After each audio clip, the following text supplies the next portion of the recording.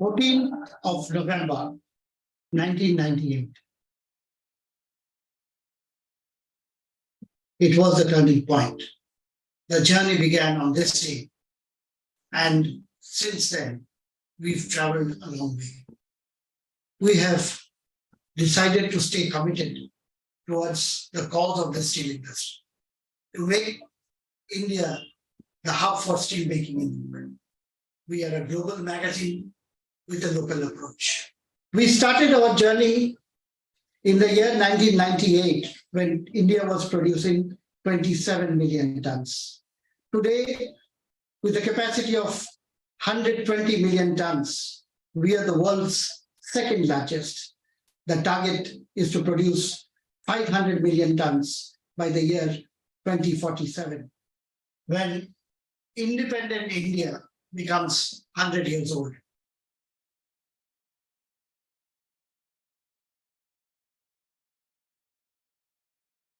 Day one of India's 21-day nationwide lockdown. 1.3 billion people are staying home in the biggest ever lockdown in the world. During the pandemic, from the year 2020 to 2022, we faced a new challenge, a challenge which the print media industry faced globally. There was a drastic drop in our advertising rate. The challenge and opportunity came together when we decided to move from our traditional print-based magazine to a balanced approach with the print magazine and the web magazine together. We also started the web version of Steel and Metallurgy, which is available for everyone to download free of cost. Around 50 webinars were organized during the pandemic period, which helped us in bringing the steel fraternity together from across the globe, right from Brazil to Southeast Asia. Everyone joined our webinars, and it became a great hit, and it helped us survive during this period of crisis. Steel and Metallurgy. Steel and Metallurgy has completed 25 years of excellent service to Indian steel fraternity. I readily recall the November, December, some 24 years ago, Nirmala Mukherjee was sitting in front of me in my office, and then he informed me that he's starting a new venture on his own, Steel and Metallurgy, and he wanted my support. Without a second thought, I readily congratulated him and confirmed to him that I shall support him thoroughly. Without any agreement, written or otherwise, I merely shook hands with him and confirmed to him that I shall be taking the back page of the magazine. The handshake was all that was required. We continued to do that for the next 10-15 years. It is indeed a proud moment for me to see the growth that Nirmala has accomplished in these years. I'm confident he will grow very well in the coming years too. Thank you. God bless him. I am happy to note its secular growth and progress over the years by dishing out not only the most relevant stories and technical inputs, but also arranging webinars on a regular basis on most contemporary topics for Indian and global steel industries. This has benefited a large group like us to be in touch with what is happening in India as well as in the world. This is a proud moment for anyone completing 24 years and entering the silver jubilee. During this period, steel metallurgy has established itself most trusted platform not only for knowledge sharing, but partly national and international expert in the field of iron and steel. During even COVID period time, I feel proud that steel metallurgy has maintained this momentum and organized number of workshops through WebLink, where all the experts, all the technocrats in the industry were welcomed and they were kept aware about the recent. I hope steel and metallurgy can play a major role through its publications as well as conferences. And I wish steel and metallurgy a bright future.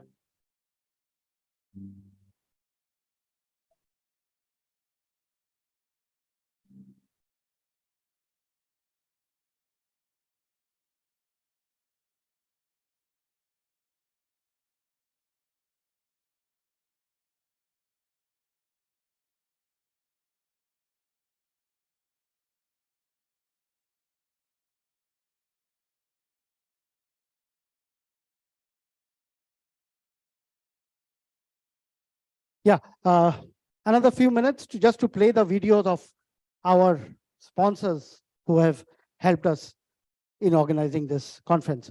So can we have the sponsors videos? If you could, Proito, if you could just play the sponsor videos one after before we get started.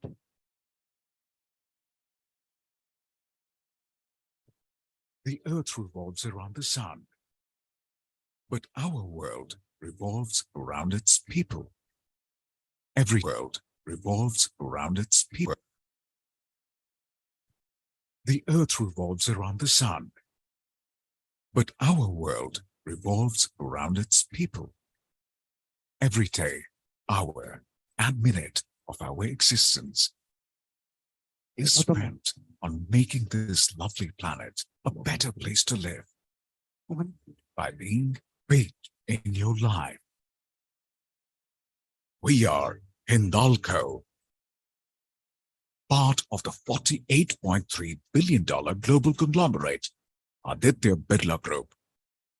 We produce high-grade alumina and alumina hydrate, having applications in many industries. We are constantly innovating to create better variants of alumina for more diverse applications, including high-end display glass, flame-retardant cables, thermally conductive pads in electronics, advanced fiber-reinforced polymer composites used in railways, ceramic particles for coating separators in lithium-ion batteries. Alumina is manufactured through a reliable process, enhanced by our ownership of the feed utilized, making us a sustainable supplier of alumina. All this is achieved along with the responsible utilization of bauxite residue as an additive in cement production by cement factories located near Hindalco's refineries, thus ensuring minimum ecological disturbance so that generations, present and future, know us for being greener, stronger, smarter.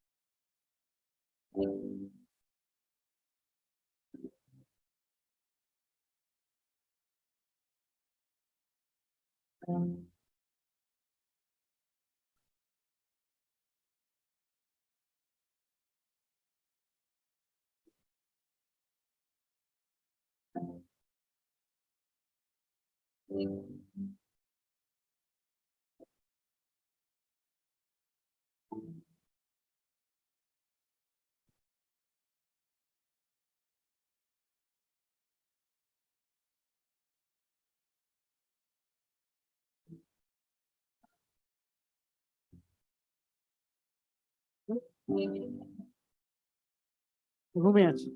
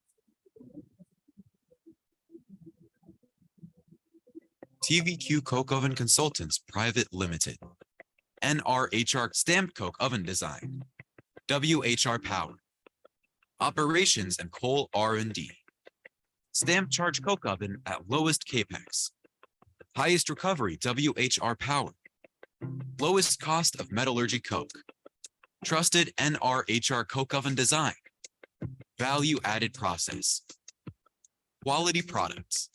Contact J. Roger Rama, Director, 099762102115. info@tvqcoke.com.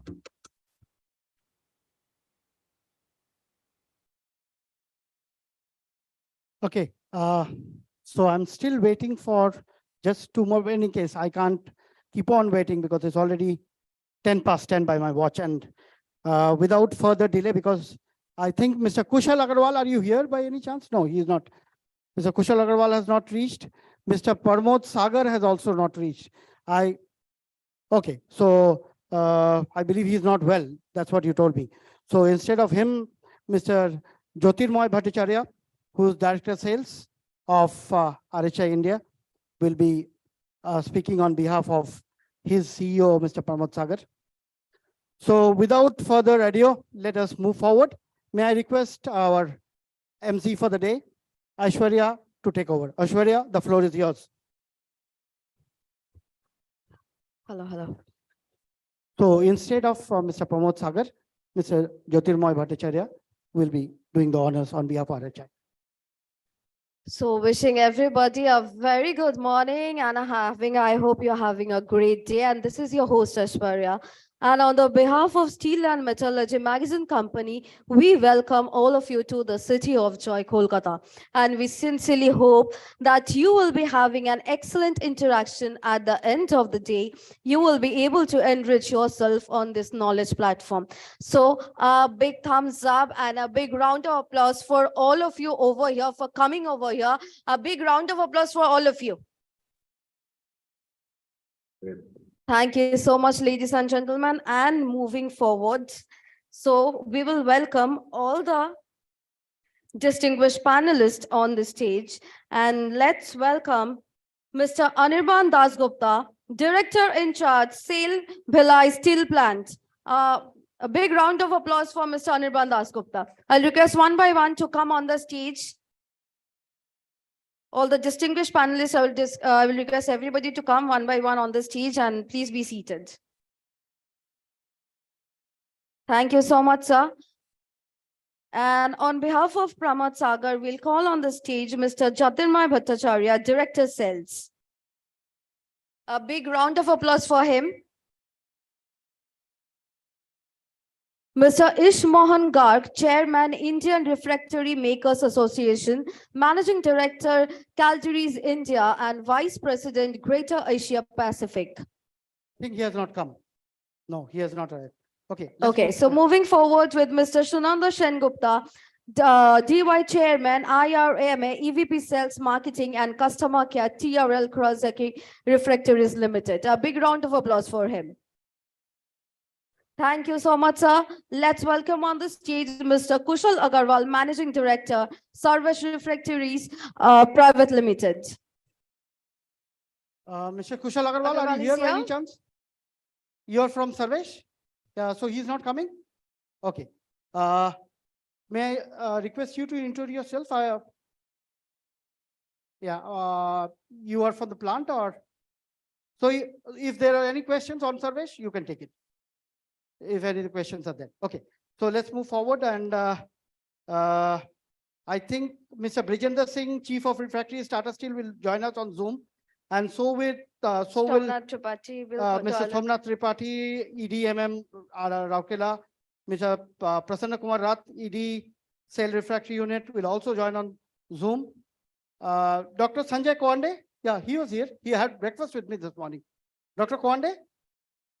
Yeah, So let's please. welcome Mr. Sanjay Kwande, Managing Director, CCRT Laboratories. A big round of applause. Thank you so much, sir.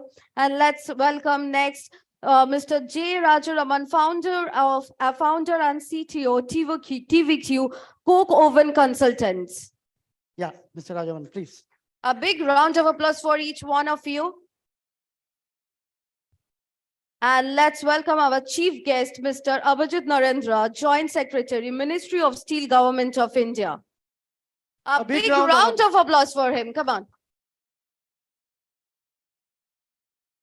And with that, we will welcome today's troop, Manti Shah and the troop over here to join us for the national anthem. Yeah, Mr. Seki Idikulla, I can see your name tag there. So we are getting old, so we are forgetting. So Mr. Seki Idikulla, Managing Director, Imeris Vizag Private Limited and India Business Director, Refractories, Abrasive Construction of Imeris, if I'm not mistaken. So that's where we are, and let us also welcome Mr. Anirban Deep Dasgupta, the Secretary General of Indian Refractory Makers Association. Dada, where are you? Please come. You are the spokesman on behalf of the association. Please. So a big round of applause for all of them. And Aishwarya, with you, if I can just take 1 minute of yours. Let us now welcome all our dignitaries on the dais. May I request Pradipta to get the flower bouquets to welcome our dignitaries on the dais, please. First, to Mr. Rajaraman, who is extremely on my right. I consider a mentor and a person whom I have been interacting with. Yeah, Ankit, by the way, are you connected? So that's my son, Ankit, Yes. you can see on the screen. Yes, can you hear me? He is there with us from Munich early in the morning. Is it very cold today in Munich or is it? No, it's actually quite warm. It's about, right now it's about 15 degrees, but it's going to get warm to around 20 degrees. Yeah, Ankit, can you see if Mr. V.R. Sharma has joined? So I joined to inform you that Mr. Tripathi and Mr. Rath have already joined. So can we have Mr. Tripathi, if you can unmute yourself? Yeah, can we have Mr. Tripathi on screen, please? Yeah, thank you. Thank you. And Good morning, Mr. Mr. Rath, Tripathi. Yeah, good morning. Yeah, and Mr. Rath, can we have Mr. Rath also on screen? Mr. Rath, are you there? Okay, Mr. Rath is in Bhubaneswar.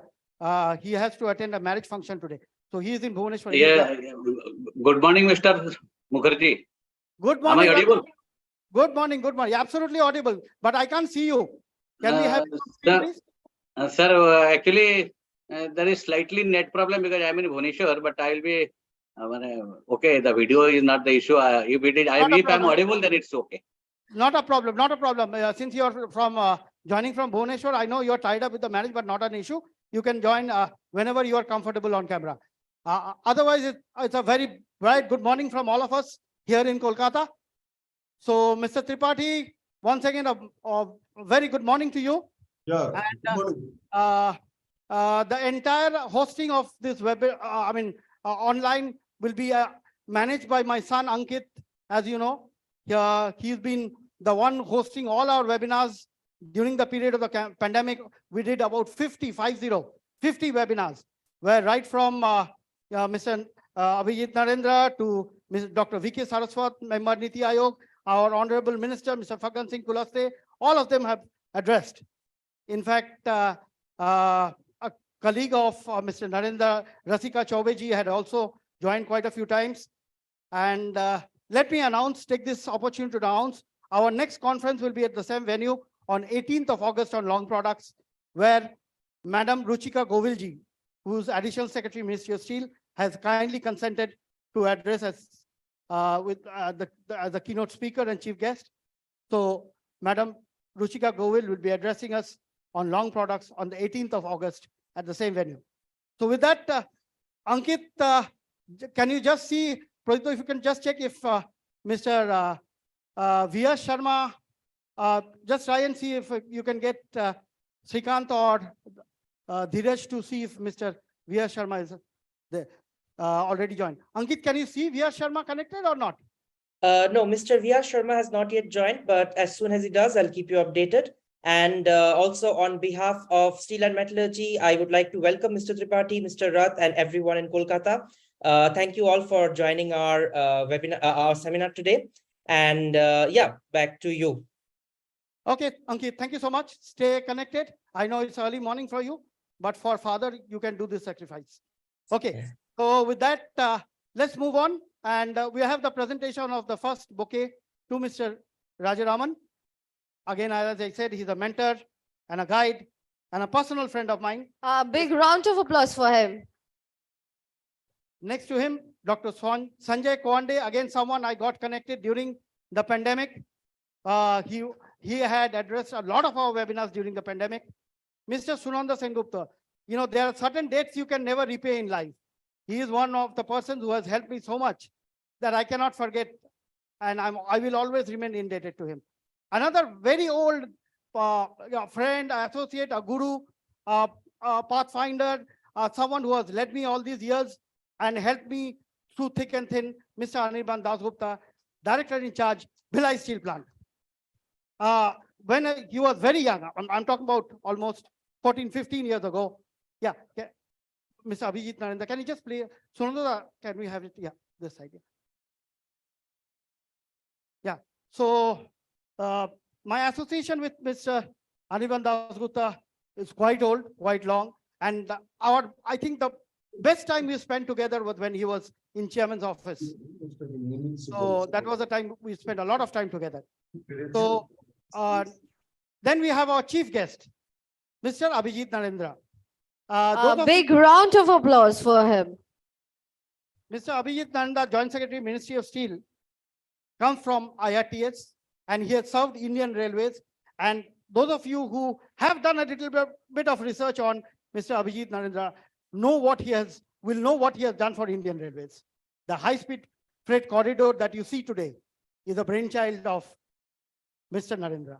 So he has contributed a lot to Indian Railways, and I'm quite confident the way he is moving in Ministry of Steel, he will keep a mark as a joint. And those of you who visit Udyog Bhavan quite often know very well that Mr. Abhijit Narendra is respected at Udyog Bhavan as a very knowledgeable person in the steel industry today.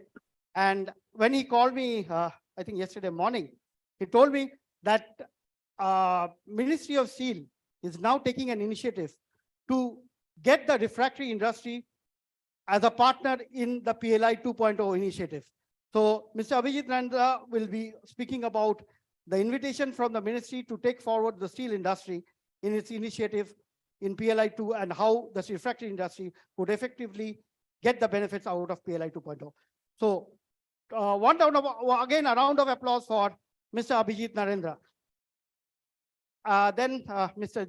Jyotirmoy Bhattacharya and his colleague, Mr. Pramod Sagat. So, Mr. Jyotirmoy Bhattacharya, thank you so much for being here.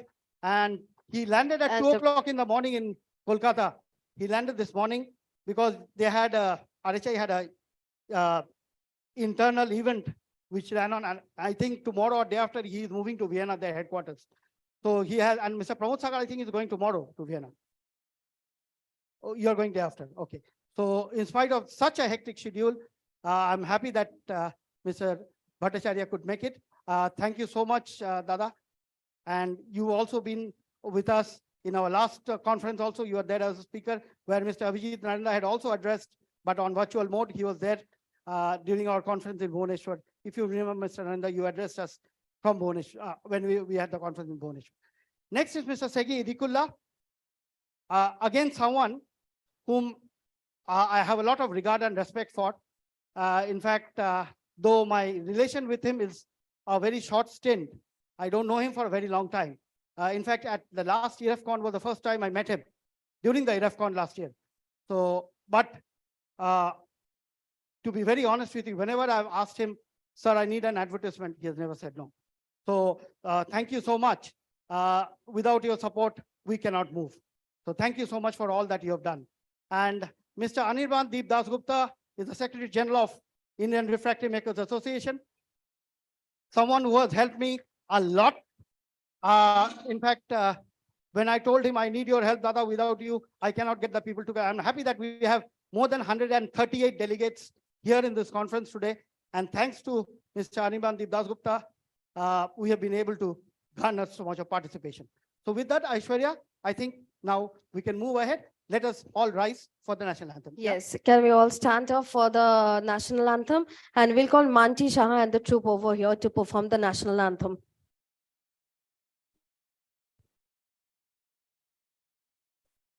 Hello, hello, hello, hello, hello.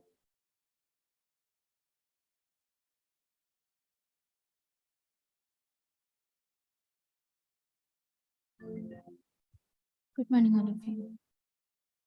Jana Gana Mana Jaya Bharat Bhargavi Dhata Punjab Ravira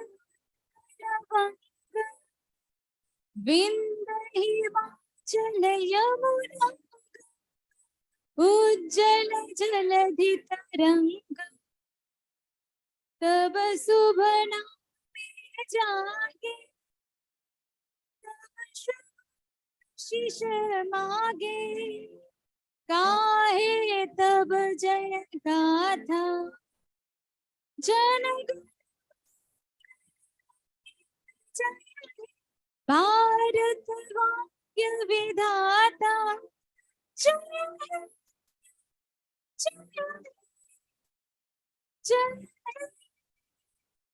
Jaya Jaya Jaya Jaya.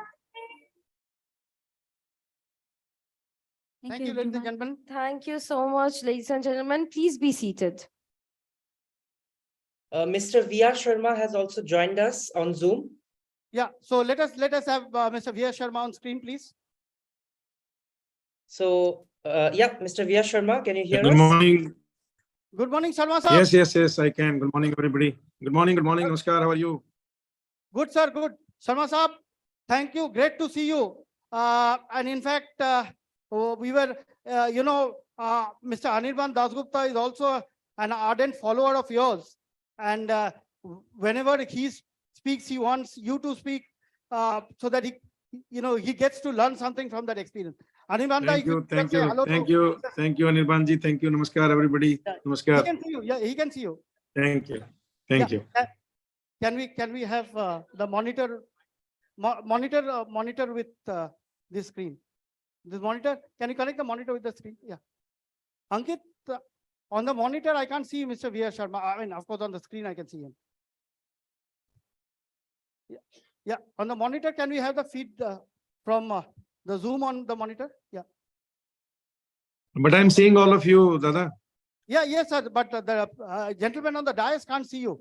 Without seeing you, Yeah, you but I will can miss see the them. day. I can see them. You are not just an icon of Indian steel industry, but the knowledge that you share with us. That's why we call you our leader forever. Thank you. My pleasure. My pleasure. I'm obliged. Thank you. I'm touched. Thank you. And Mr. Abhijit Narendra, our joint secretary, is also here, and I'm sure he will also be listening to what you have. Namaskar. Namaskar, Vijay. Namaskar, Vijay. So Sharma Saab, you know, when Mr. Abhijit Narendra called me day before yesterday, one of the things which he mentioned is in the meeting with secretary, they have now the ministry has come to a decision where the refractory industry will be taken together in the PLI 2.0 initiative. So how the refractory industry could best gain from this initiative is something which I think all of us have to. That will be great. That will be great, because refractory, basically this industry needs a lot of encouragement in terms of fiscal benefits and everything. Because without refractory, the target of our ambitions to achieve a 300 million ton per year of steel making will not be successful. So I think refractory plays a very, very vital role. And if any scheme like PLI or any encouragement in terms of financial benefits to the industry, that will definitely help. Yes, Sharma Saab. Then we'll come back to you right after Mr. Abhijit Narendra and Mr. Anirban Dasgupta. You will be the next. So you will be the first speaker to speak virtually just after Mr. Abhijit Narendra and Anirban Dasgupta. So sir, bas 15-20 minutes de dijiye. 15-20 after these two, you will be the speaker. Bas 10-15 minutes. We'll come back to you, Sharma Saab. 15 minutes. Thank you. Thank you. Thank you. I'm listening all of you. Thank you very much. And once again, namaskar to everybody. Namaskar to all of my colleagues. Thank you very much. I'm there. Thank you, Sharma Saab. Ab bane rahiye, we'll get connected in another 10-15 minutes. Okay. Yeah, sure. I'm there. Aishwarya? Yes, and with that, we are moving forward with the lamp lighting. And for that, I will request all our distinguished and respected panelists to join us for the lamp lighting. And all of you, I cannot ask you to come over here. So I'll just request all of you to stand up for the lamp lighting and put your hands together for the lamp lighting. May I request our chief guest? All our chief guests and all our panelists to please come forward for the lamp lighting. And I request, sir, you to join for the lamp lighting as well.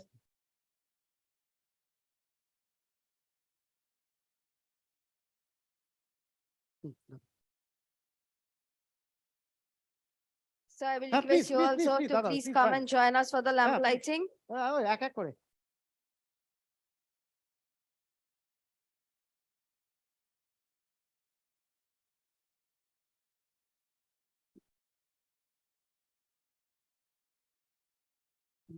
A big round of applause. This is the day we are starting the auspicious day with the lamp lighting.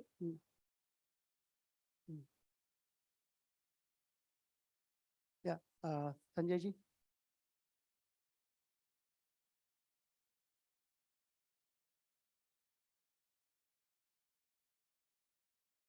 थोड़ा बढ़ा देते हैं इसको बढ़ा देते हैं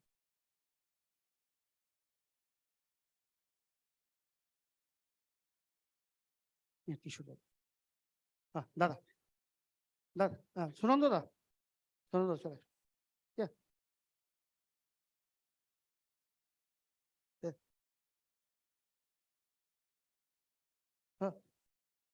yeah please how can the deep happen between Anirban and Dasgupta? Without you, there is no deep. Please join. Yeah, sorry.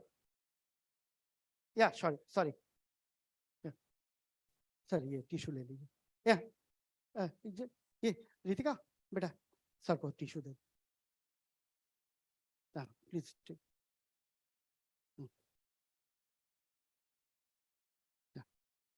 Yeah. may I request Dr. Ayan Chakravarti, whom again I know for almost 30 years now. So Dr. Ayan Chakravarti will speak in absence of Mr. Ishmohan Garg. So you have to do the honor, sir. And you are a very knowledgeable, Dr. Ayan Chakravarti is a very knowledgeable man in refractory industry. No, just a panel. So whatever the panel questions are put to the panel, and I will be the one anchoring the panel, so there's no problem. I'll ask easy questions, don't worry.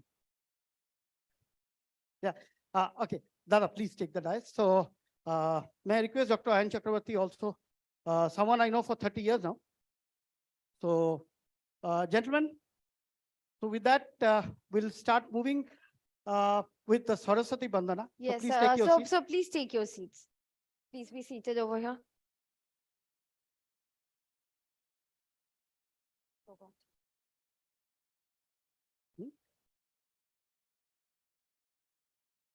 And so we'll move forward with the Saraswati Bandhan. And for that, again, we'll call Manti Shah and the troop over here on the stage.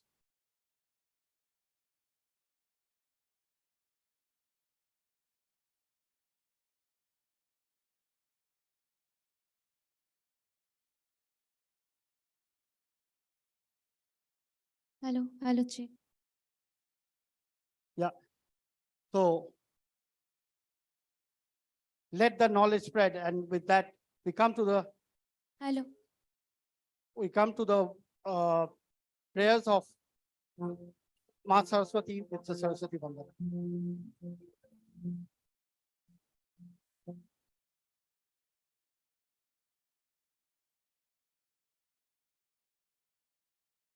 Saraswati महाभद्र महामाया भरप्रद श्रीपदा पद्मनिलया पद्मक्षी पद्मभक्तरा शिवानुजा पुस्तिकधृत ज्ञानमुद्रा रमापरा कामरूपा महाविद्या महापातकनाशिनी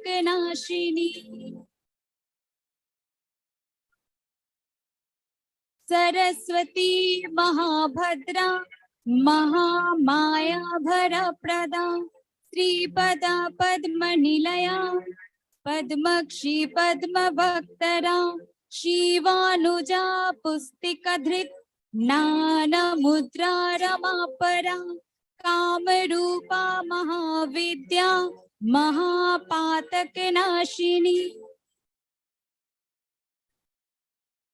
महाश्चया मालिनी च महाभोगा महाभुजा महाभाग महाश्चया दिव्यांक सुरवंदिता महाकाली महापाशा महाकारा महांकुश सीता च विमला विश्व विद्यानमाला च वैष्णवी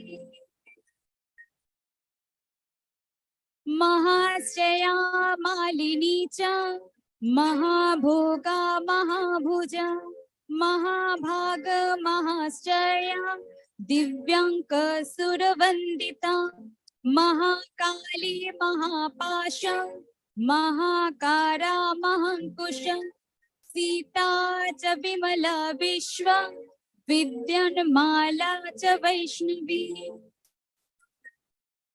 चंद्रिका चंद्रवदना चंद्रलेख विभूषिता सावित्री सुरसा देवी Vidyalankar विभूषिता Bagdevi वसुधवा भगोदा Bharat Bhima भगोदा Bharat Bhima Govind Gomti Shiva.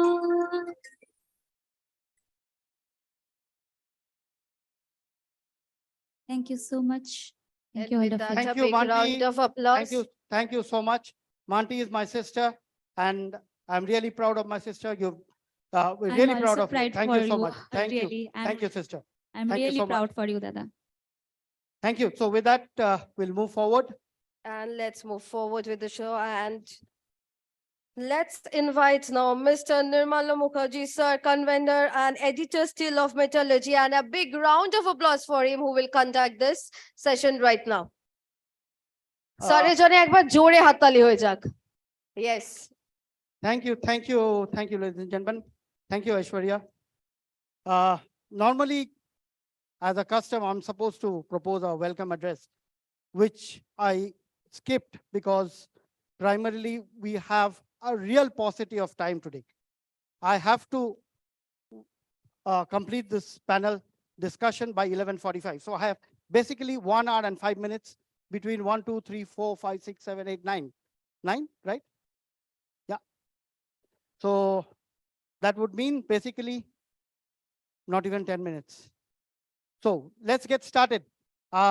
First of all, may I request our chief guest and keynote speaker, Mr. Abhijit Narendra.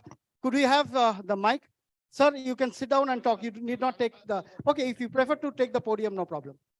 Okay, so that's a round of applause for Mr. Abhijit Narendra, Joint Secretary, Ministry of Steel, who will be addressing us today. And then I hope he will have some thought for us, some thought with regard to how we take the PLI 2.0 forward with the refractory industry. Sir, over to you. The floor is yours. Yeah.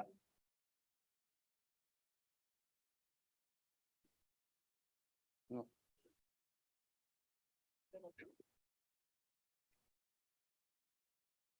नमस्कार, आप सभी को नमस्कार। और DISE पे बैठे dignitaries, इसमें mister Anirban Deep Das Gupta मेरे पहले टीचर हैं रिफ्रैक्टरी के इलाके के, और mister Anirban Das Gupta director in charge मेरे इन हाउस ट्यूटर हैं। वीडियो पे VR. Sharma ji, all pervasive any field related to steel manufacturing metallurgy, वो हमेशा से उनके ज्ञान से हम लाभ उठाते रहे हैं। और all dignitaries, my greetings to everybody, ladies and gentlemen. At the outset, I must compliment the organizers of this conclave, Mr. Mukherjee and his team, to consider this topic, refractory, which is very relevant, especially for steel industry, but not much talked about. Steel industry is the major user of refractories, consuming almost 70% of the total refractories produced. And this relevance is also significant in view of the expansion mode to which the steel industries in the country are traversing. The vision of doubling the capacity in the next 7 years certainly require focused attention on refractories. The type of refractory differs at different places of process, but one thing is clear, that in order to hold the hot product at different stages of process, use of refractory is inevitable, be whatever process or whatever route we adopt. But there are challenges in this area.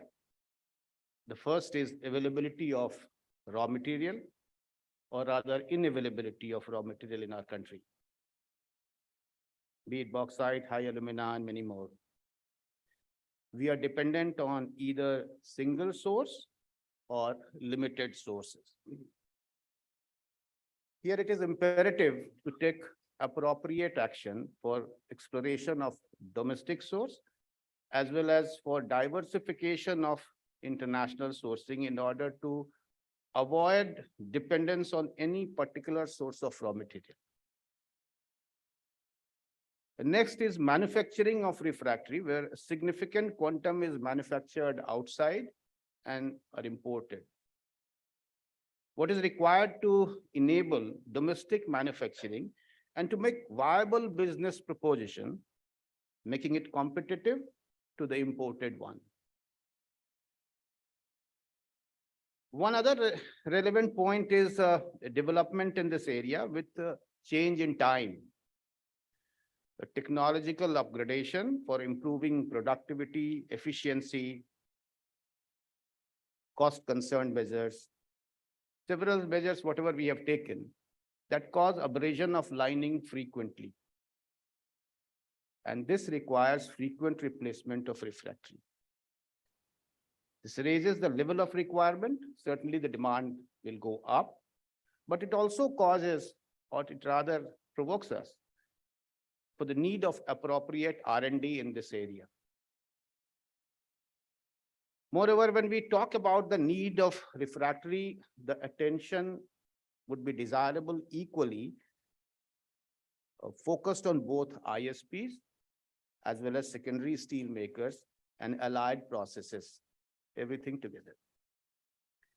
For enabling more domestic manufacturing, we would like to attract the attention of manufacturers on PLI scheme of government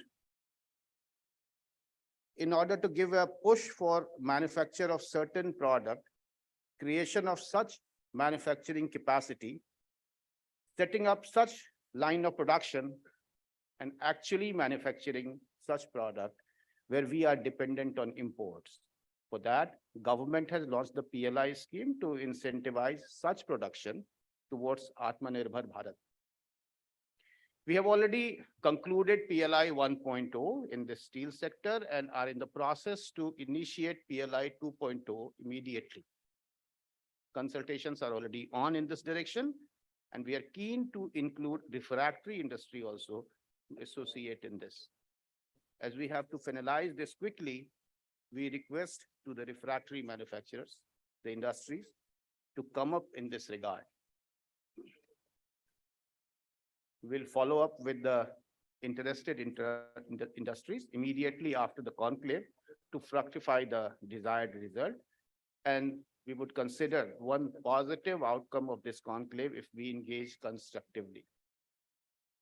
We are hopeful that this conference will proceed with constructive deliberations during the day, benefiting both refractory industries and steel industries and taking the nation to new paradigm. Thank you so much. Thank you, Narendra Saab. Thank you, Mr. Abhijit Narendra, for sharing the ministry's thoughts with us today.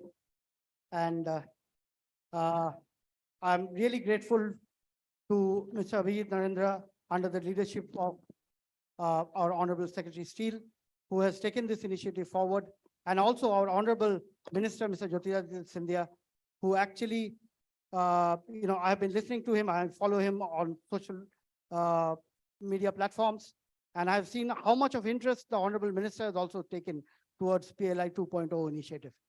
In fact, this is a great boon for the refractory industry that, though, as it is said, maybe Anibamda would be able to highlight, the total cost of refractory would be about 2 to 3% of the total production cost, 2 to 3%.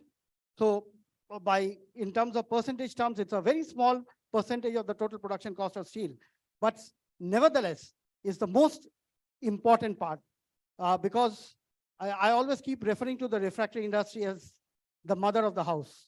Like the mother protects the child, the refractory protects our furnaces.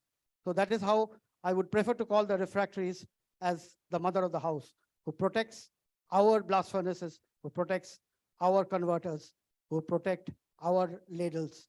So, and also the mills. It is the refractory industry without which not even a single ton of steel can be produced in this country. So I think the refractory industry, though it is nearly what, 11 to 12,000 crore industry, Mr. Adikula? 11,000 to 12,000 crore?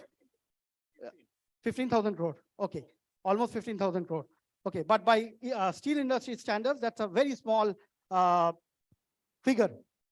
15,000 crore for the industry is a very small figure when it comes to the steel industry. But again, as I said, the numbers are huge. And today, I think we also have Arimanda, someone from Bongahumi refractory cluster. Can you identify who is from Bongahumi refractory cluster? Is anyone here from Bongahumi? Mr. Ashok Chakravarti, are you here? You have not reached, okay. Anyway, so this is one more thing I think we'll be highlighting today. It is the government of India which has taken an initiative to form an industry cluster in Asansol or in Kulti. In Kulti, a refractory cluster has been formed by the government of India initiative, and the state government is also a part of it. So this is an initiative which has been formed to the smaller refractory manufacturers. They are putting up their units in that region, in that cluster. So that's something which also will be highlighted today. Well, to begin with, let me tell you the refractory industry is going through a certain element of crisis, primarily on account of raw material availability. That's a primary cause of concern. We still are dependent to a large extent on China. On China primarily for magnesite. So this is something which I think the ministry and the refractory industry should try and find a solution where we could become Atmanirbhar by replacing China with our own resources wherever possible. The entire idea of Atmanirbhar Bharat initiative was to make our country self-reliant. And to make that happen, I think we must find ways and means to replace the imports which are happening from China, and also dumping by China. I think that's something which is a threat for Indian refractory industry, the way China is dumping at throwaway prices. So this is again something which we must look at. Fortunately, I don't have any of the Chinese refractory producers here today, so on a lighter vein. But anyway, taking that forward, I would request Mr. Anirban Dasgupta, Director, Bhilai Steel Plant Sale, to put his thoughts as a user of refractories, and also as someone who has gone through this industry and the cost analytics as well. So he will be able to give us more light on how he looks at refractory as a partner in our growth in Indian steel industry. Over to you, Dada. Mr. Anirban Dasgupta, Director in Charge, Bhilai Steel Plant Sale.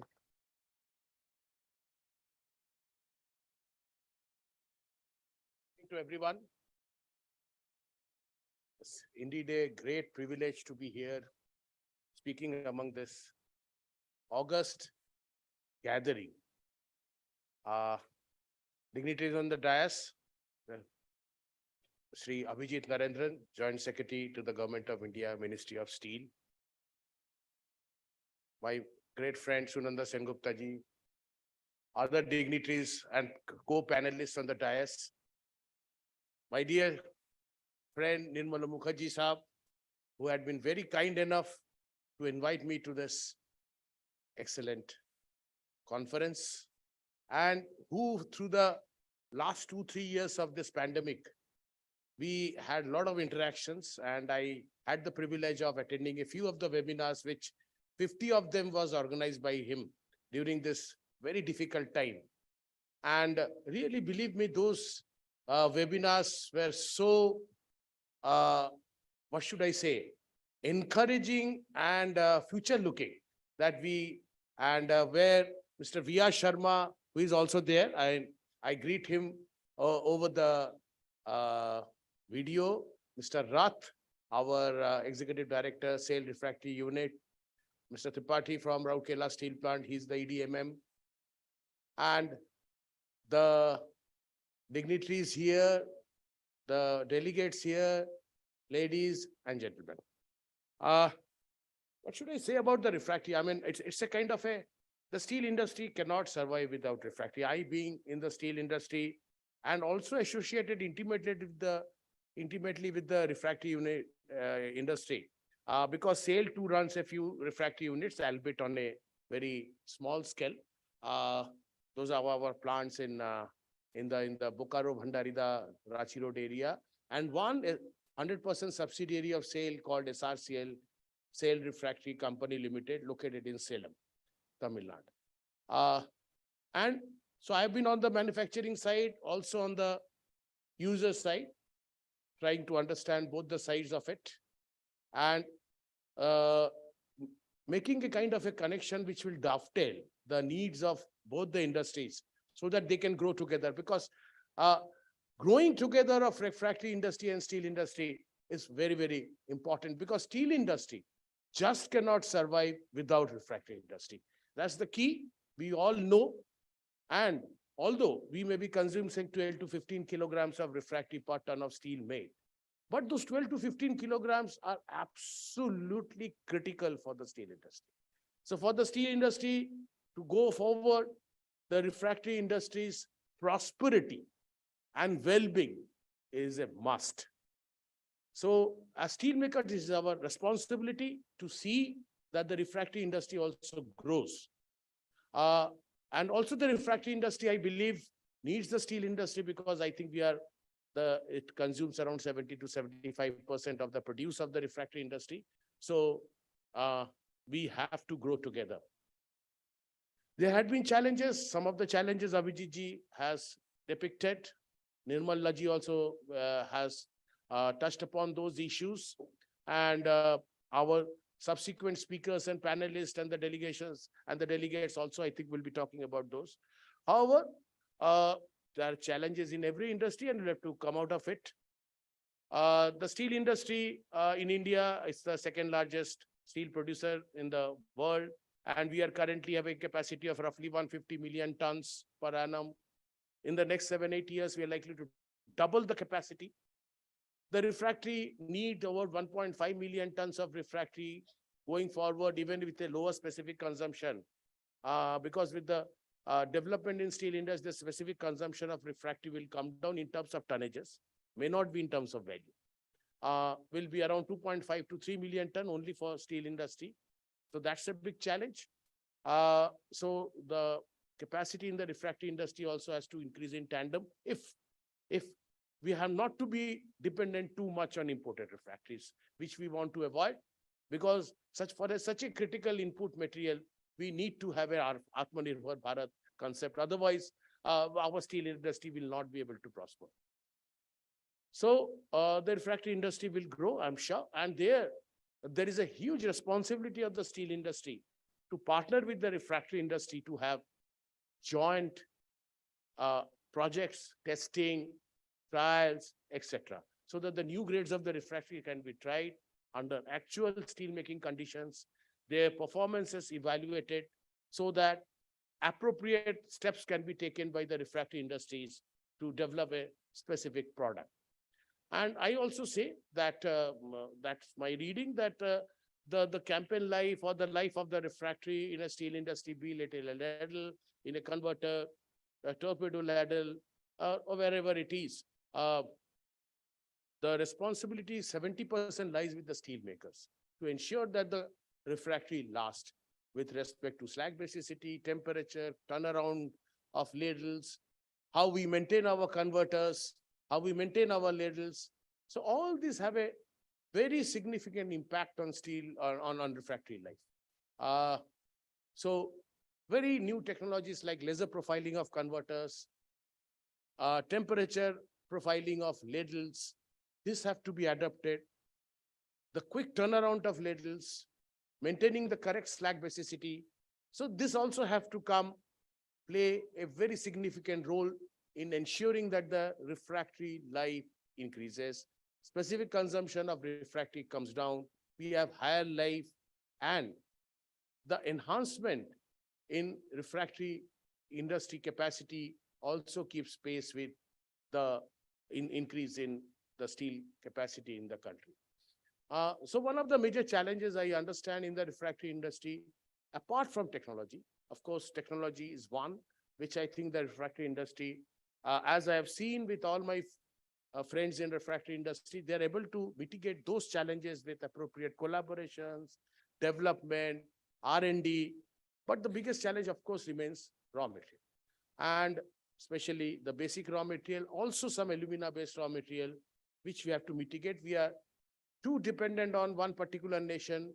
So if the geopolitical situation is not favorable, or there are some policy level changes in that particular country, the refractory or even the steel industry or the entire industry is in big trouble, as we have also seen in the past. We have gone through the crisis when things happened in China and which had a major impact on the refractory availability in this country. I think in 2018-19 and thereabouts, we had a tremendous crisis. We somehow came out of it. However, we are still vulnerable. So geographically, we'll have to find more resources of especially magnesite. One delegation from SAIL had gone to Russia. I asked those persons, although they went for a different purpose, to find out what's happening in the area of refractories in Russia. So I think a lot of delegates here will have some knowledge. I think they must be knowledgeable also about what is happening in Russia. We thought that probably Russia will have some solutions for us for that, whether we can get some raw material, we can get some, especially the magnesite-based raw material from there. But there also probably they have, but they have not exploited probably their refractory resources to the extent required. They are also importing from China. So I think where we need to push Russia or talk to Russian R&D organizations so that whether we can take up some developmental work in Russia to develop new mines for magnesite, etc., so that our dependence on a single location, geographical location can be reduced. And there comes the importance of beneficiation also, because that is one area of magnesite beneficiation which is still missing in our country. In Salem, in SRCL, there are some magnesite deposits, which we hope to resume soon, mine soon. But the the levels are high. So if I have to get DBM 96 or fused magnesia for the high purity magnesia, I can best manage DBM 90. So how do you get it? How do you reduce the silica content or beneficiate that magnesia? So we have deposits. There are certain deposits in North India, however, in higher NFE content. So those challenges also simultaneously we have to address. I think we can have collaboration. We are talking with IMMT Bhubaneswar, whether we can collaborate in that way, because I think beneficiation of raw material would be a critical step forward, way forward. So that's about raw material. Of course, technology transfer will be another critical area. Third thing, I think the refractory industry will have to sort of, I found at least in our plants and many of the plants, I think we need to do more on the automation part, especially the grinding circuit, the mixing circuit, so that the granulometry, etc., of the material is proper. So industry 4.0 with lot of instruments, digitization, I think can be a way forward with the use as the steel industry also is now adopting industry 4.0 or data analytics in a big way. Similarly, I think there is an ample scope in the refractory industry to bring in this state-of-the-art technologies with respect to data analytics, digitization, instrumentation, so that the quality of the refractory and the process efficiencies can be improved significantly. Of course, refractory industries also is an energy-intensive process. So I think that the way we are thinking in steel industry, although we have miles to go for decarbonization. So that also probably we have to think in refractory industry, because the refractory industry is not in a vacuum. It has to sort of be in the address the global needs, the pressing needs for improving the environment, which is a very pressing need of the day. So that CO2 emissions have to be reduced. So I think we'll have to work also. And many of the places, I'm happy to note that there are already natural gases are getting available or will get shortly available, where the industry has already planned, the refractory industry has already planned to switch over from FO, furnace oil, towards natural gas. That would be a step in the right direction. And probably with hydrogen generation, etc., maturing and cost of hydrogen coming down in the future, probably we'll be able to switch over to CO2-free refractory making also to a great extent going forward. So these are the certain challenges, and I'm very happy to note that our ministry is really pushing towards Industry 2.0. Industry 1.0 was mainly focused on steel products, and Industry 2.0, apart from new steel products, will also be focusing on the ancillary industry and the supporting industry, and refractory being the most important part of it. So I think there will be, and as I believe there are already discussions going on with the consultant Micon, that how this all can be done and what will be the best way forward to ensure that we have the refractory industry also growing in tandem with new technologies coming in, reduction in import dependence, etc. So I wish this conference all the very best. I have seen that a lot of interesting deliberations are scheduled for the day, and I'm very sure that a lot of actionable points would emerge at the end of the deliberations. Thank you very much. Jai Hind. Thank you so much, Dada. So, as I told you right at the beginning, Mr. Anirban Dasgupta is someone who's a storehouse of knowledge. So I think without him, we would have missed today's conference. So it's a great, I would say from the bottom of my heart, a special thanks to you. And those of you who know a little bit about the period of pandemic, when Dada lost his mother during COVID, and the situation was so painful that he could not even perform the last rites because that was the peak of the lockdown. And his mother-in-law stays just next to my apartment. So we are very, mother-in-law of Anirbanda is just next to my apartment. So that's why we share a very close connection. And those of you who know him as a human being, a wonderful human being as well. So it's always been a very great pleasure to have Dada in 2019, 4 years ago, was here in the same hall, addressing all of us, where the present Vice President of India, Governor of West Bengal, was also present during our conference, where Dada was there as a speaker 4 years ago, just before the pandemic. 2019, he was here in the same hall. So Mr. Jagdeep Dhankarji, who's the Vice President now, was there as a chief guest. So with that, I would now request Ankit, are you there? Can we go on Zoom? Yes. By the way, let me announce that we are going live on YouTube today. So once you go to the Steel and Metallurgy YouTube channel, you can see the live streaming of the entire conference. So Ankit, am I audible, Ankit? Yeah. Yes, I can hear you. Yeah, so we'll move on to Sharma Saab, Mr. V.R. Sharma, Vice Chairman of JSPL Advisory Services. But before that, Ankit, I want to just request you to display the message which Dr. V.K. Saraswat, member Niti Aayog, whom everyone knows in this country as the Missile Man of India, a great knowledgeable man, undoubtedly. So can you just display the message and what he said during our webinar on refractories? If you could just play a small clip and show his message. Ankit, I'm having some connection trouble. Can we do it in 5 minutes? Yeah, in the meantime, I request Mr. V.R. Sharma to come. Can we have Mr. V.R. Sharma on screen, please? Yes, please. I'm already there, I think. Yeah. So, monitor, can we have the feed on monitor?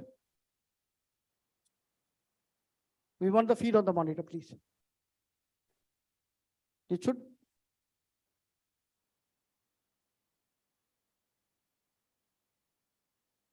Yeah, but we just had him on the monitor a little while ago. Ankit, can we have him on Sharma Saab on the monitor also? Is it possible? Okay, Ankit, I think he has some connectivity issues. Okay, so the only problem is try and see if we can have him on the monitor.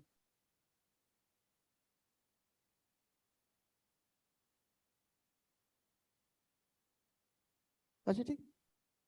Anyway, okay.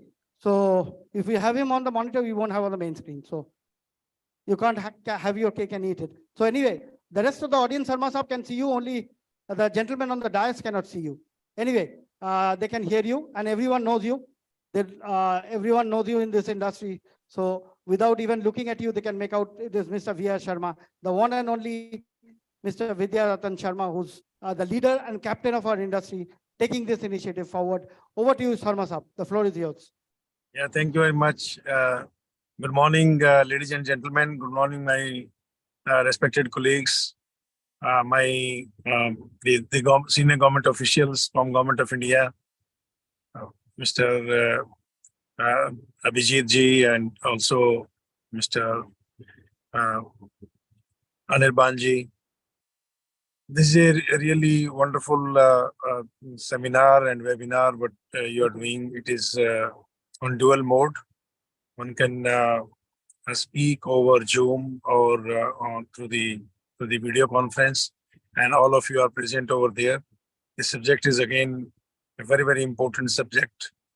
India is going to reach to a level about 300 million ton of production by 2030. This is what we all targeting, and we all are on same page. I'm sure we will achieve this ambitious target of 300 million ton by 2030. India is also heading towards a $5 trillion economy by 2027. That is again a excellent target what government of India has taken. So the moment we reach to $5 trillion economy, will be third largest economy in the world after America and China. So the conditions are very good. The situation is improving all around. We are thankful to Government of India, thankful to Honorable Prime Minister who has taken initiatives to put a right perspective in front of all of us that by 2047, the country has to be a developed country. So this is a very big target. So when we work on this, then we are in a new theory I would like to explain, that is V3G. So what is V3G? I had devised it in last 6 to 8 months time, and I have been speaking on this. I got some good reference, I would say feedback from the people. V3 means we are 3 generations. So the generation 1, when we say V1 are the people, those who are in 50 plus age, like me and like many of us, those who are sitting here. And then V2, that is generation 2, is that who are in the age group of 20 to say 35 or maximum 40 years. And then comes to V3, and that is basically the children, those who are just born or about to be born. So that is generation 3. We have taken a target by 2070, we'll be decarbonizing steel industry. And not only steel industry, but we'll be having a net zero effect in the universe. So this is a great challenge target taken by Government of India. Of course, we have 47 years now from now onwards. In 47 years, 2 generations, that is V1 and V2 will be retiring or will not exist. So it's a long journey, 47 years. And then the generation V3 has to reach to all those levels and norms. But it will be unfair for all of us if we don't set the ground today. So we have to see the ground today that not by 2070, maybe by 2047, when India becomes a developed country, by that time we do the decarbonization, at least the steel industry should be decarbonized by that time. And net zero CO2 emission by 2070, we should try to achieve by 2050 or maybe 2060. Many countries have taken time up to 2050, and many of the countries, they have taken time up to 2060. India being a developing country, in Indian government, the Prime Minister of India in Paris Protocol, we announced that by 2070 will be a net zero CO2 emitting country. So the target is really very challenging, but we, I would say in my age, I treat that I'm in V1 category, where we have the generation more than 50, 55 years of age. We have to set the norms right for the generation 2. And finally, the generation 2 has to set the norms right for generation 3, so that by 2047, we become a developed country, as well as we become, at least the steel industry becomes the completely decarbonized. Now coming back on today's topic, that is refractory. So the refractory, as explained by Mr. Anirban, it is a very, very vital component in our life. As far as the steel industry is concerned, glass industry is concerned, aluminum industry is concerned, the many more areas where the refractory is utilized, not only as a refractory, but as an equipment. We don't treat refractory as a refractory or as a brick or mortar. No, it is a part of equipment. It is like equipment. And without refractory, we all know we cannot produce steel, we cannot produce glass, we cannot produce aluminum or any other metals. So it's part of our life, and we have to be very, very careful, cautious, And Mr. Anirban has touched the subject of the geopolitical situations. Yes, of course, we have to keep everything in mind and we have to make India Atmanirbhar. I'm thankful to Abhijit ji, who has declared that government is also working on PLI scheme to introduce and to bring more and more refractory companies in the country. I think that is that is required in this nation, where more than 300 million tons steel will be produced in next 7 to 8 years' time. So more and more refractory companies, they should come. The countries like yes, Russia, the countries like Iran, the countries like Argentina, Venezuela, Colombia, Costa Rica, Guatemala, these are the countries where we have all the refractory materials available in abundance. I think all these countries are to be exploited, explored. Similarly, the countries like Cameroon, Namibia, and some of the other Western countries like Mauritania. So these countries are again to be explored so that we can bring the vital rare earth minerals to India and we can produce refractory over here. Of course, Spain, Austria, they are already working very hard in this particular field, and also Brazil.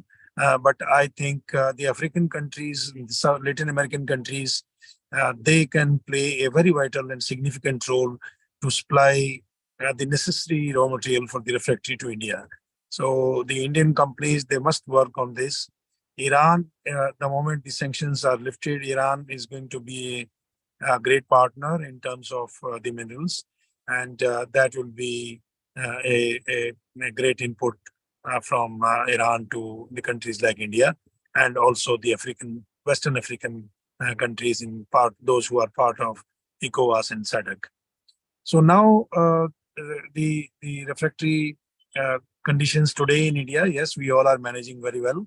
And whether it is 15 kg per ton or to 20 kg per ton, depending upon the processes, whether it is blast furnace, BF route, or it is electric arc furnace route. So, but we need it, which is a very essential commodity. I'm pleased to tell you that in our last campaign at Angul, we could take out more than 8,000 heat per change in the BOF shop, that is converter. We are managing Angul with one converter. We take out on an average about 40 or 42 heats per day or 250 ton each heat, and 8,000 heats we have taken out. Perhaps this is one of the best performance in the world. If you see overall number of heats taken out from one campaign of refractories.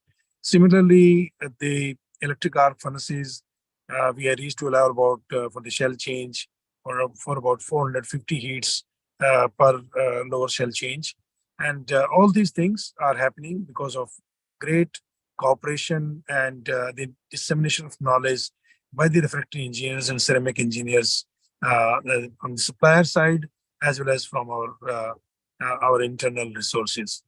So I think in times to come, we have to work out that how can we reach to 10,000 heats per in 10,000 heat cycles or a life cycle from a converter. And we all will be working hard on this. We were at 6,000 3 years back, then we reached to 7,000, 7,500, and now we are at a level of 8,000. So now our next target is to cross 9,000 and then touch 10,000. Hopefully by the end of next year in 2024, we will touch to 10,000 heats from single converter. We are adding 2 more converters now at Angul. And apart from cost of life, the sustainable operations that plays a very vital role when we have more number of heats, either from electric arc furnace or from ladle or from converters. Similarly, the ladle furnaces, now our target was with one top shell repair or top cone repair with 150 heats. Now we are working on 160 to 170 heats at 250 ton of ladle furnace or ladle, sorry. And this is what we are aiming for, not only to save the cost, but to save time in terms of producing more and more and utilizing or the sweating out the assets in a proper manner. So I'm sure this particular day when we all are going to discuss about the importance of refractory and then the importance of investments in refractory. I also suggest the steel industry to look into investing in refractory industries because if we make some investment, we take 10, 15, 20% of equity, then their overall liquidity will increase and they will be in a position to expand as per the expansion plans of the steel making. Because today there's a big delta in terms of 300 million ton of steel target what we have taken vis-a-vis the refractory industry. So we will be happy to participate as a shareholder or equity participation with any of the refractory industries in the country which is coming or likely to come. And we welcome Government of India's move for thinking PLI or some other kind of incentives to this particular industry. And the geographies are going to play a very, very vital role.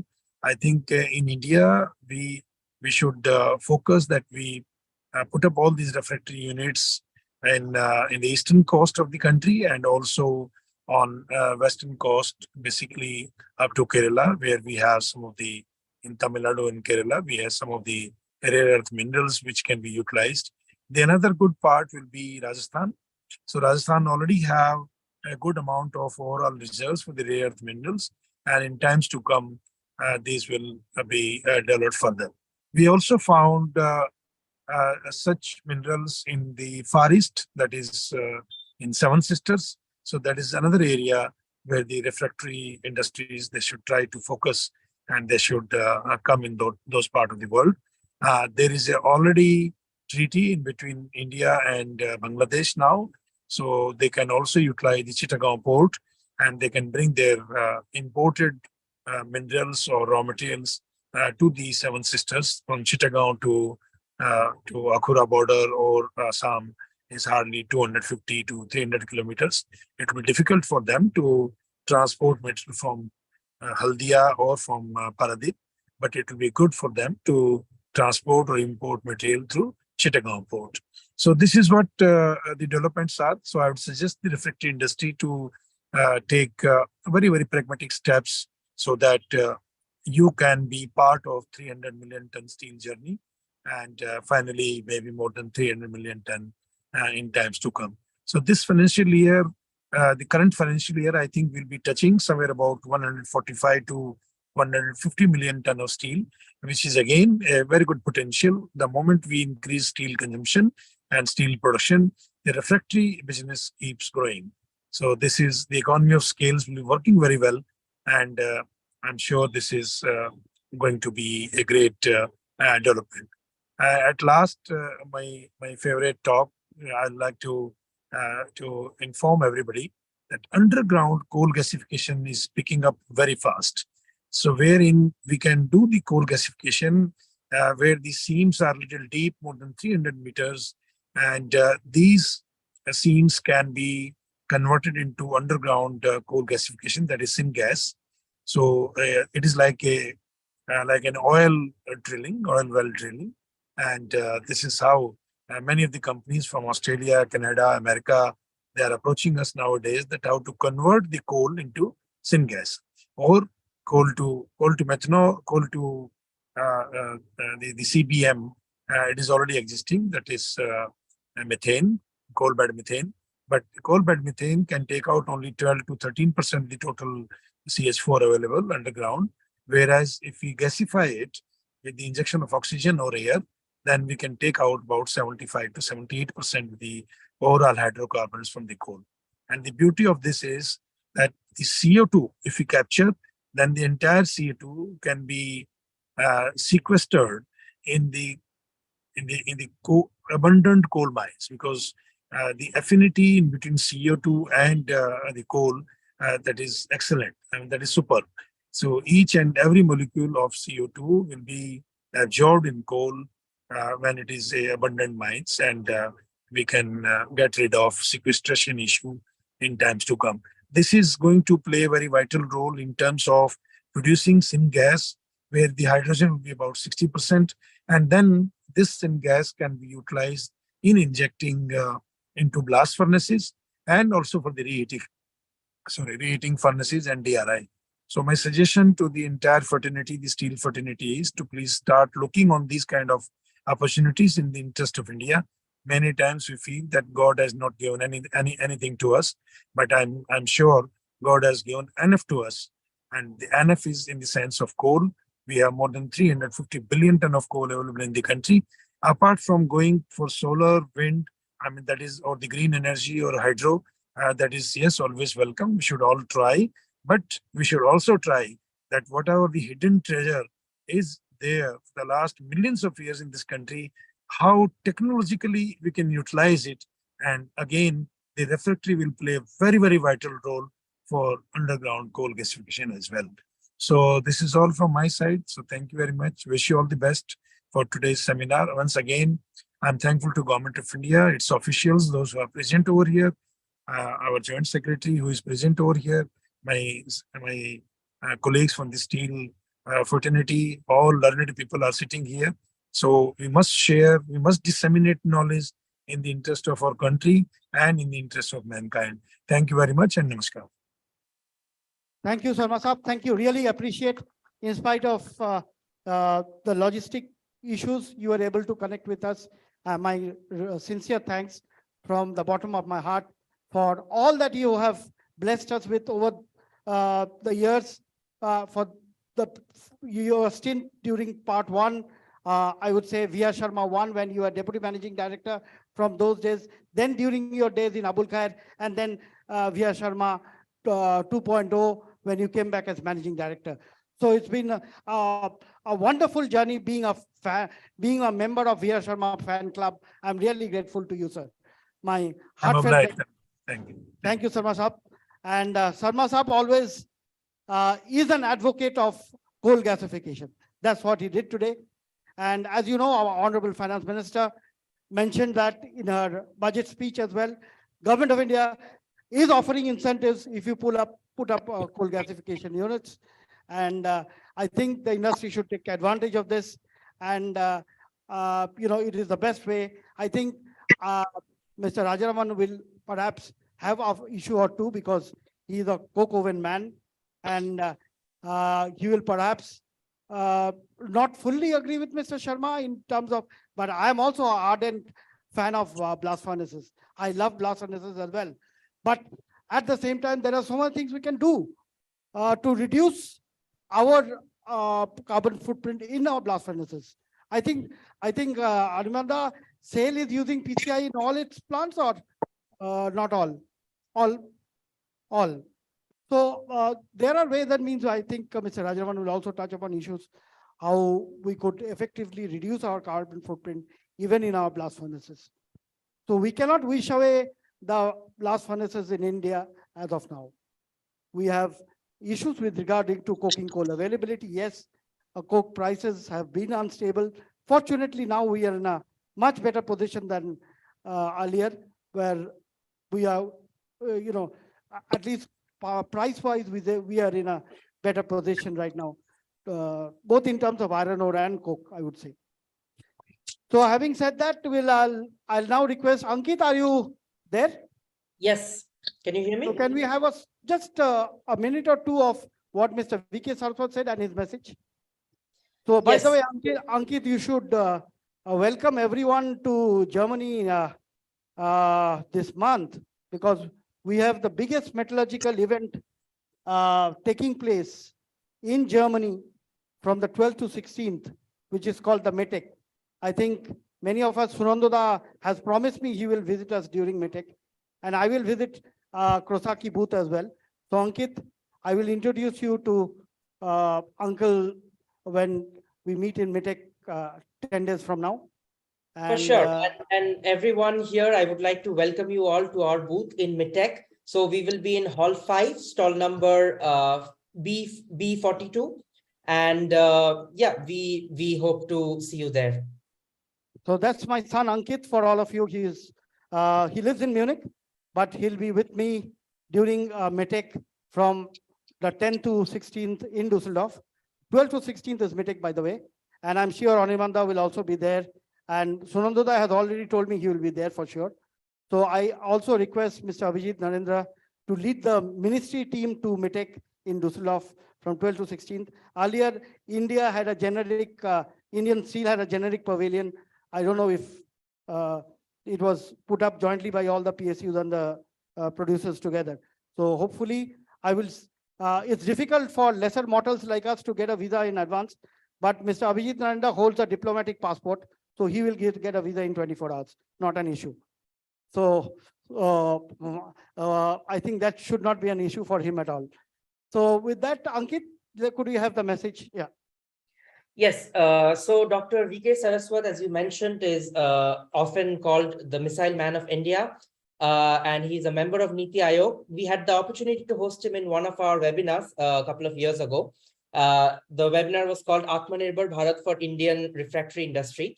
So he's a man who is quite interested in the refractory industry, but he unfortunately could not join us today. He did send us a message, so I would like to read out that message from him. So the message reads as follows.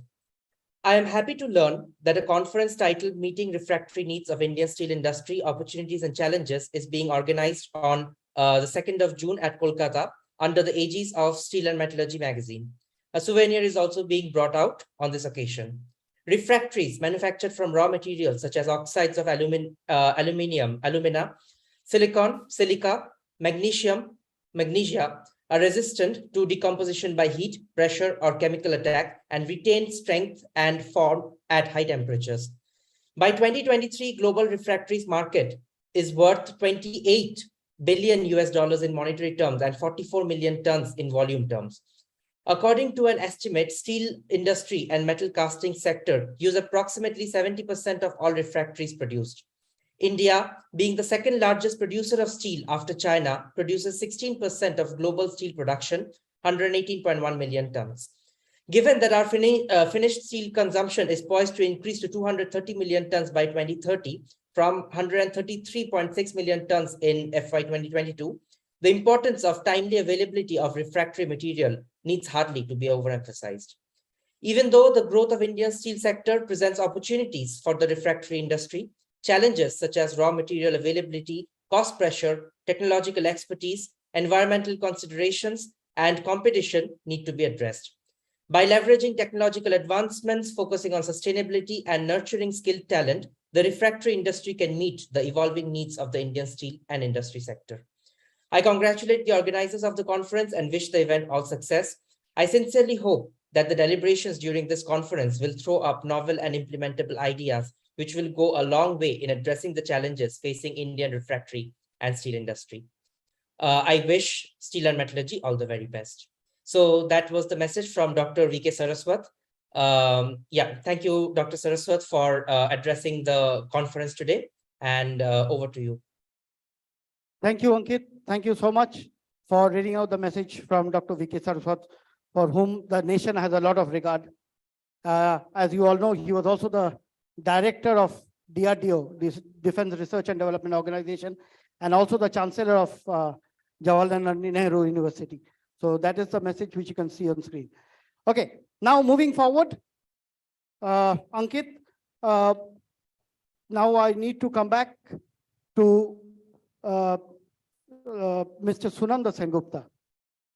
He will be our next speaker, someone whom I don't just regard as a dada, but as I said right at the beginning, he is someone who helped me enter the refractory industry. There were a lot of barriers which were put. It's a good day, I don't want to blame anyone, but had it not been Mr. Sunanda Sengupta, who is also the chairman for the next IREFCON. So this is an opportunity to announce for the refractory industry, please extend your helping hand and support to the chairman of the next IREFCON, Mr. Sunanda Sengupta. And let's have a round of applause for him for being selected as the chairman for the next IREFCON. So with that, Mr. Sunanda Sengupta is also a deputy chairman of Indian Refractory Makers Association. And he is executive vice president, sales, marketing, and customer care at TRL Krosaki. TRL Krosaki, as you know, was earlier known as Tata Refractories. So it's now 100% Krosaki owned, right? Tata's.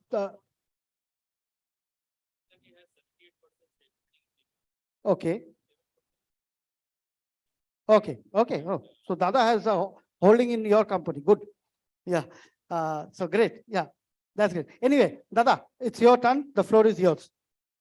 You want to sit down, or you can sit down also. There's no problem.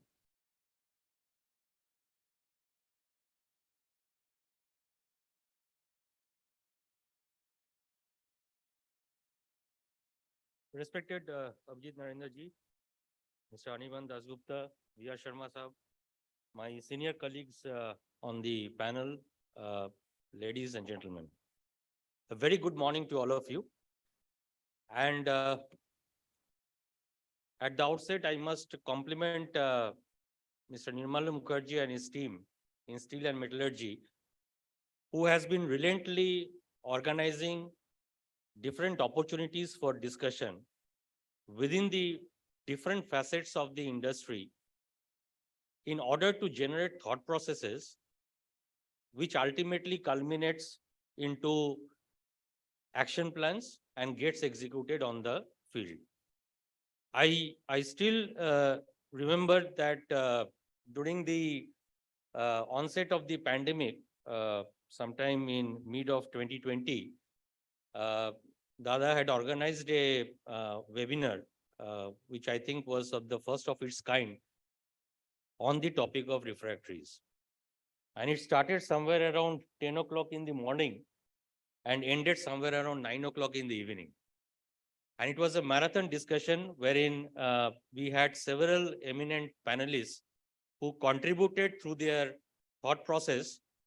And I must say that many of the thoughts which I had enumerated that on that day, and I was just jotting down some of the points which I could recapitulate on that workshop, have actually started maturing to a certain extent as we enter or as we are in the mid of 2023.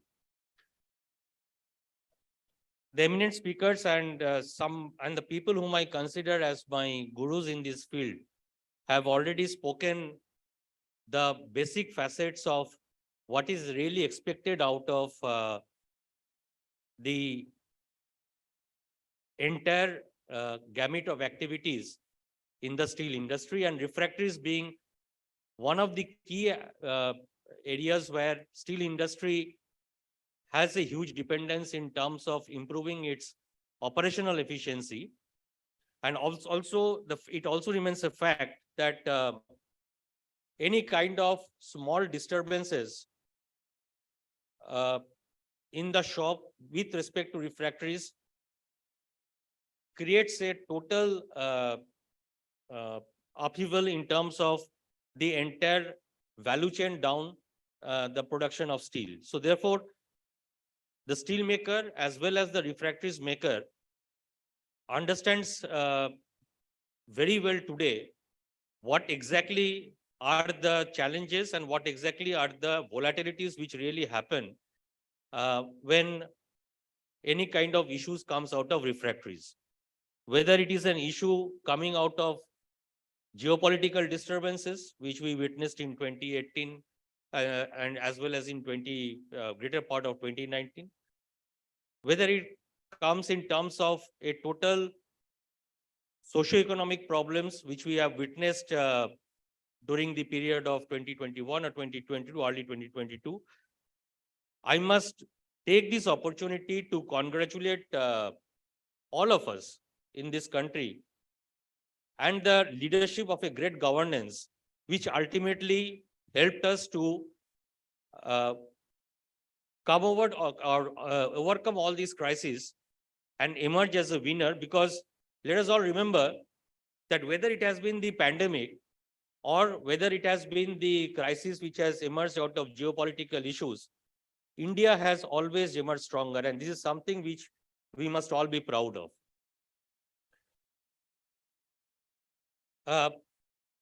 Our eminent speaker today, V.R. Sharma Sahab, mentioned about 3G. So I would like to start with that, because while technology, raw materials, processes, everything is important, but ultimately all this will happen through a very structured thought process, and that will have to be initiated by the 3G. So V1, or as he mentioned about the 50 plus age, this is where we are actually trying to create the foundation in terms of the parameters which we already talked about. The stability of raw material supply chain, the mitigation activities in terms of having a better preparedness when volatility arises out of geopolitical tensions or any kind of disturbances globally, which impacts us. Whether we are talking of making our country, our planet a more greener one in terms of reduction of carbon footprint, all this requires definitive action points on the place, and that is exactly what V1 is today thinking of, talking of, and taking initiatives, and starting from the various bodies which has been created by the government of India to the corporates who have taken the lead in terms of taking forward the initiatives. I think we have begun the journey of creating the base. And as I see here, there are several youngsters who are in the V2 who are actually going to carry it forward.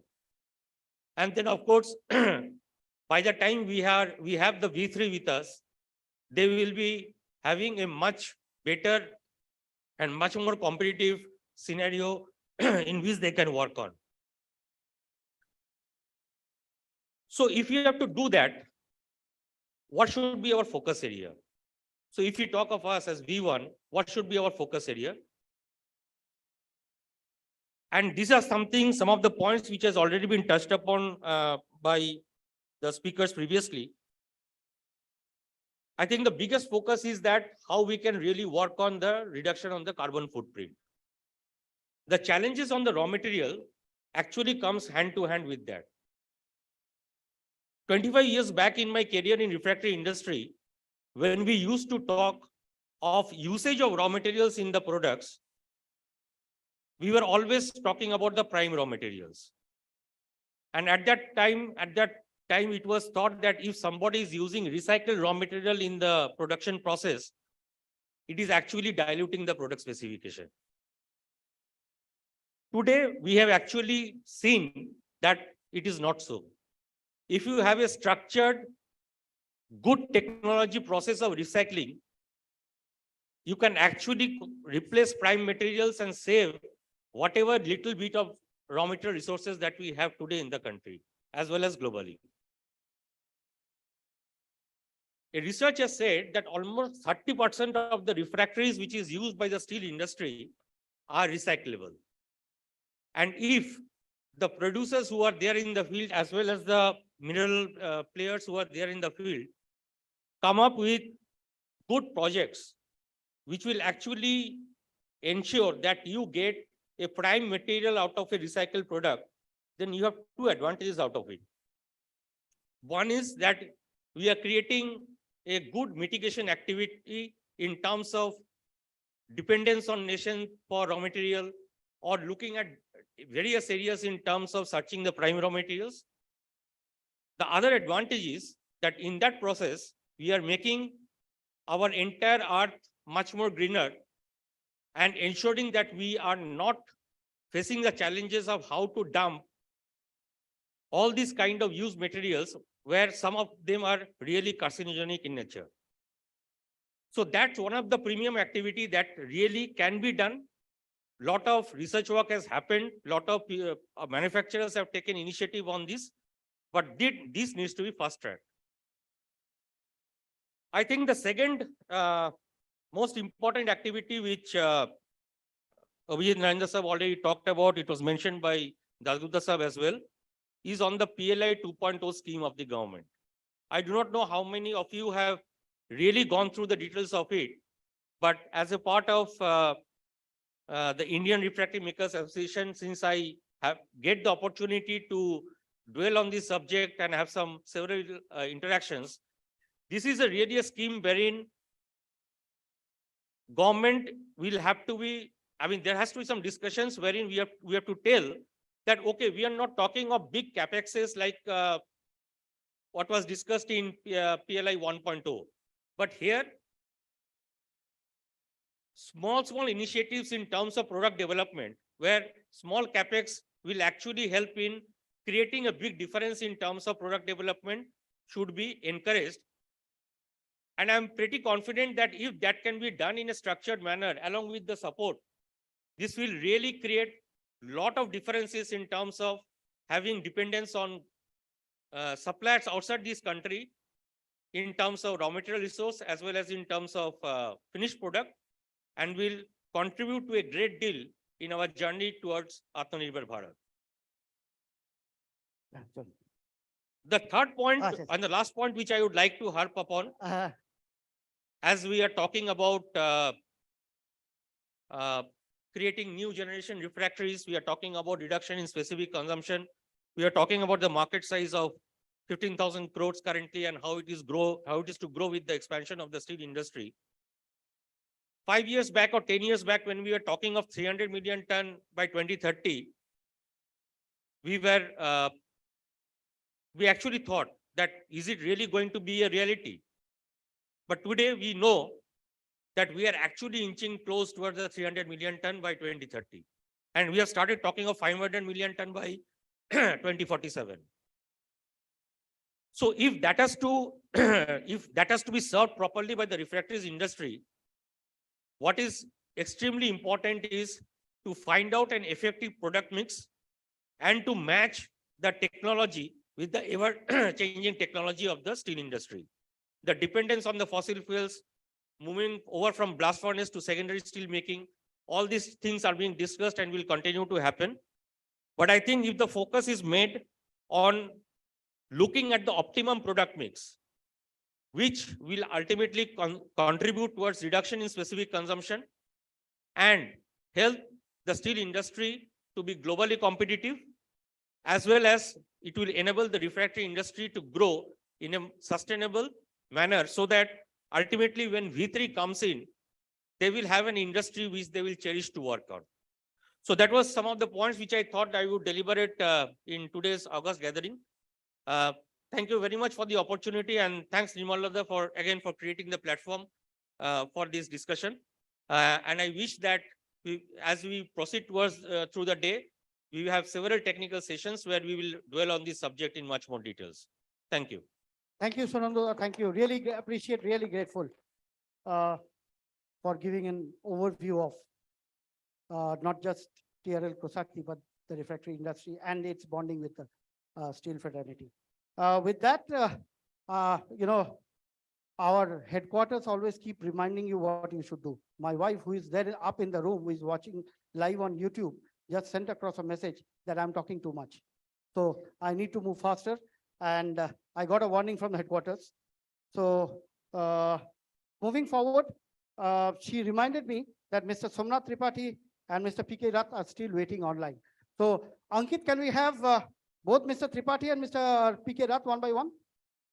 Yes, Ankit, they are both here, yes.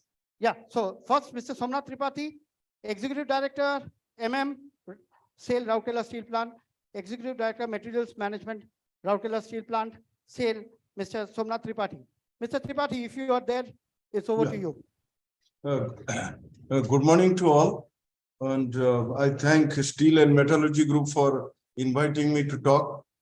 Respected Mr. Abhijit Narendra, Mr. Anirban Dasgupta, Mr. V.R. Sharma, Mr. P.K. Rath, Mr. Sunand Sengupta, and Mr. Mukherjee, and all the dignitaries on the dais, and all the dignitaries who are connected, and all the respected vendors, all participants, ladies and gentlemen. My previous speakers, I think, have covered everything, and I am no expert on refractory, but I'll just tell few things regarding procurement and what we expect from vendors. First of all, we probably procure more than 2,000 crore of refractory, both through capex and revenue per annum for total Steel Authority of India Limited. So now, as you know, for procurement, we have to do everything through GEM portal. So I request vendors who are still not onboarded in GEM to come over and please register yourself in GEM portal. And we have also another platform in the event that is not possible through GEM. Then we have to go through this supplier relationship management portal, that SRM portal. You please also register in SRM portal. It's not very difficult. Our executives can guide you. It's not very difficult. That was my first point. And second point, I have to tell you, we have recently standardized in the month of April this year, we have standardized uniform refractory procurement procedure, such that all units of Steel Authority of India Limited, they follow the similar guidelines for chemical specification, for placement of trial orders, for making a common vendor base, and standardization of commercial terms, and even eligibility criteria through open tender and all. So it will expedite the procurement process, no doubt, and make it easier for you to participate. And as has been already told, our cost of procurement is increasing very high. Even compared to previous procurement, which is less than 1 year also, it is getting 30 to 40% higher. So I request vendors who are L1 to give a more analytical justification. Sometimes it's not getting convincing, to give a more analytical justification. My last point I want to raise regarding the recycling of refractories. What will happen? It will address environmental concerns, and if it can recycle some important materials like WDM or seawater magnesia, then it may probably bring down the cost of procurement. That you please explore. As itself, whatever refractories we are disposing now, it's just like reject materials. So if it can be better utilized, it will be better for everybody. And with this, I believe I don't have much more to speak. And I wish this conference, if certain very implementable things will come out, it will contribute a lot to bring down the cost of procurement, or improving the technology, or because this Atmanirbhar Bharat, we have not done too much actually.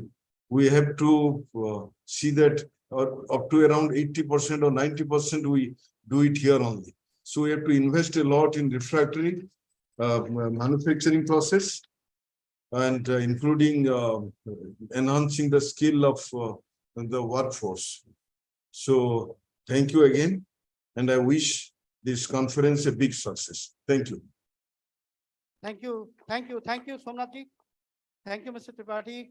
You have addressed quite a few our webinars also during the pandemic. So once again, it was good to have you on board. Thank you so much. Welcome. And I would now move on to Mr. P.K. Rath, who is on a marriage invitation in Bhubaneswar. But even then, he called me early in the morning to just tell me, Mukherjee sahab, मैं join करूँगा. आप अगर virtual mode में हो सकता है तो मैं जरूर join कर लूँगा. So it was so nice of you. In fact, Mukherjee sahab, just 1 minute I will take. I just forgot to mention one point. Yeah, please go ahead. Please. We have still very few vendors in the following areas like tap hole clay, converter refractory, snorkel, total turn risk management, and shortcreting. So we request vendors to come forward and is if they can directly participate or as trial vendors. So I request vendors to come forward, at least in these areas. We have mostly less than X+2 for these items. Thank you again. Thank you, sir. I think Anivanda had also touched upon this issue. Well, now it's over to Mr. P.K. Rath. Rath Sahab, are you there? Yes, Mukherjee sir. Yeah, so just I was saying that late in the evening, I got, when I was having a little WhatsApp chat with Mr. Dasgupta, Mr. Anirban Dasgupta, he told me, why don't you contact Mr. P.K. Rath? So I told him I'm not being able to get him because the old number I had of Mr. Rath doesn't seem to work anymore. So he immediately sent me Mr. Rath's number and I sent a WhatsApp message to him immediately. And next day, early in the morning, Mr. Rath called me, "Arey Mukherjee साहब, आप क्या phone करेंगे?" मैंने सोचा मैं पहले कर लेता हूँ. And he said, "मैं जरूर join करूँगा. Actually, I have all your messages, but there is certain emergency marriage which I have to attend. But I will join on virtual mode." So he was kind enough to tell me yes immediately. And he was kind enough also to send a delegation from Sale Refractory Unit as well.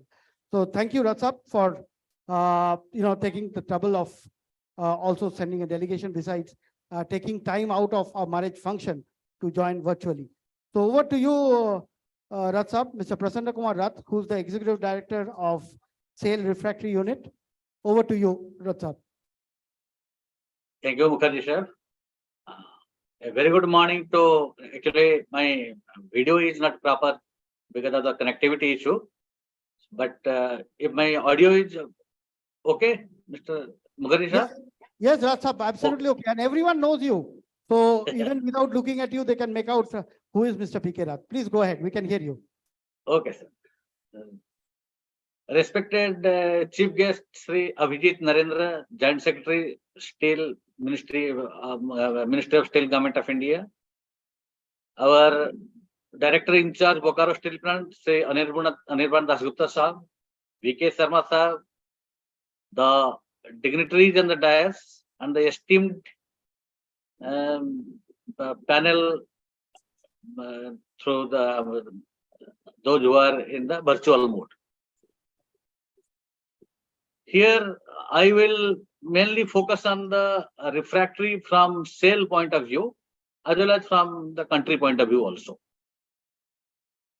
In sale, we have one sale refractory unit where we have got 4 manufacturing units, 2 mostly alumina refractory manufacturing units and 2 magnesia-based refractory manufacturing units, and one, as Dasgupta Sahab has told, that one Sale Refractory Company Limited, that is SRCL, that is situated in Salem, that is a wholly owned subsidiary, and mainly they manufacture magnesia-based refractories. And the topic is the challenges and opportunities for refractories in the present context. Of course, refractories pose a very big challenge for the steel makers and an opportunity for the refractory makers. But another challenge for refractory makers is to convert this opportunity where the real benefit is realized.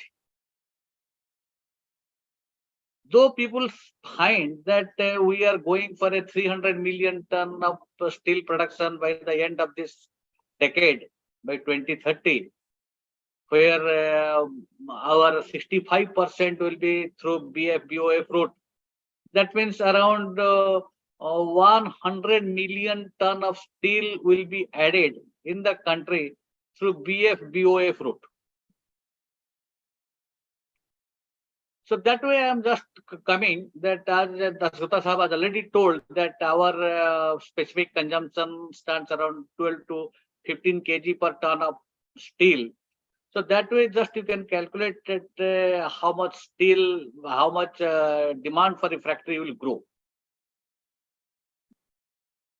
Refractory mainly are 3 major raw material. First I'm coming to the raw material side. The major raw materials are magnesia based, then alumina based and silica based.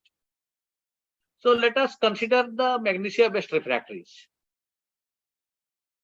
Magnesia-based refractories are mostly used, you start from converter, then steel ladles, and it goes up to the tundis, And that is a major consumable refractories items.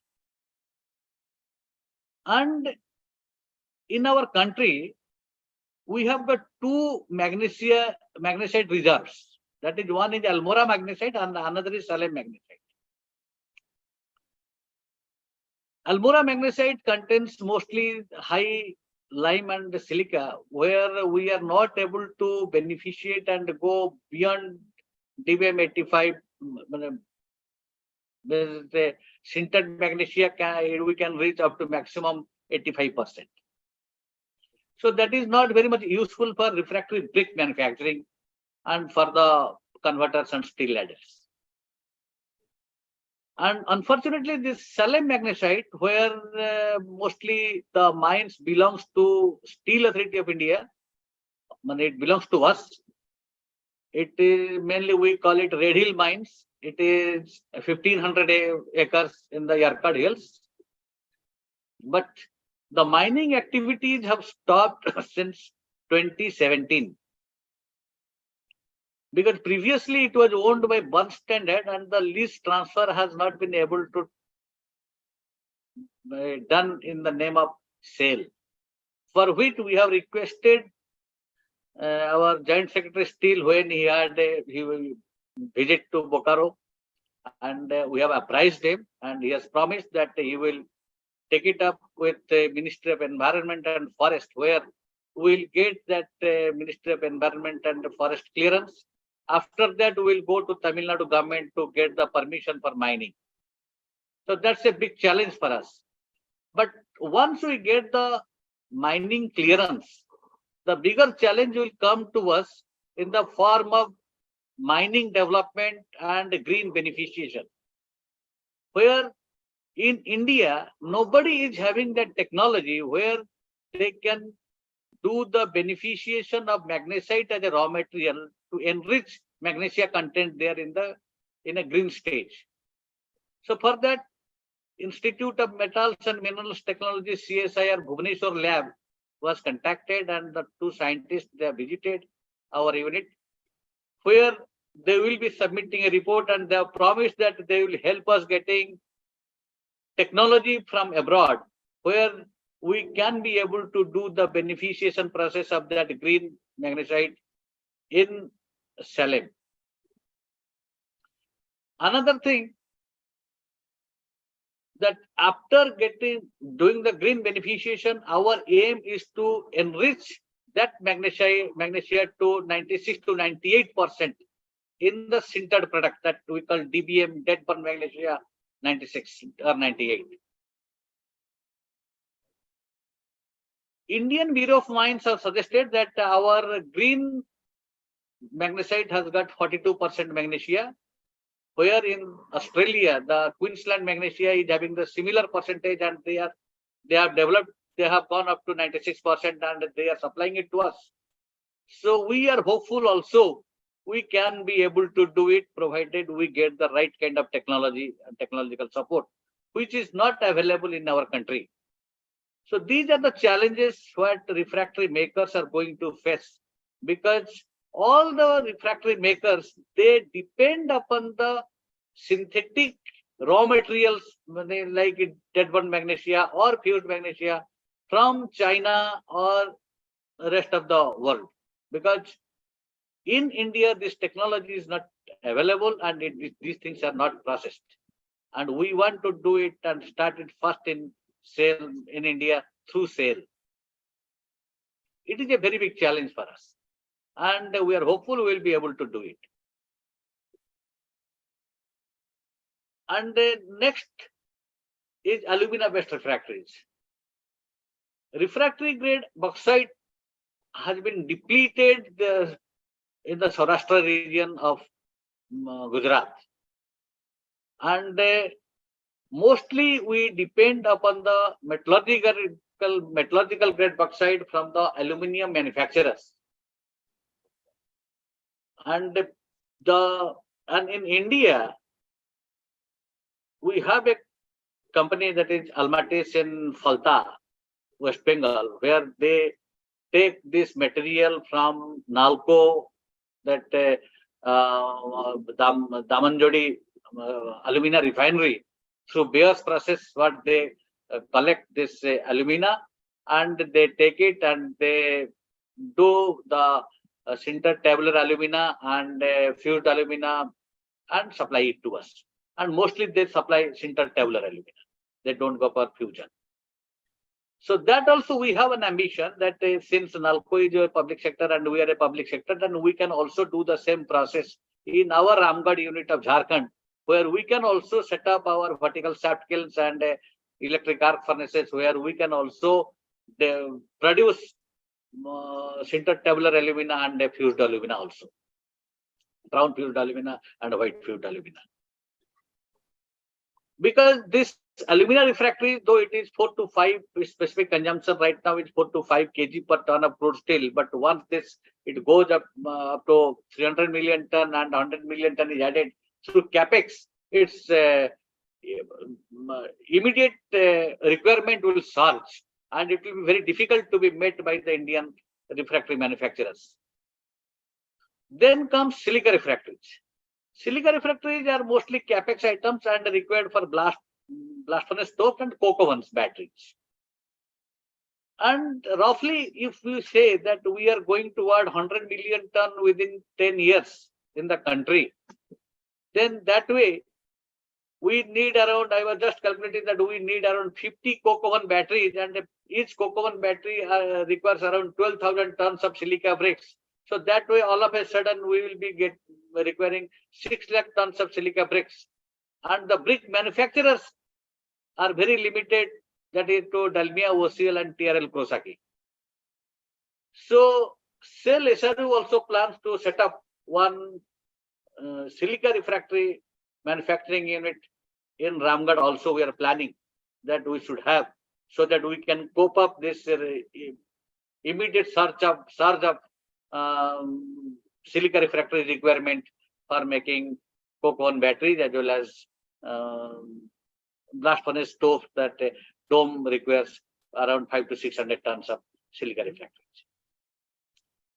So that way, we just request through this conference to Ministry of Steel that refractory raw materials are to be processed, and those processing units need to be set up in India, where right kind of technology need to be procured immediately, so that we can cope up and manufacture refractories. Otherwise, our such a big ambitious projects that will be making India 300 million ton steel producing country. So the projects will be delayed because of the non-availability of the refractories, because right kind of refractory raw material and its processing technology is not available. Then comes refractory products. Most of the refractory products, from the functional refractories and black refractories, as well as the Tundis refractories, are procured from abroad, even by the private manufacturers, and they just add 20% value to it, and they supply it to government organizations complying to Atmanirbhar policy of the government of India. But we in SRU are requesting good vendors in India, and if the vendors can have foreign collaboration, if they can help us in sale, that SRU also can think of adopting new technologies where we can be able to manufacture these functional refractories and black refractories with the help of good technological players in this field. We are also moving in that direction, and we are also contacting players, those who are interested in doing business with us, for those who will be willing to transfer technology and their consultancy to us. At the same time, our producer gas plant and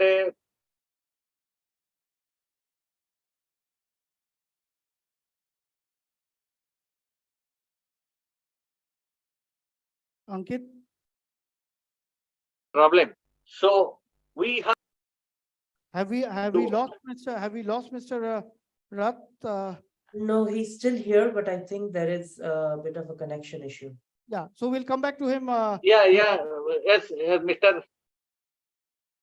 Am I Yes, go audible ahead. now? Am I Yeah, audible yes. now?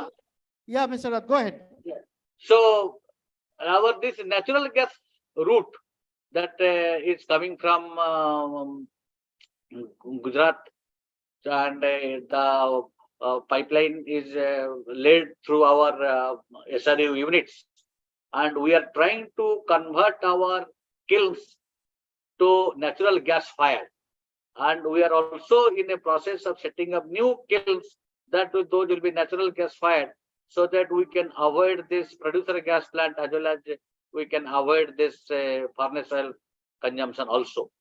So that also we are moving in that direction, as Dasgupta Sahab was told. And at the same time, we are also trying to introduce Industry 4.0 in our circuit of production, in our process line, where our mixing, then this granulometry, then the screening, and all the firing systems and everything will be digitized. And we are also in the process of modernizing our units in that direction. So through the Steel and Metallurgy conference, and we know that Steel and Metallurgy is going to METEC also, and in September, that is UNITSER also, we are also trying to participate in that UNITSER that will be held in Germany. So through that, we are trying to, and we are requesting others also to find out suitable vendors, those who are interested and will be interested to business with us, to share their technology and to transfer their technology. And of course, for that, everything there is a price, and sale will not be hesitate to pay that. And that will be a board level decision where the Sutta Sahib is also there. But we request through this panel to find out suitable vendor, those who will be interested to do business with sale in the field of refractories. So lastly, I thank Steel and Metallurgy to provide me this opportunity to share my views and concern to the esteemed panelist. Thank you. Thank you, Ratsab. But, while giving you a round of applause, let me also share that today is Mr. Rath's birthday.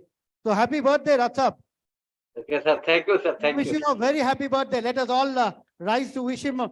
Let us give him a standing ovation by rising and giving him a happy birthday wish. Please stand up to wish Mr. Rath a very happy birthday. Happy birthday, Ratsab. Thank you, sir. Thank you. Thank you so much. We wish you good health and pray that you stay happy and have a wonderful year ahead. Thank you so much, Ratsab. Really great to have you on board. And once again, I would like to repeat that, yes, if you are visiting METEC, you're most welcome to visit Steel and Metallurgy as well. We have a small presence there. And we also have, we are proud to be the media partner for UNITSER as well. So as far as METEC is concerned, for the conference ESTAD, we are the only magazine in India who is the media partner for the ESTAD conference in Germany for METEC. The conference, we are the only media partner from India. Let me repeat that. So we are also the media partner for the Refractories Congress in UNITSER, which is happening in the city of Frankfurt in the month of September. So Steel and Metallurgy will be there for both METEC and UNITSER as well. So thank you so much, Mr. Ratsab, and have a wonderful birthday in Bhubaneswar. So with that, we'll move ahead with Ankit. Is there anyone else who is online? So we do not have any panelists left to speak. Mr. Brijendra Singh from Tata Steel, has he joined? No, he has not joined yet. Okay, so no one from Tata Steel as of now. So let's move ahead. Okay, now without taking a break, otherwise my wife will shoot me, and the son is there to report. So without wasting much of time, let's move ahead without a break, without a stop. I'll request Aishwarya to go as per sequence because I'll take a 10 minutes break. First would be Mr. Jyotirmay Bhattacharya, followed by Mr. Idikulla, and then Dr. Kwande and Mr. Rajaraman. So this is the sequence, and of course, then Dr. Ayan Chakravarti. So you got the sequence?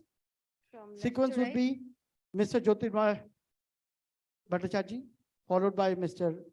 Idikulla, and then Dr. Sanjay Kwande, and then Mr. Rajaraman, followed by Dr. Ayan Chakravarti, and vote of thanks will be given by. So I'll take a 10 minutes break. In the meantime, you carry forward the session. So again, I'm repeating the sequence. Mr. Jyotirmoy Bhattacharya, Mr. Segi Idikulla, Dr. Sanjay Kwande, Mr. Rajaraman, and Dr. Ayan Chakravarti. I'll be back in 10 minutes. Okay? Memento will be at the last. After vote of thanks will be the memento. Okay, so in between. Yeah, all of you, I would request all of you except those who are left to speak to kindly relax because it's too much sitting on armless sofa, armless chair. So you can all come and Dada, you can also sit there and speak from there if you want. Acha, take it. Idikulla Sahab, if you want, you can sit from there. You can speak from there. Yeah, absolutely. Yeah, please relax. Sanjay ji, you can also do that. We are here to not stress ourselves. The industry doesn't take the life out of us. So relax and whenever you feel like you can go up to the dais or you can speak from here. Dada, if you want to sit there and talk? Yeah, no problem. Okay, sir. So You can take the I dive. start with this? Yeah. Okay. Yeah. Start over here. Yeah, you Yeah. can just start from here.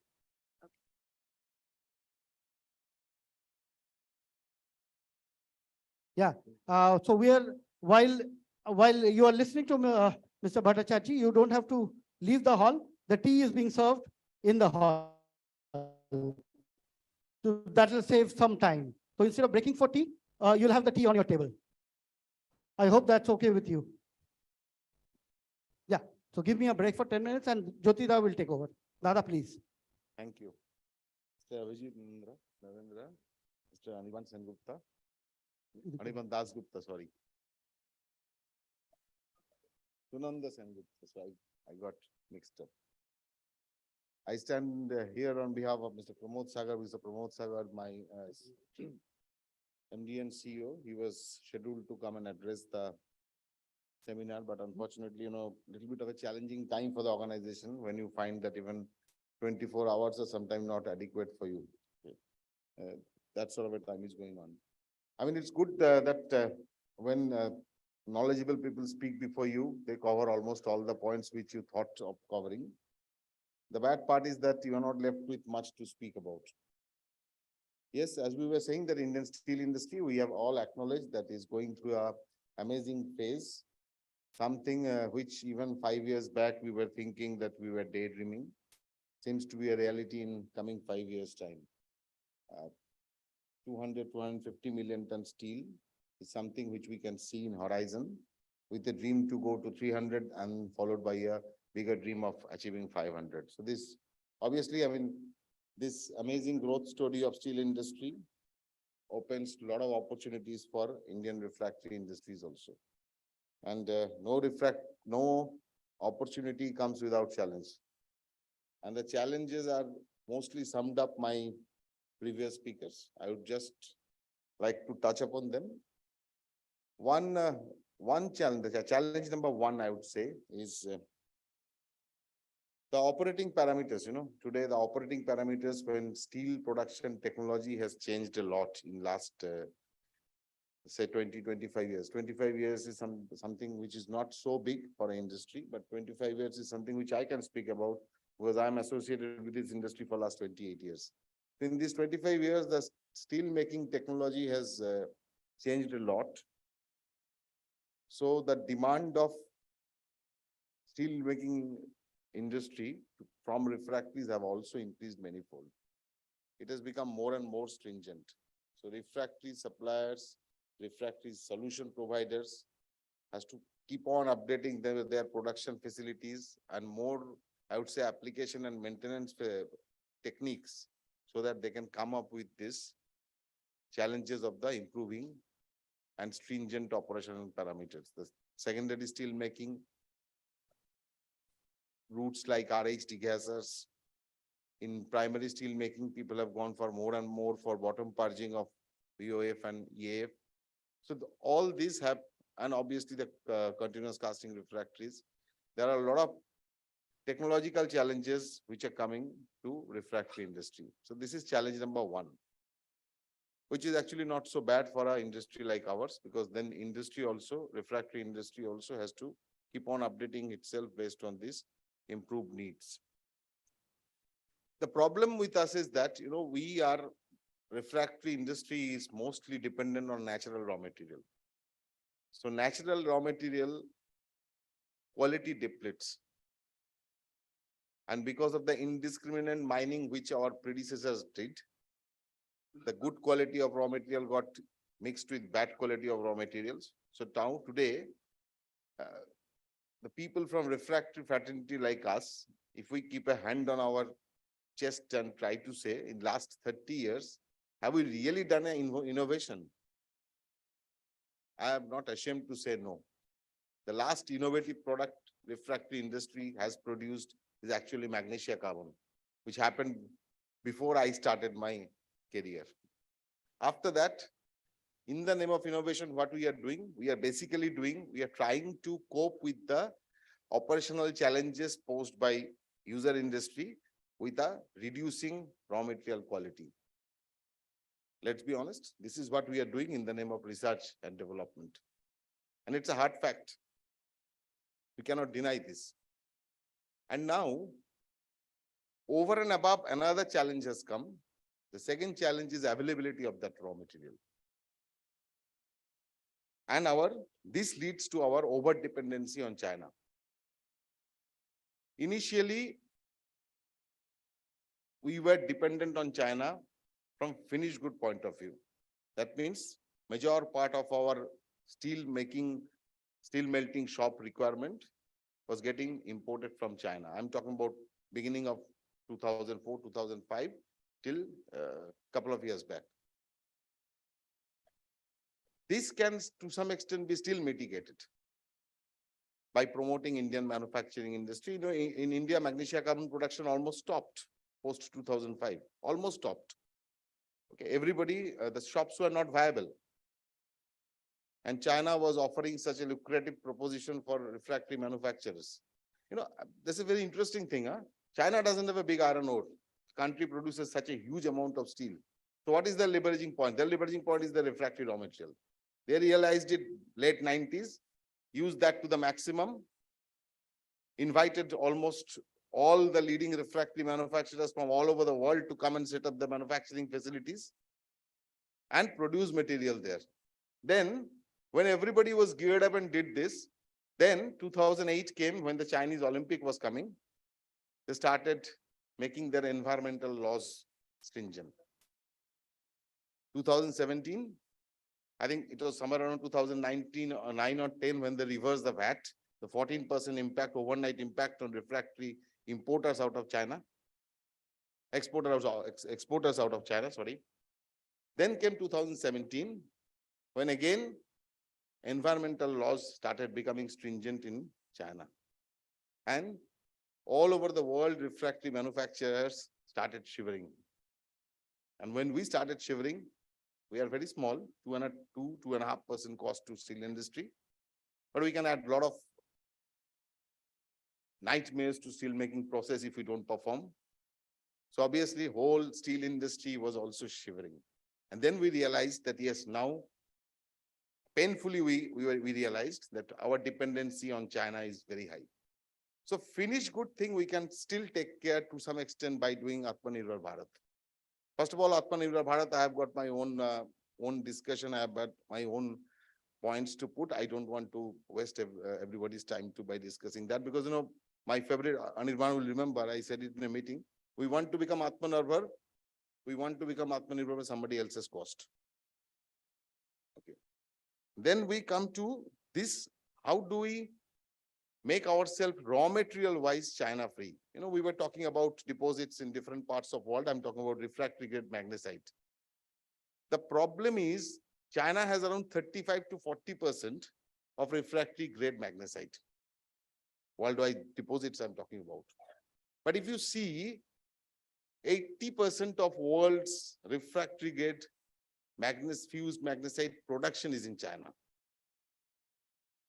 So what you have is important, but what you can take out from that is more important.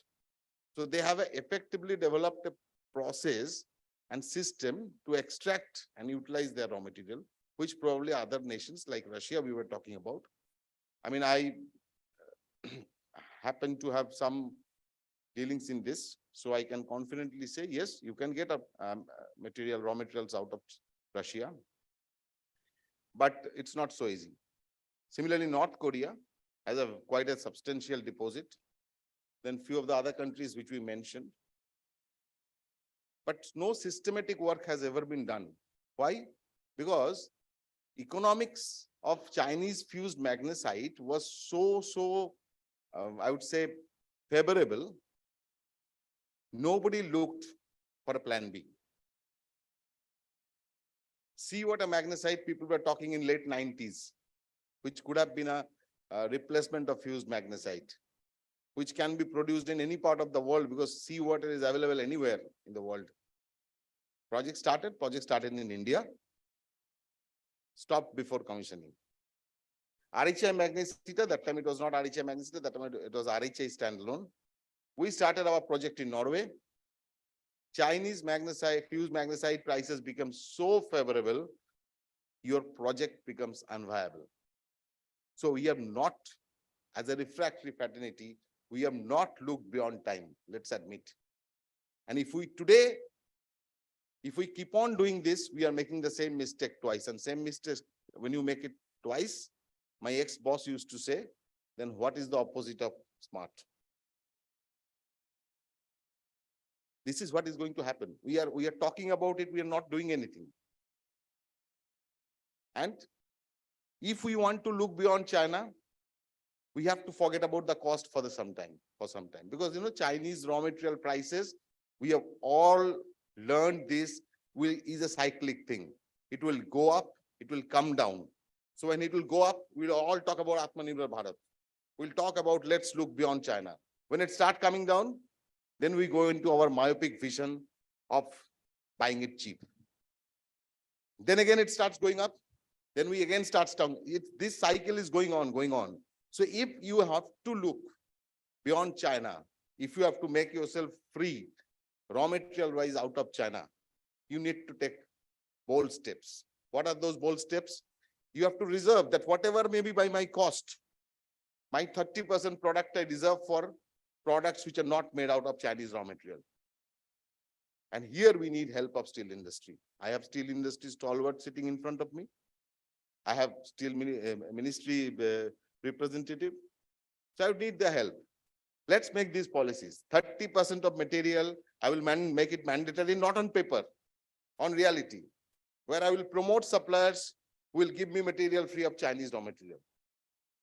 And I will not compare them in my normal procurement policy. If we can take that decision, we are looking beyond time. Otherwise, we are getting into this trap. Chinese material will become costly. We'll look for alternatives. Chinese material, raw material prices will come down. We will then again focus on cheap raw materials, cheap sources. Third thing which I wanted to talk. Okay. I'm sorry, my apologies if I've been very straight. Okay. Yeah, I've always been. I've been notorious to that extent. Okay. Yes. Third thing. We heard about first generation, second generation, third generation. In refractory fraternity, I am there for 28 years. I think Shunanoda is there for 30 years. I see Majumdar Saab, who is there 50, 60 years maybe. Okay. So Dr. INC is there. Okay. First generation, what was the challenge? The challenge was, when I joined refractory industry, converter life was 600. Sir, it was how much? 300, 350, 400 we are talking about. And prior to that, we had those refractory guzzlers called open heart furnace. So the first generation, the challenge was refractory manufacturing. You have to feed the plants, you know, the volume. This was the challenge. Nobody talked about quality. Nobody talked about life. I need something like a brick to line my furnace so that I can keep on my production process. This was the generation one challenge. Second generation, and another challenge was, okay, get the material and line it. That means you have to get the manufacture the material and you have to ample number of machines who can line those material in time to make your refractory vessel available. Second generation like us, we were the unfortunate one when people started talking about cost. When we started our service, maybe 5 years after our joining the industry, performance guarantee came in the form of McKinsey in cell plant. Then it got percolated almost all through the system. We talked about rupees per ton contracts. We talked about total ownership. These things started going. This was our generation. And unfortunately, prime part of our career, we only do those calculations. But history is not made out of Excel sheets. Let's face it. We have not thought beyond that. So what is the challenge now? The challenge is, you know, in each of the steel plant, refractory is an experienced subject. We could not transform into an intelligent subject. It has remained the experienced subject. That is why in a steel plant, when a ladle is going to be put down, we tend to call the senior most refractory foreman or the operation foreman to give his judgment whether the ladle is good enough to take another hit. There is no amount of intelligence which can replicate or replace that experience. The challenge is now this. Those brains will not be there.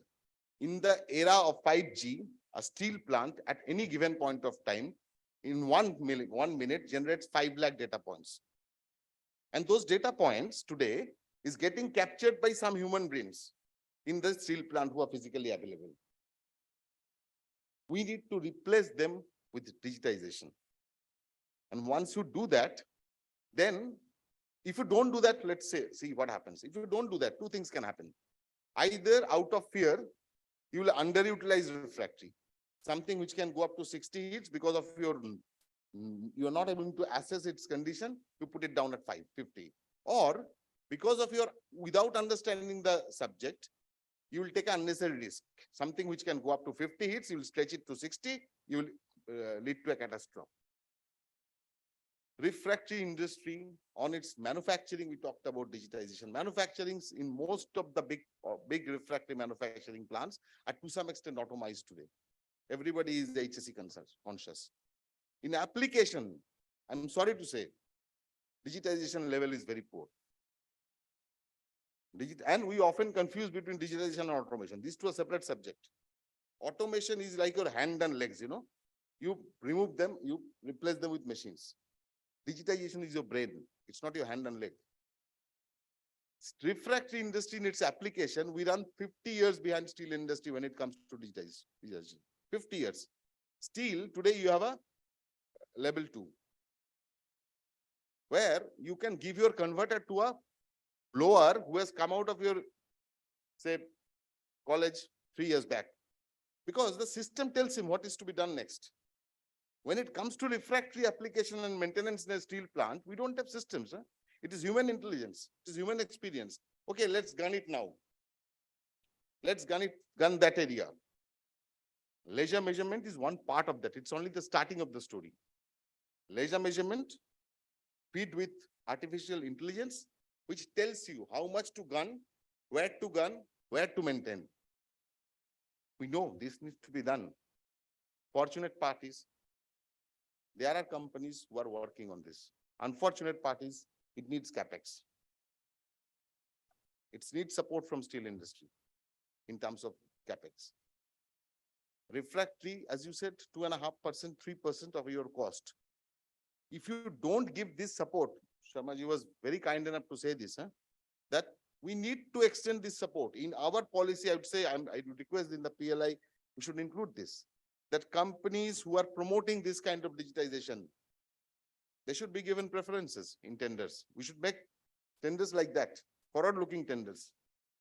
not based on our so-called stringent on paper regulations.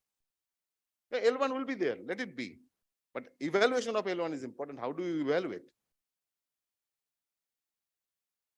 And if you don't do this, what happens? Let's face it, the people like my age, 50 plus, how many of us have a children who has gone into core industry? 5%, 10%. Everybody goes into software, everybody goes into consultancy. So where this core industry like yours, steel, cement, us, we will get brain. We'll not get brain. Let's face it. In 5 years' time, 10 years' time, 15 years' time. And if we don't develop your digitization, your costly equipments, what we have kept in our plants, we are giving it to uncertain hands, untrained hands. We are creating a problem for us. This is the challenge. This challenge you need to talk about. Carbon footprint. 300 million ton steel production will come with 600 million ton carbon dioxide generation. We don't want it in the current production procedure. So in manufacturing, yes, I'm sure there are a lot of work is going on, hydrogen steel making. We are working on that, how to reduce that. But when it comes to supplier industries, are we checking their carbon footprints? Are we making it mandatory that people have to declare in the refractory data sheet what is your carbon footprint in manufacturing it? I proudly say that my organization, I declare 20,000 products transparently on my data sheet. We talked about refractory recycling. Refractory recycling is not a new subject. It's happening for the last 30 years in India. The problem is, it is happening at a very unorganized level. We have traders who will go, because for steel plant, refractory recycling is actually a debris removal. He wants to remove his debris. So there is a separate department who doesn't understand anything ABCD out of refractory. Let me be honest. Secondary sales of in different places, it is called different. Secondary sales, who tenders out like that, he tenders something else. He tenders out used refractories. Some trader buys and then he sells it to different refractory manufacturers. This is what we have in the name of refractory recycling. If by only talking about refractory recycling problem will not solve. If we want really refractory recycling to take place to reduce our carbon footprint, then what we need to do, we need to initiate end-to-end projects with suppliers.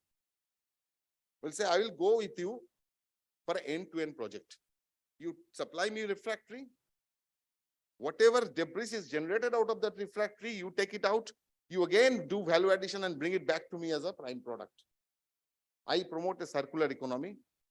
In the whole process, 1 ton of refractory produce gives 2 tons of carbon dioxide. You reduce carbon dioxide. You reduce your dependency on prime raw materials. You save Mother Earth.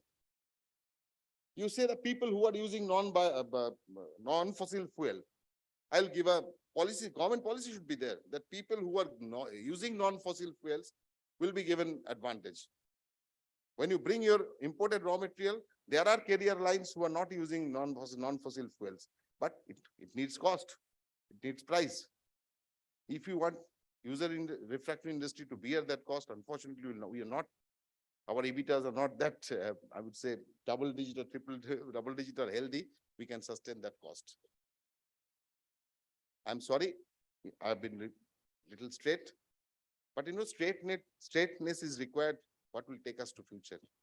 Otherwise, we'll keep on talking about these policies. We'll keep on talking about these requirements, which we were talking for last 5 years, but we're not moving in that direction. We need to move. The time has come for us to move to that direction. With this, I rest my case. I hope I could make some points, I could make some impact, which will make us to think a little more intensely on these subjects and chalk out action plan which can be measured and which can be acted upon. Not action plan. We all want carbon-free environment. How to do that? Small steps. Thank you. Thank you, Dada. Thank you. Really appreciate.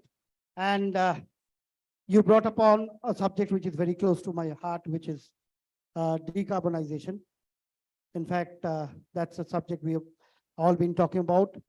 And moving forward with our zero carbon target by 2070, I think the industry is taking serious note of it and moving forward in the right direction. And one more thing which actually touched me is also the fact that Jyotida mentioned about our children moving away from core industries. When my son finished his +2, I told him, why don't you take up metallurgy? He said, Dad, I'm not going to waste my time on metallurgy. Then I told him, no one uses IT as much as the steel industry does. And fortunately, he right now he's finished his master's in data science. And he's working as a data scientist in a company which is known globally for the foundry industry, which is DISA. So again, coming back to our line of thought, we always believe that the IT industry cannot thrive unless basic industries like the steel industry. In fact, if you look at per capita income, at one point of time, the per capita income of Jamshedpur was one of the highest in the country. And it's not an IT city like Bangalore or Hyderabad. So in other words, let me repeat that the steel industry doesn't pay you less today. It is one of the most well-paid industry. So once again, I would like to repeat that unless we teach our children that the basic industries are the one which actually helps the steel industry to survive. I mean, and vice versa. So with that, I'll move on to our next speaker, which is Mr. Idikulla. Mr. Segi Idikulla is the Managing Director of Imeris in Vizag Private Limited and India Business Director, Refractories, Abrasive and Construction of Imeris. Again, a person whom I have a lot of regard. And by the way, let me touch upon one very important person whom I missed out. While I mentioned Sunanduda this morning, the other person who helped me a lot from the refractory industry is Mr. Parmod Sagar. Unless, unfortunately, he's not well. He's indisposed, he couldn't make it. But if the person other than Mr. Sunandu Sengupta who helped me in refractory industry is Mr. Pramod Sagar, who is a pride for us. He is also the president of World Refractory Association. Unfortunately, he couldn't make it today. So Jyotida has taken his place today here. So over to you, Mr. Idikulla, followed by Mr. Dr. Konde and Mr. Rajaraman. So over to you, Idikulla sir. Thank you, Mr. Mukherjee. Oh, I have a small duty to perform. We have a presentation of the memento. May I request my daughter and my right hand, Ritika Gera, my executive assistant, to please come up and present the memento to Mr. Anirban Dasgupta will be leaving. He has an important meeting to attend. Plus, this is his old city. So he has a lot of friends to catch up with as well. And this evening, he's flying back to Bhilai. So we'll have the presentation of the memento. May I request Mr. Anirban Dasgupta to come up and receive the memento. Ritika, you and I will give it together. Yeah, Ritika will put on the Uttorio to Mr. Anirban Dasgupta. With the presentation of the memento. Yeah.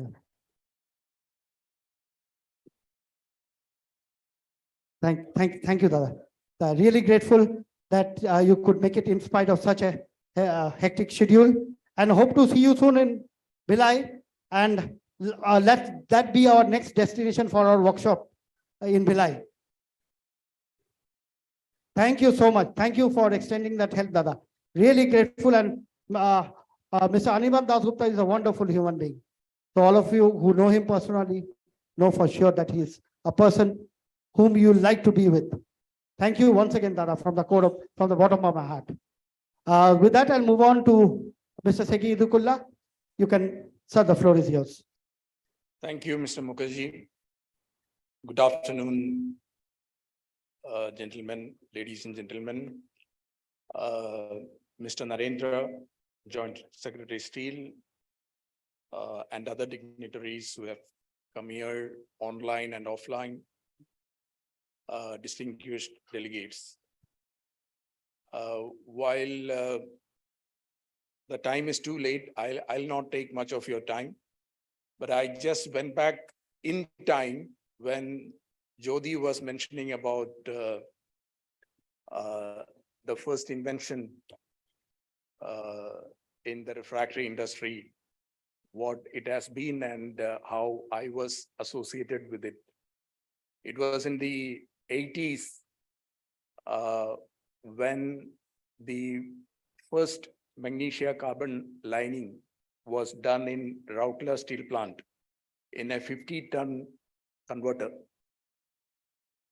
I don't know whether you remember or not, those days, the converters were lined with tar bonded dolomite and the life was 50 heats, 60 heats. I don't think you can even think of those times today. And with the first lining of magnesia carbon in this 50-ton converter, the life went up from 50 heats to 396, the first very lining. And that was a revolution in the steel industry those days. And I remember I still remember the name, Mr. I.C. Modi was the DGM Steel in Rourkela Steel Plant, who pioneered the application and introduction of magnesia carbon bricks in Rourkela Steel Plant. The rest is history, if I have to say so. I will dwell on a topic which is already mentioned by various speakers here. But I think it's very important when we are talking about Atmanirbhar Bharat. I represent an organization, a French multinational, which is called Imeris. We are the global leaders in mineral solutions, specialty mineral solutions. So we are in the lower side of the value chain in the steel industry. If I consider automobile, then comes steel, then comes refractories, and then comes the raw materials. So I represent the raw materials industry to the refractory industry. So there had been many numbers mentioned here in the past, but I would like you to think of the same way which was mentioned by Mr. Sharma and Jyoti, like our future generation.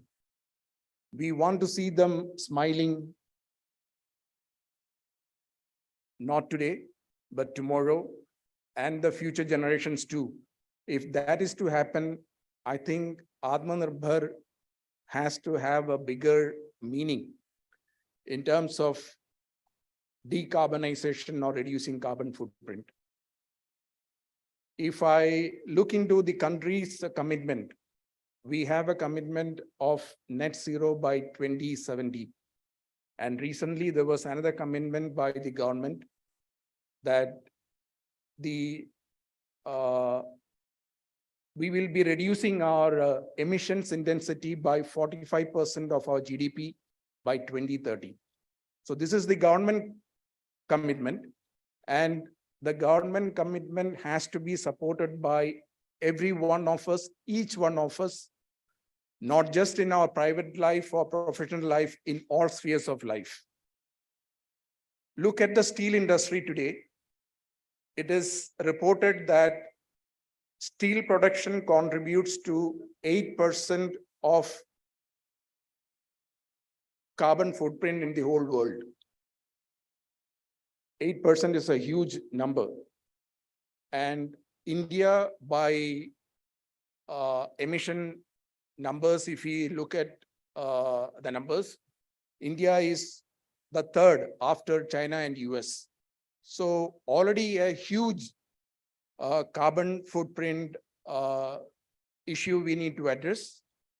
And today, our steel industry is somewhere around 120 million tons of steel. And reports say we have a carbon footprint of about 242 million tons of carbon dioxide equivalent. Imagine 2050 or 2047, when we just heard that the steel production is forecasted to go to a capacity of 500 million ton by 2047 or 2050. Can you imagine the explosion of carbon footprint that's going to happen. It's reported that it will be 837 million tons from the current 242 million tons. And if this is the way things are going, tomorrow we won't see any smile on our future generation. The future generation will not have clean air. They will not have clean water. They will not have food with the right quality to have. So it makes us all think what is to be done to reduce the carbon footprint. If steel industry is the consumer today of refractories, they have their own carbon issues addressing steps. For example, today people are talking about green steel, people are talking about green processes, green energy, and so on. But there is a bigger role for the ancillary industries also to play. Scope 1 under emissions of our industry, that is the raw material industry, is the scope 3 of the refractory industry. And scope 1 of the refractory industry is scope 3 of the steel industry. And steel industry scope 1 is scope 3 for the automobile industry, if I take that industry's example. So everyone in the value chain has a big role to play. And what are we doing? Today, we don't look at any of these criteria. We purely focus on price, and price, nothing else. Today, we have gone into a major drive for carbon footprint reduction. In fact, our organization, Emirates, is a signatory to UN Global Compact. We signed it in 2016. And we have a target of reducing carbon footprint by 42% by the year 2030. And this covers scope 1 and scope 2. And we have a target to reduce scope 3 emissions by 25% by the year 2030. This does not come easy. We invest heavily on research and development. Last year, we spent about 70 million euro in research and development, which is somewhere around 600 crores of rupees. And it has got its challenges, if I have to say so. Today, I can give you an example. Our major raw materials are aluminosilicates and fused materials, besides specialty cement, which is commonly known as high alumina cement or calcium aluminate binders and so on. We have a fused plant in Bahrain, white fused alumina plant in Bahrain. We recently converted the energy requirement of this plant to alternate energy through solar power. But today, when we offer these products to our refractory industry, it doesn't work well with the other cheap WFA, which is coming from China or which is available locally in the country. I think it is high time that the steel industry has to devise a system by which you need to really allocate certain credit system.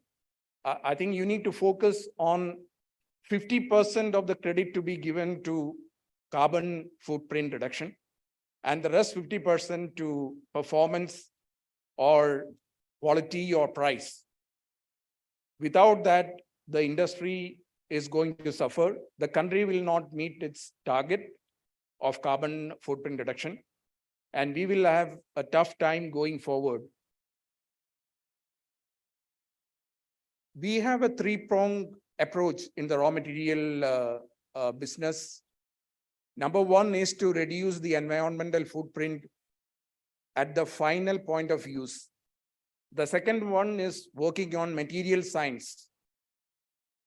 We work on high performance, which is like you use less material, but get high performance. And the third is on optimization of process and innovation. This process is going on since last several years, and we continue to do that. In India, we started a plant for calcium aluminate binders last year, and we are working on how to reduce carbon footprint in this plant and globally in all our plants around the world. Without steps towards carbon footprint reduction, I'm afraid that we will not see the smile of our next generation, future generation. And there is an immense need for the industries to collaborate, whether it is the raw materials, the refractory industry, or the steel industry. We are all interlinked, as I mentioned to you, with respect to the scope 1 emissions. We are one way or other interlinked, and it is high time we collaborate and work together to reduce carbon footprint. Thank you. Thank you, Steel and Metallurgy, for giving me this opportunity to speak and share our thoughts with you. Thanks a lot.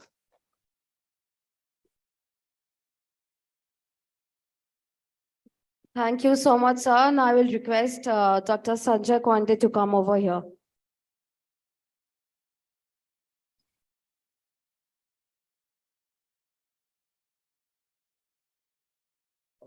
Thank you, Mr. Nirmal Mukherjee, to give this opportunity because whatever refractory I learned from the major of the people are here, Mr. Majumdar and Chakravarti, DK Singh, and then it created a huge interest. I'm from the background of quality.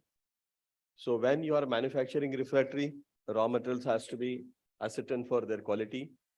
When any end user uses refractory, so all products, refractory products, again, ascertained for the refractory. When there is a failure, again, what gone wrong into the quality? Again, we are play a role. So from that background, we are here. But today I'm going to talk about money. Everybody likes money because we are a commercial. We want money. Every industry, somebody is putting up the plant, then some money has to be made. But now having this kind of challenge, are we really growing? Refractory industry is really growing. Okay, we are going from 150 to 500. But then consumption from one day, it was around 40 kg, it came down almost in one of the best plant in India itself to 8 kg.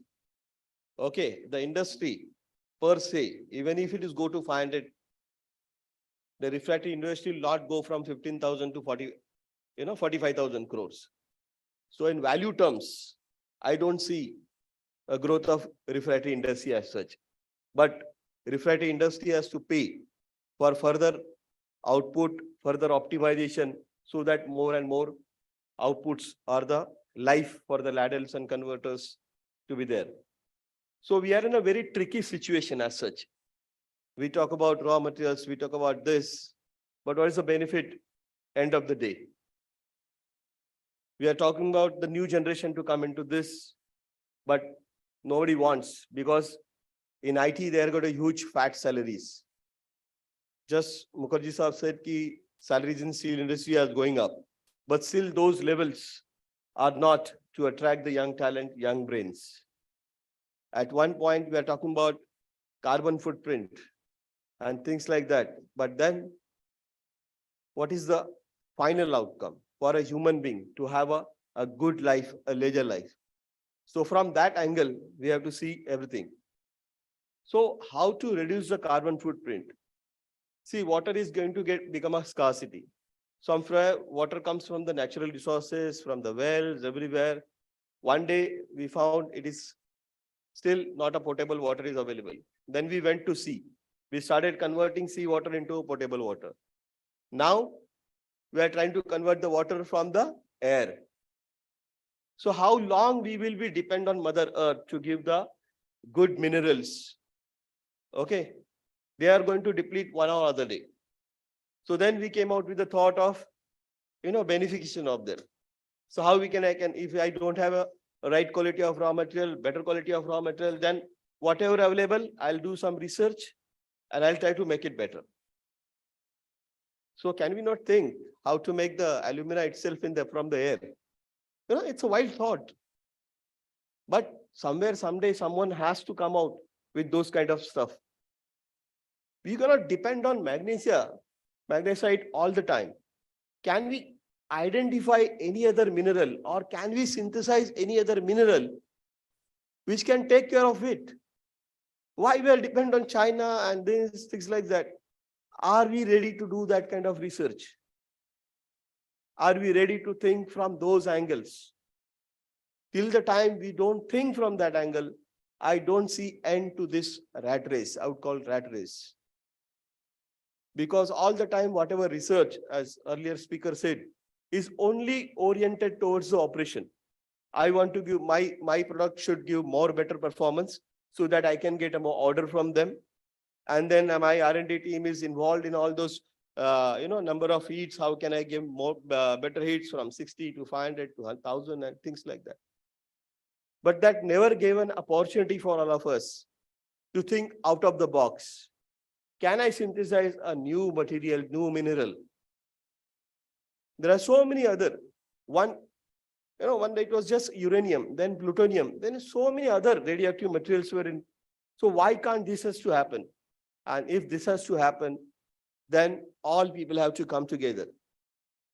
Refractory industry is just 2 or 3% part of the, steel.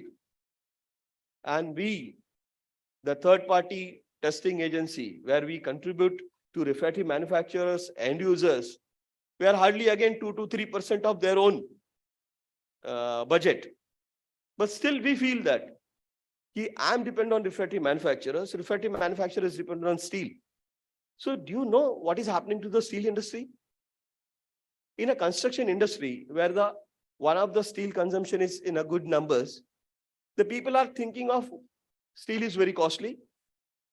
Let's make the construction without steel. So glass fiber rebars are available now. Ultra high performance concrete is available now, where people say we can create the structures without steel. So whether steel volumes will go up from that sector, no, it will come down. Then again, requirement of refractory will come again.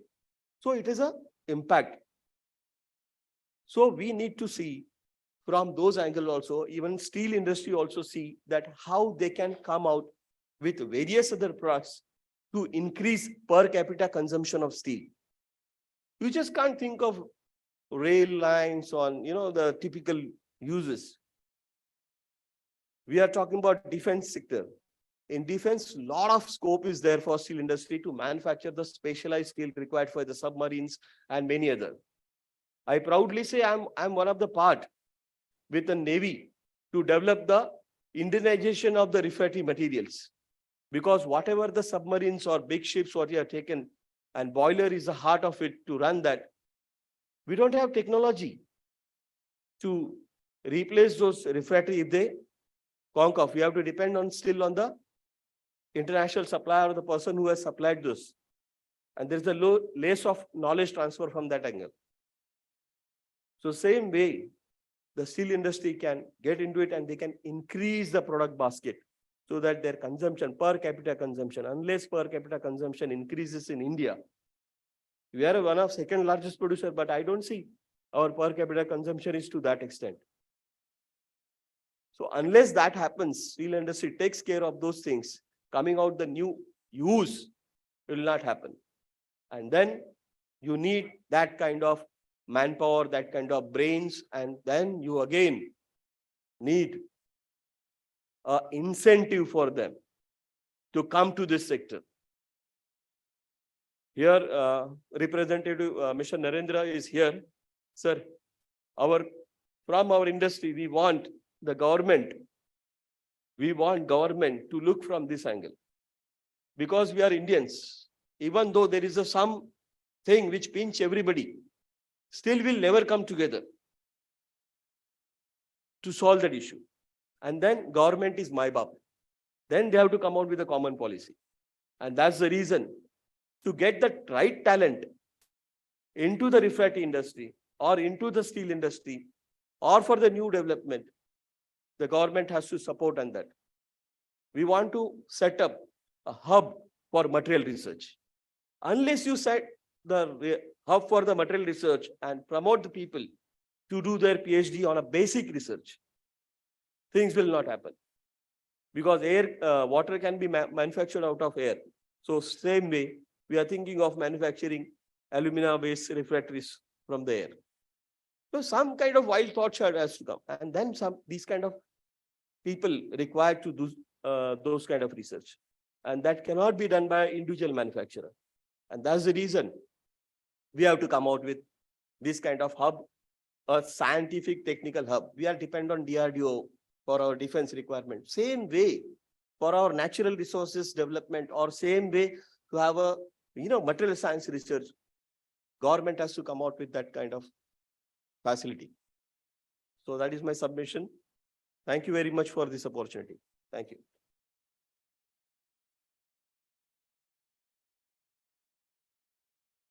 Thank you so much, sir. And moving forward, can you please put your hands together for Mr. Raju Raman on the stage? Thank you, sir. Over to you.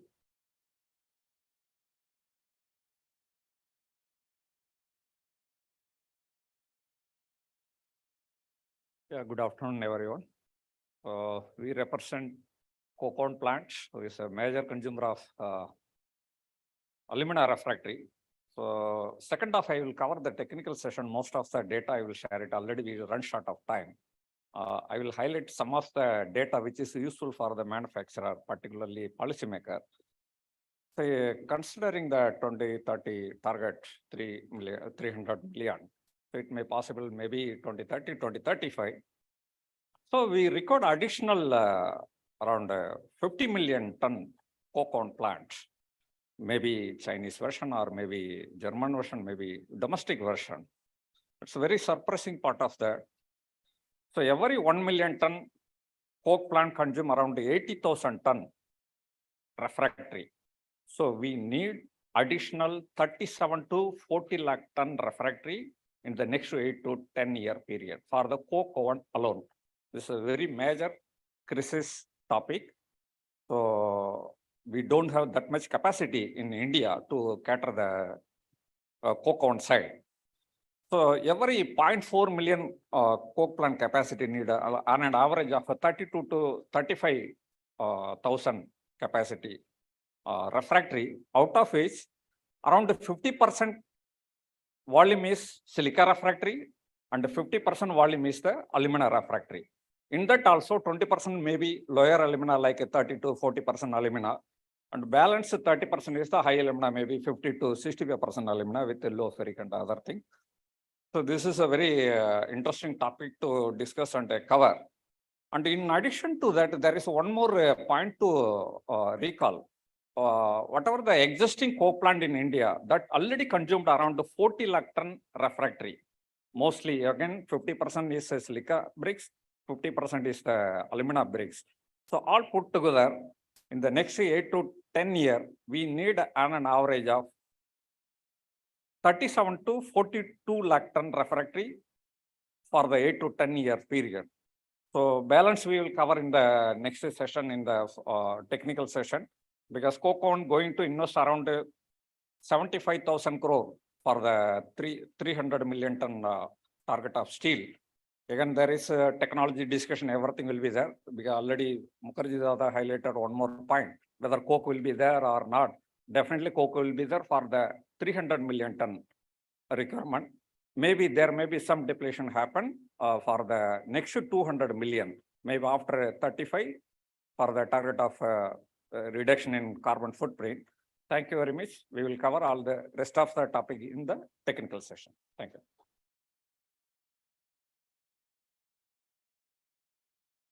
Thank you so much, sir. And moving forward, and let me call on the stage Dr. Ayan Chakraborty. So please put your hands together for him.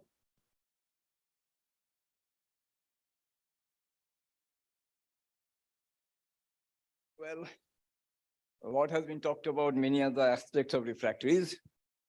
I think 3 points which are coming to my mind. First thing, like carbon footprint, and unfortunately, we are still focusing on syngas and gasification. And when you talk about these two processes, what is the gas you're talking about? It is not simple hydrogen. It's a mixture of hydrogen, carbon monoxide, and carbon dioxide. So by generating hydrogen in this particular fashion, are we really going to solve the problem of carbon footprint? That's question number. I'm not going to take much time. Whatever has been discussed in the questions which are coming to my mind, I thought I'll just highlight those.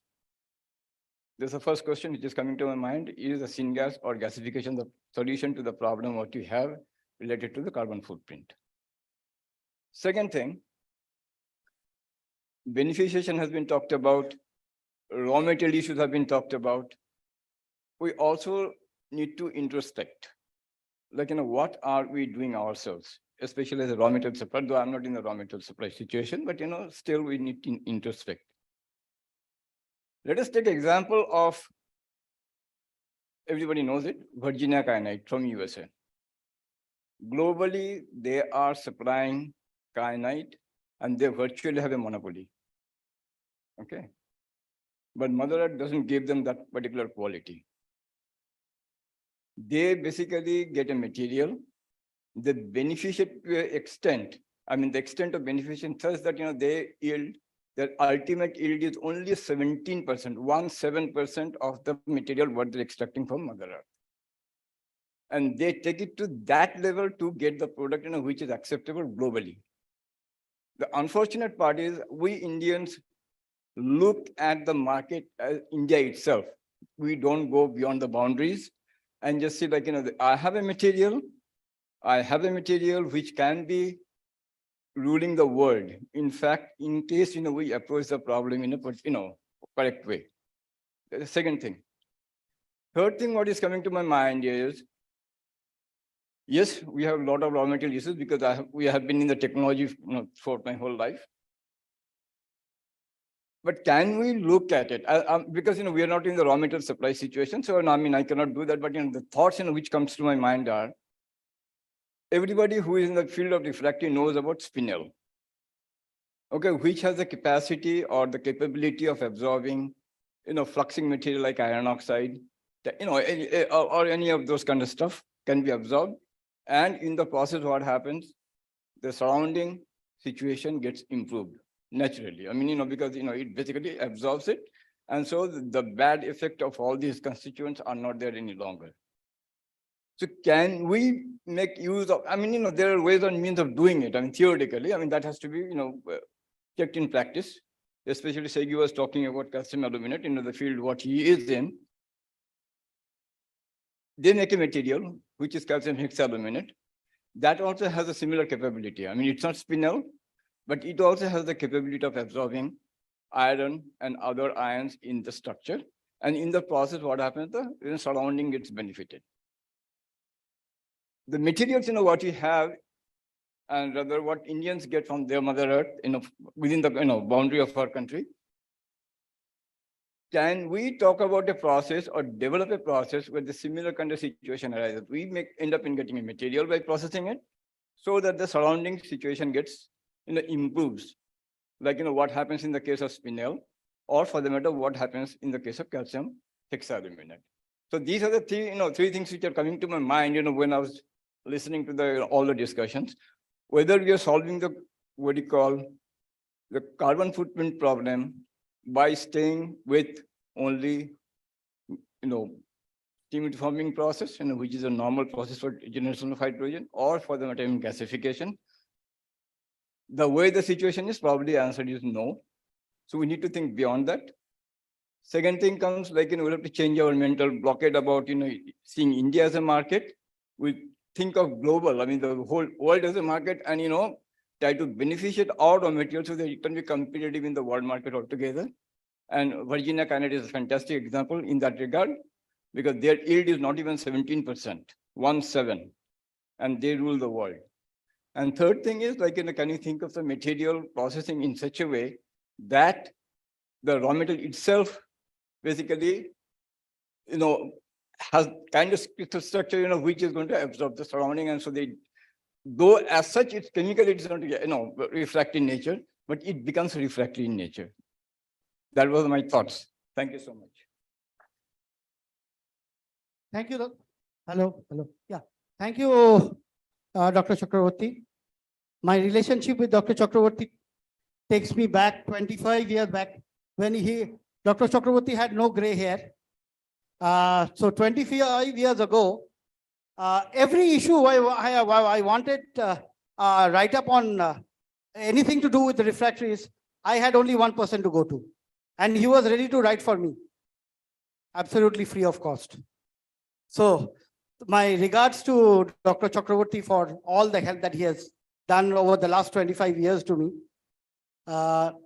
Very difficult times in terms of it was a fight for survival, but that was the time Dr. Chakravarti helped me.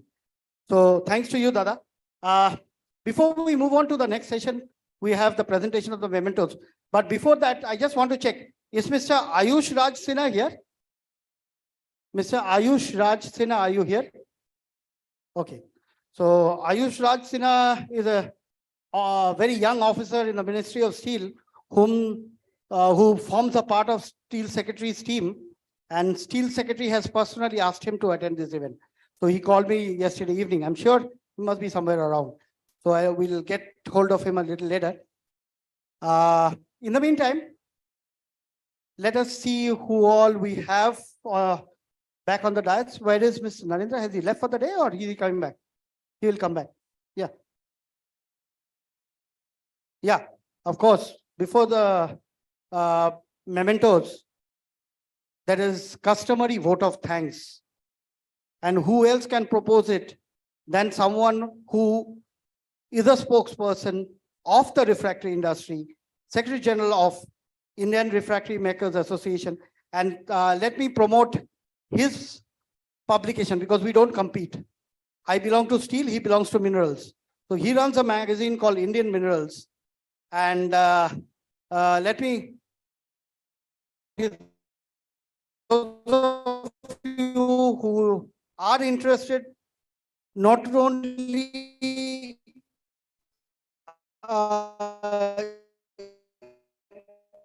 minerals for the refractory industry, but minerals in general, including Dr. Kota is a person who has started this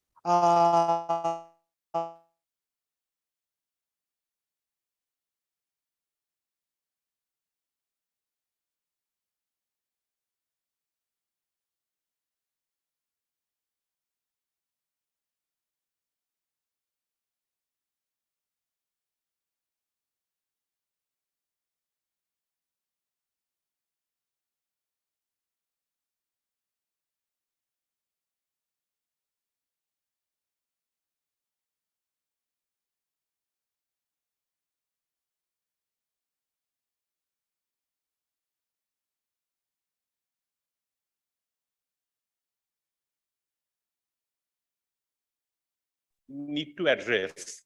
But one thing I would just like to say, there was some discussion that remember, some speakers said that we need to cut down on our cost.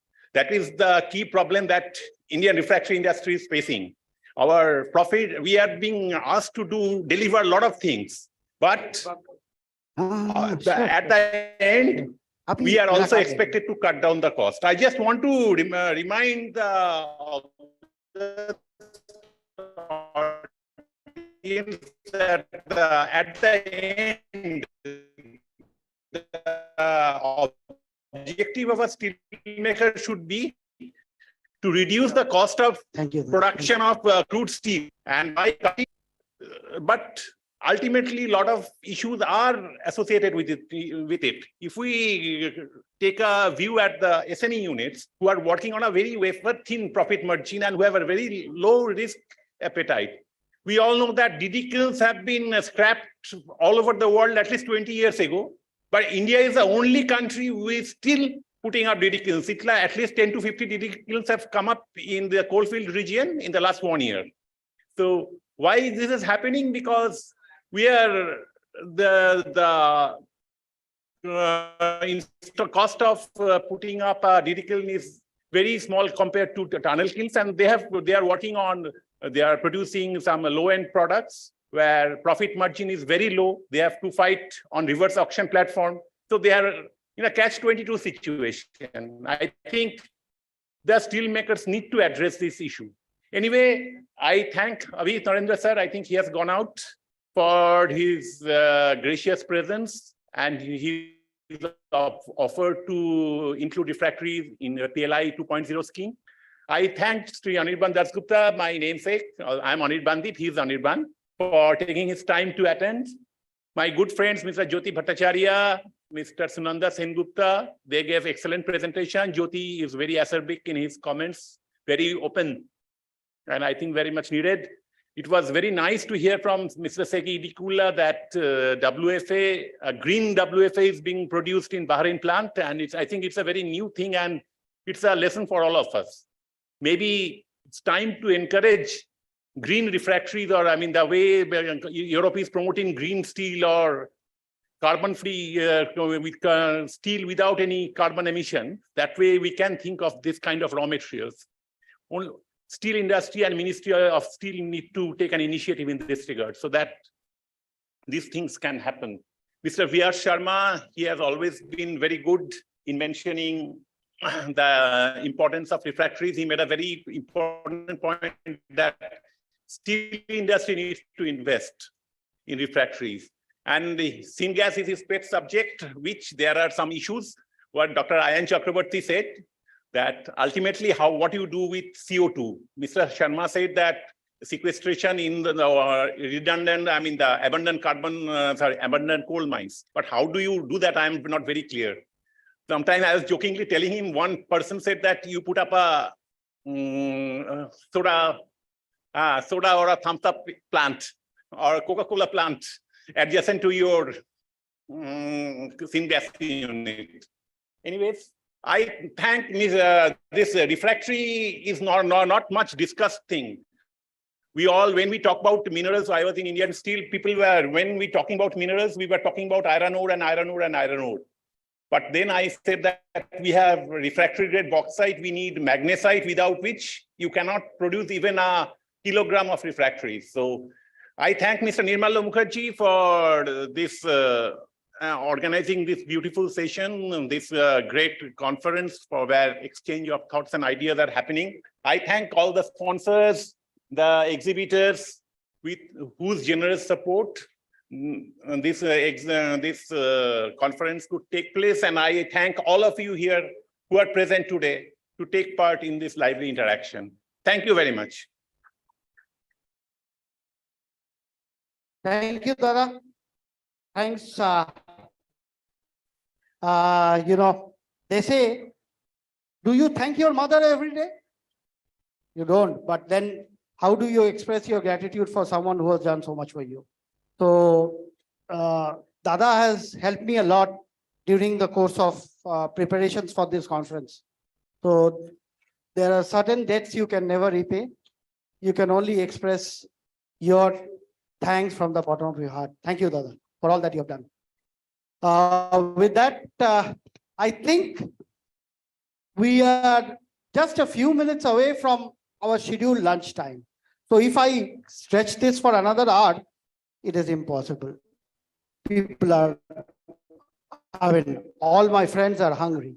So lunch is something we cannot postpone as of now.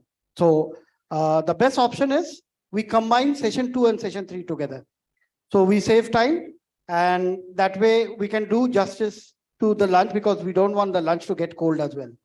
So what I suggest is next 3 or 4 minutes, I'll take a few questions if anyone from the floor has any questions. Any questions? Please raise your hand if you have a question. Any questions?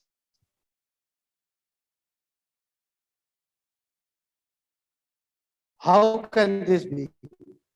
There must be someone who has a question. Okay, anyone from JSW here? JSW? Yeah, please come up. Can I have the mic, please? Anyone from JSPL? Anyone from JSPL? Yeah, so JSW and JSPL, 2 steel plants. Your questions to the refractory industry, one after another. Please identify yourself and then you can ask the question. So JSW and JSPL. Yes, I'm Shuman Trivedi, working at JSW since last 15 years. and Vijayanagar, SMS2, basically, I'm looking after. Yes, everyone knows me, all the vendors, basically, who are supplying SMS refractory. But just a few minutes back, I have talked with Sunanda Sengupta sir, that currently the most happening place of steel industry is RH refractory, actually, because right now we consuming nearly about 24 to 30 sets of RH refractory per month in JSW group, and within 2 years it will be enhanced up to 45 to 50 sets. But we have a very limited vendor in terms of RH refractory supplier. So we need, because RH refractory is very typical area, macrome bricks is supplying there. It's not magnesia carbon. So there are very limited vendor who are making macrome bricks. And yes, it is very difficult to make Atmanirbhar Bharat macrome bricks in RH refractory also. So I not from our steel industry fraternity, I request all the vendors, please cop up your RH refractory manufacturing as much as possible. Thank you. Thank you. Can you, I didn't get your name. If you could just... Suman Trivedi. Thank you, Suman. Thank you so much. Now, so it's JSPL as a customer. What are your demands from the refractory industry, and what do you think the refractory industry should do? I'm Harnath Sarkar from JSPL. Actually, a few minutes before some of speaker, Jyotirmoy Bhattacharya told that we have to cope up the actual invention of the refractories, which is the prime importance now and the demands from the steel industries. So is there any initiative from steel and metallurgy for this actual invention for scarcity of raw materials, and then please explore in your magazine or in other way? No, my magazine cannot play the role of promoting one against another. I think Dr. Kwande has a point to raise. Yeah, as a journalist, I'm supposed to remain neutral. I'm not married to either RHI or to Mr. Idikulla. So I have to maintain my neutral stance. Even Surandada, who is a personal dada to me, I cannot say I will promote only TRL Krosaki and not anyone else. That's not my job. My job is to remain neutral. So the solutions will be given by the industry. Yes, Dr. Kwande. Yeah, so whatever small way research what we are doing, I'm just here to take this platform to announce that magnesite what we have, because of the silica impurity, there are issues to use that magnesite, and a lot of things are based on magnesite for steel industry. So some way we have developed a success to remove the silica to a greater extent. The silica is chemically bounded, so it is very difficult to remove it by any way. So if you remove it by chemical, adds to the cost, then that magnesite may not be viable for making this refractory.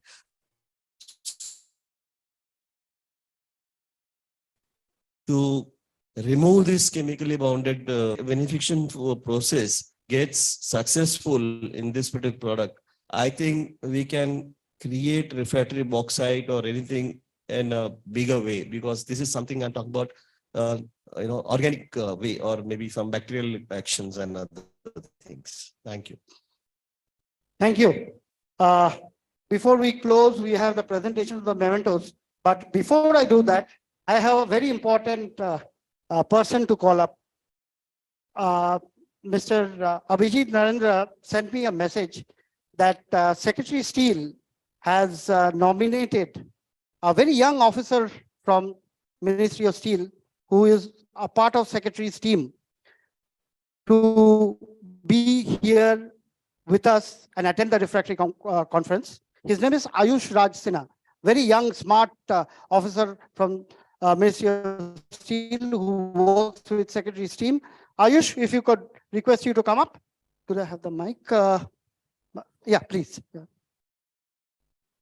Yeah, Ayush, I want you to speak up, not just for Ministry of Steel, but for the initiatives the ministry is taking to move this PLI 2.0 forward. And one more thing which I would like to reiterate, that the role of Ministry of Steel is to not be the model police anymore. The role of Ministry of Steel is to be a facilitator. So the ministry will not be doing policing henceforth. It's a decontrolled economy. Ministry wants you to perform. Only thing the ministry will help you is to act as a catalyst. So that's the role of the ministry. And yes, sir. PLI 2.0 is under consultation, so he will not be able to say anything about it. And he's basically educating us by educating himself presently on refractories. So he's been going different places. And experiences, rather, I would say that whatever he has understood. Yes, sir. I don't want him to speak on any policy decisions. That's for sure. I know policy decisions is not something he will be able to talk on. So he will primarily introduce himself, primarily because we want to show you that the Ministry of Steel is taking initiatives to move this industry forward. So he is taking up that initiative on behalf of Secretary Steel, whom he works with the Secretary's office. So just introduce yourself and just explain the reason for your visit here and to learn more about refractory industry. Over to you, Ayush. Thank you so much, everyone. Respected desks and everyone. Thank you for the opportunity of creating such a platform for the refractory, which is an integral part of steel making. I would like to thank Secretary Steel for nominating me and giving me this opportunity. As far as Ministry of Steel is concerned, sir is over here to guide us better on the policy decisions and etc. What I can tell you at best is we are actually looking forward for recycling of raw materials of spent refractories. That is my primary interest of concern. And I would like you all to come forward and share your best practices in that regard so that we can go towards a good techno-economic feasibility report and recommend a good industry standard for a good blending percentage of spent refractory with the replacement of virgin raw materials. Thank you so much. Thank you, Ayush. I can't let you go with the initiative, and I'm so proud of you.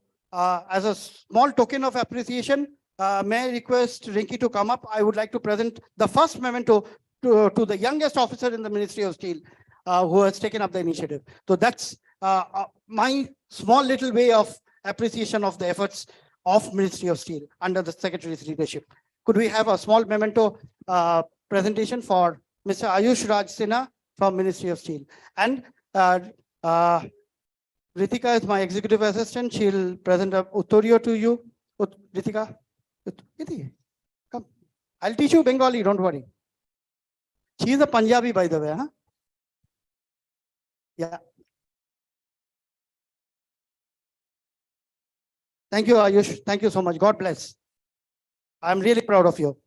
So now we have the presentation of the mementos. May I request Monanduda, Mr. Edikullah, Mr. Dr. Kowande, our chief guest, Mr. Abhijit Nanda, to come and once again take the dais for presentation of the mementos, after which we move straight for the lunch. Lunch is waiting. So without much of time, we are exactly at 1:30. So I think we're right on time for the lunch. So we'll have the presentation of the mementos. Sir, please take the dais once again.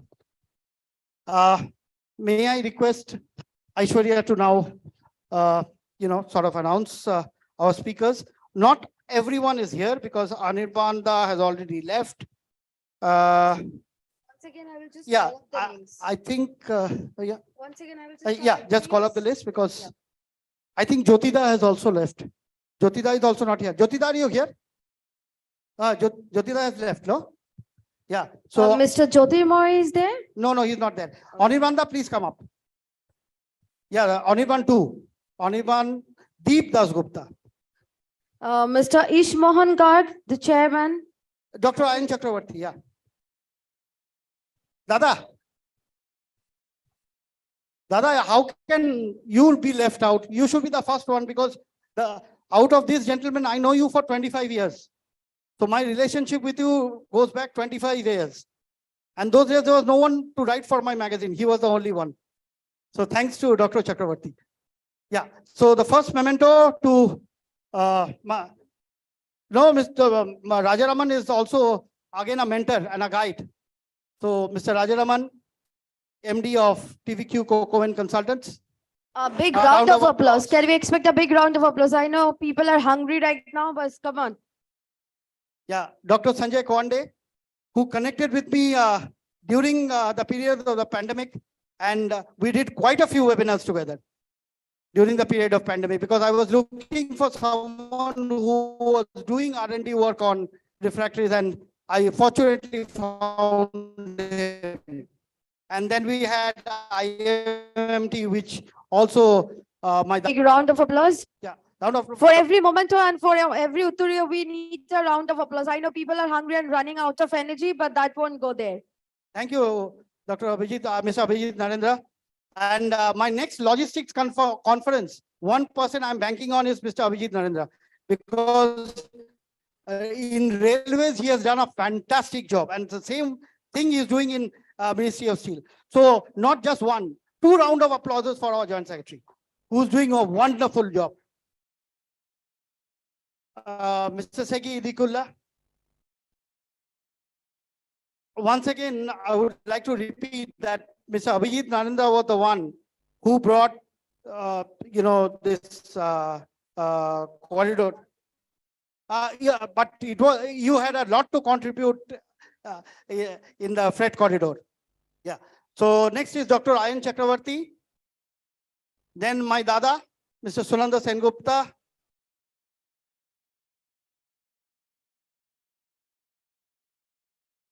Mr. Sunanda Sengupta needs full support as the chairman of the next ERFCon from the entire refractory industry. So it is my honest appeal to all of you. Please extend all your support in full participation in ERFCon. Dada, during your chairmanship, it should exceed last year's ERFCon record. Last year was what, 600 plus? 610. This year we should touch 1,000. Target is 1,000. That's a challenge. But anyway, in National Metallurgist Day, we have, had 1,000. I'll give you an example. In Germany, they have something called the National Steel Day, or they call it the Stahltag, where they have 3,000 delegates. 3,000, yes. And it used, now it's not there anymore, because the German Steel Federation used to do it. But they used to have 3,000 delegates in one conference. Every year, it was called the Stahltag. Stahl means steel and tag means day. So it was the steel day in Germany. Okay, so with that, are we all ready to move out for lunch? Gentlemen, thank you so much. Sir, thank you so much. Please join us. Sir, please join us for lunch. I'll take you to for lunch. Yeah, sir. Some of the journalists want to take a bite from you.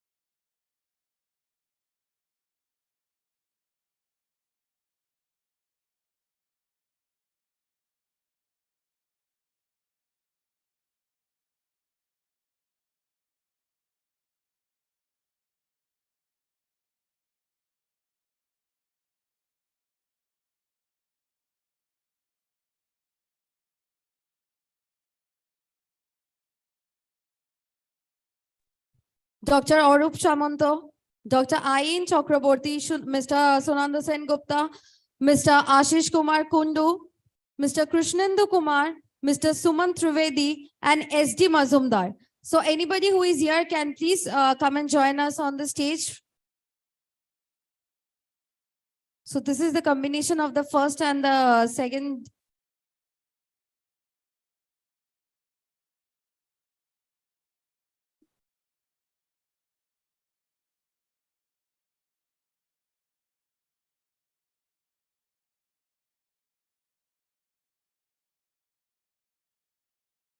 So your people are still having lunch out here.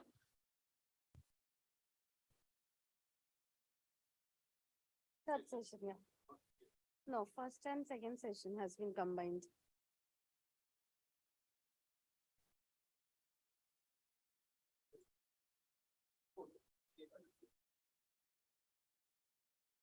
So once again, I'll just call up the names. Mr. Shaptorshi Sengupta, sir, you're here, right? Mr. Ashish Kumar Sarkar, he's not there. Dr. Arup Shamanti is already here. Dr. Ayin Chakraborty is not here. Mr. Sunanda Sengupta is also not here. Mr. Ashish Kumar Kundu, thank you, sir.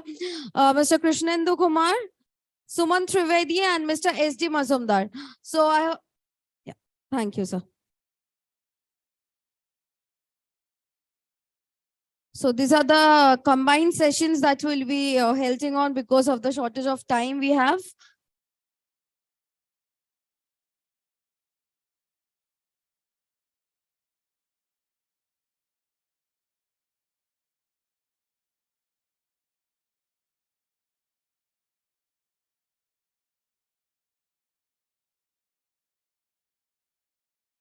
So I will recall the names maybe after 5 minutes once again, once people are done with their lunch.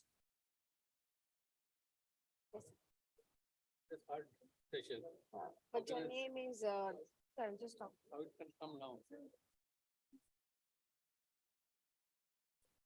My name is third. Yeah. So my name is here now.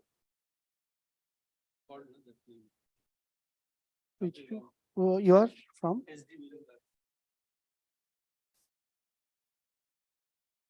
SD.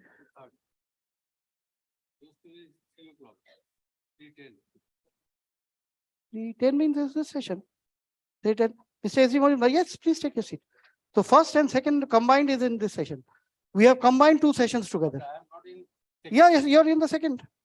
If you see, you're in the second session, 3:10 to 3:30. This is session 2. So first and second session we are combining together, two technical sessions.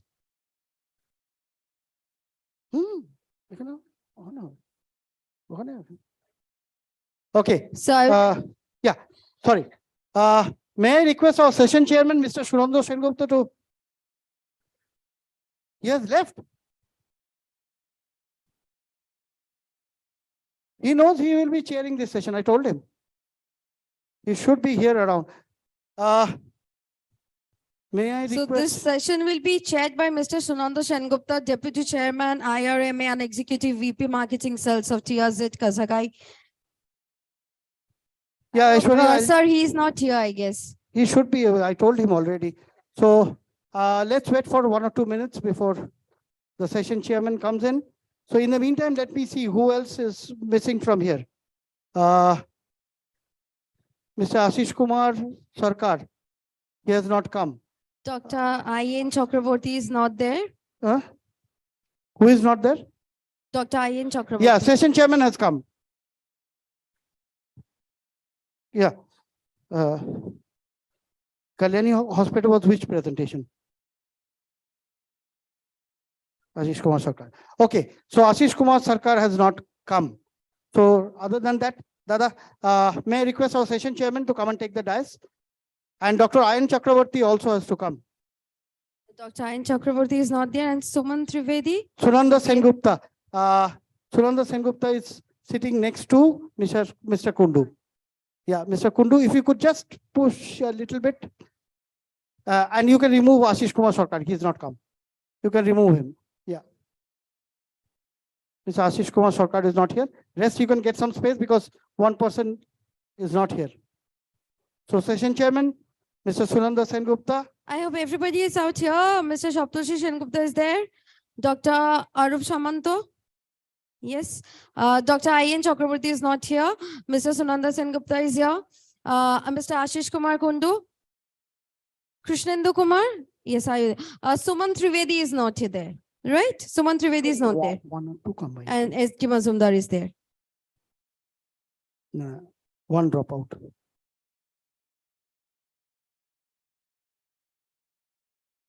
One by one.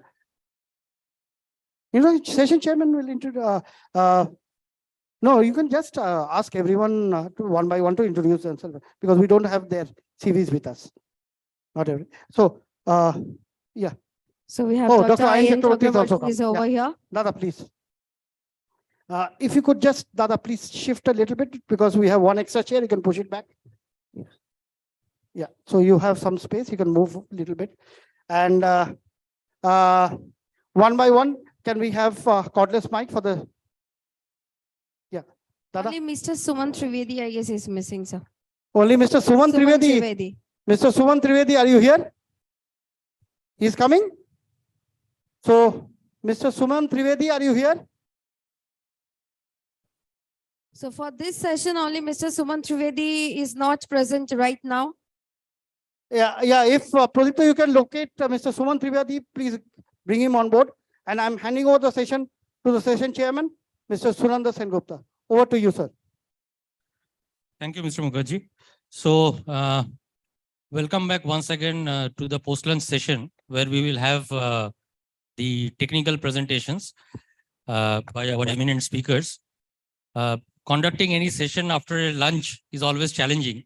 So, but I'm sure if you have gone through the content of each of the presentations, you will find that each of the subjects are actually focused on one particular aspect, which is on carbon footprint reduction and protection of the environment.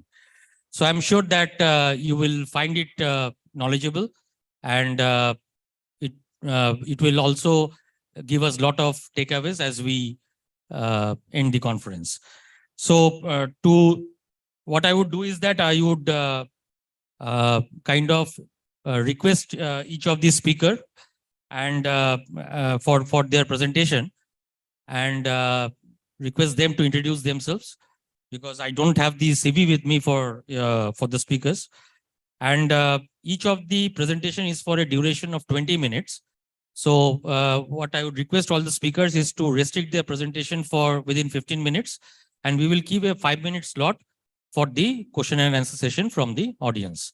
I hope that's fine with all of you. So I would first request Dr. Arup Samanto, Vice President Technology from Teral Kurosaki Refractories Limited, to start his presentation. He may kindly give a brief introduction about himself. His topic is Indian refractories industries, opportunities and challenges to meet the growth of India's steel industry. Dr. Arup Samanto. First one, session one, first one. No.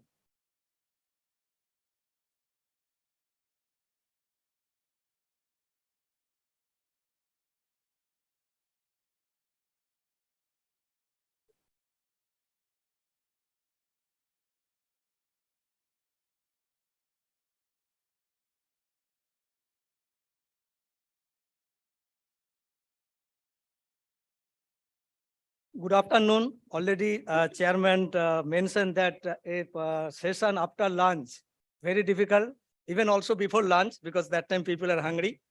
Anyway, respected session chairman, other distinguished delegates, good afternoon once again. So today my topic is that Indian refractory industries, opportunities and challenges to meet the Indian steel growth. So in my presentation, the following topics will be covered. First, I shall talk about the global economy and the position of India, followed by the projection of Indian economy in next 5 to 10 years and the contribution of India to global economy. Then I shall talk about the refractory demand drivers and growth prospect, followed by forecast about the growth of India's steel industry Then opportunities for refractory industries, its growth projection to be discussed. Lastly, challenges to enjoy the opportunities will be talked about. Let us talk about the global economy and position of India. If you see the total global economy, it is around 100 trillion US dollar. And the Indian economy is about 3.35 trillion US dollar. If you see the contribution to global economy, then it is highest by the Asia Pacific emerging market developing countries, and India falls under this category. The contribution by Asia Pacific emerging market developing countries was around 44% in 2020, and now it is expected to 52% by 2030. And at present, India is the 5th largest country in global economy. If you see the regional economic growth, there is an increasing trend in all regions. However, the maximum increase in GDP is projected for emerging and developed Asian countries. The world average GDP movement is around 2.7%, whereas it is 4.9% for emerging developing Asian countries. Though the average GDP is 4.9%, the projection for Indian is around 6% in 2023-24. And Indian GDP movement expected to lead the globe in near future. Now let us see about the economic movement of India in last 40 years.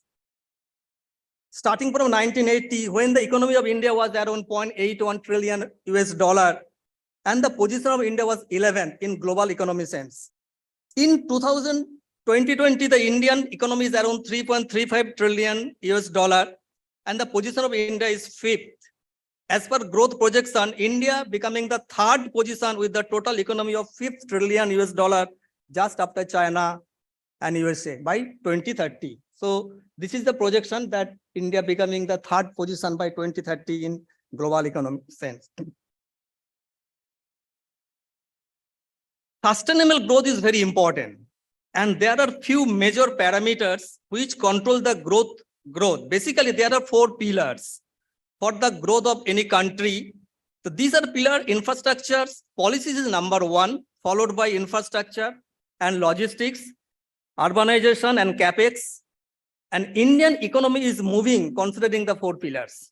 These are the 4 pillars for any developed country or developing country. So I will not go about the details about the policies, but one of the most important policies that Make in India policy, which was introduced in 2014, aims to promote investment, encourage innovation, create world-class infrastructure, and turn India into a center for manufacturing, design, and innovation. So other policies like production linked incentive scheme already discussed in the morning session, national logistic policies and high budget allocation to manufacturing segment are all encouraged for investment and to create an atmosphere for industrialization. When we are talking about logistics, then there are 2 parts. One is the capital spending in Indian railways and other is the trend for national highway execution. In case of capital spending in India railway, it was with a CAGR of around 16.4% till 2020. But after 2020, there is a jump. You can see from that diagram. Similarly, in the national highway execution till 2020, the average road construction was around 30 kilometers per day. Whereas in 2023, it was taken 49 kilometers per day, which is a much significant.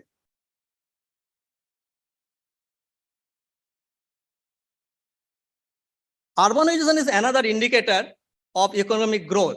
Urban population growths are indicative of a steady growth of Indian manufacturing industries, especially in steel segment. At present, the urbanization rate of India is around 35%, whereas world average is around 57%. But the projection of urbanization is very encouraging. By 2050, the urbanization will be around 53% in India. This is the capex investment, both from private sector and from government. While reviewing the capex from private sector, there is not much till 2022. However, the projection for capex from private sector in the next 5 years is significant, starting from 2022. In the case of government capex, which includes state and central, the increasing rate was 14.45% CAGR till 2020, but the projected figure is very high, with a CAGR of 33% in between 2021 and 2023. So these all are the policies, some actions taken by the government, which are in favor of industrialization. Now let us discuss refractory demand drivers and growth prospects. In this slide, the specific consumption of refractory is shown in different manufacturing sector. The highest consumption is in steel sector, followed by aluminum, glass, and copper. Specific consumption is the requirement of refractory in kg while manufacturing 1 metric ton of finished product. So still you can see 10 to 15 kg already discussed in the morning session. So that is the highest specific consumption in these industries. This slide shows the total consumption of refractory in different sector. Steel is the highest and it is about 70%. The cement sector is the second highest, followed by non-ferrous and others. This slide itself indicates that the opportunity of the refractory industries depends mainly on the growth of steel sectors. Therefore, let us talk about the growth projections of steel industry. This slide shows the per capita consumption of steel globally along with India. In India, it is only 76 kg, whereas world average is 233 kg. So India is far behind about the per capita steel consumption. Even if India meets the today's global world average, then a significant scope is there for India's steel industry. Along with steel, it is also similar for other sectors like aluminum and copper. Here, the left side slide shows the trend of domestic steel demand. The projected demand beyond 2020 is very high, which is in line with Vision 2047. This installed capacity by 2047 will be 500 million ton. In the right-hand slide, the capacity expansion for different steel plant is shown. The major players are Tata Steel, JSW, Jindal Steel and Power, SAIL, NMDC, etc. The highest capacity expansion is projected by Jindal Steel and Power, which is about 41 million metric ton, followed by SAIL, JSW Steel, and Tata Steel. The projected capacity expansion will be around 129 million ton and total capacity will be 283 million ton by 2031 from the present capacity of 154 million ton. Over the next 1 decade, with the investment outlay of around $65 to $70 billion. This is the growth forecast for crude steel in India with a CAGR of 6%. The expected crude steel production will be 150 million ton by 25-26, which will be further increased to 212 million ton with a CAGR of 7% by 2030-31.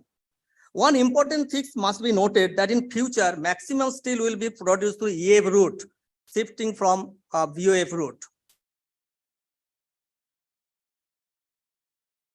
This significant growth of steel industry brings several opportunities for refractory industry and its growth. There are several factors behind the opportunity of refractory industries. The major factors are sustainable growth of Indian economy in near future. Several policies and actions are taken by the government to sustain the growth. Significant growth projection for Indian steel industry and other manufacturing sectors. And per capita consumption of steel in India is far below against the world average. So these are the some driver where there is opportunities for steel refractory industries. Then what is the projection of steel market? The projections of market in globe and in India is shown in this slide.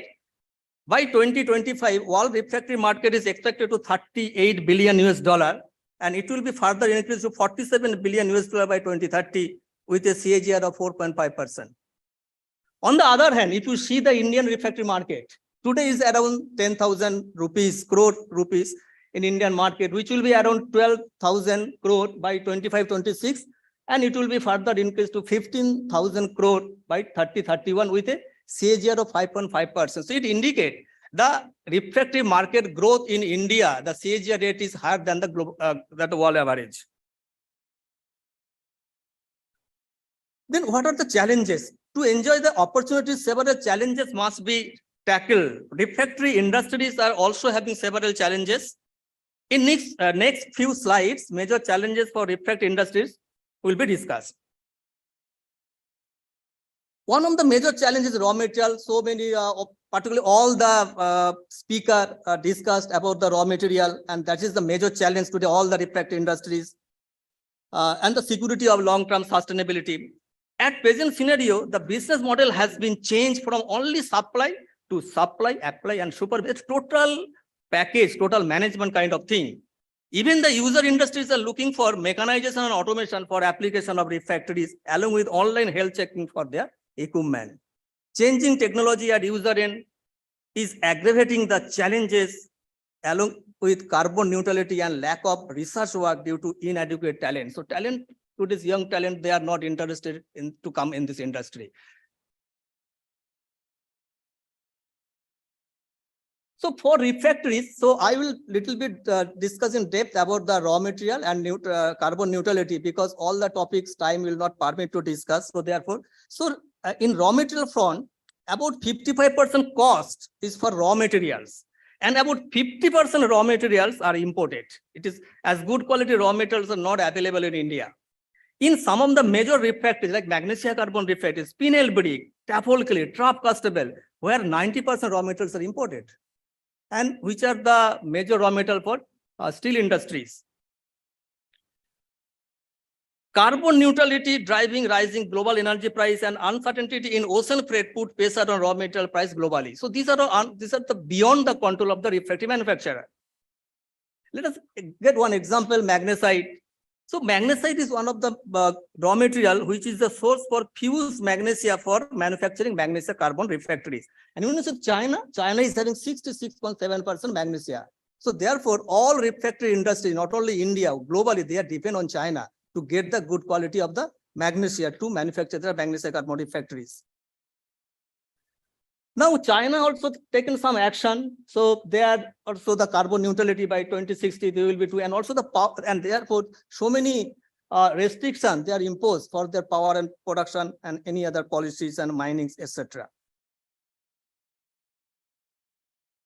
Refractory manufacturer, how to overcome the raw material situation? So there must be some ways. So therefore, refractory manufacturer, you have 2 minutes to wrap up, please. Must have to take several actions to overcome the raw material crisis. Some of the actions are mentioned here, like start to manufacture the raw material indigenously, domestically, or get some semi-finished raw material from outside and get it finished in India, and also use the recycled raw material. So that is also reduce the carbon footprint. See, this is the view of the recycled raw material. Please, people may have some knowledge, some idea that, okay, if you use recycled raw material, even morning, the chairman also informed the same, that there maybe the quality may not be up to the mark. But no, if you follow the proper procedure, proper segregation, proper calcination or any other process, then we can as good as prime raw material. So by this way, we can save some of the prime raw material, and also we can also reduce the carbon neutrality or carbon footprint. So there are some advantages where using the recycled raw materials. So I will not go through about all the details. Then another restraining factor, that is carbon neutrality. So that also, there are several advantages. Already carbon neutrality is another drive which makes refractory industry more challenging as manufacture of refractories. It increase the carbon intensity, starting from the raw materials to the finished product. Raw material include mining, calcination, baking, firing, fusion. All are a process where it increase the carbon intensity. If you go through the manufacturing also, then also there is several process. Firing is one of the process. Most of the refractories where we need some energy, and that energy will give the carbon dioxide or any other greenhouse gases in the atmosphere, and that will increase the carbon intensity. So therefore, what challenges that refractory manufacturers are facing? They are facing that all the security and safety bodies are very much concerned about the carbon neutrality, and the refractory manufacturer compelled to reduce the carbon intensity, resulting lower margin. Already, and also the market is already very much competitive, but while implementing so many measures to control the carbon neutrality, this will make is more challenges in these industries. So in conclusion, we may state that Indian economy is growing sharply in a sustainable manner. There is a significant growth in industrial industry and other manufacturing industry.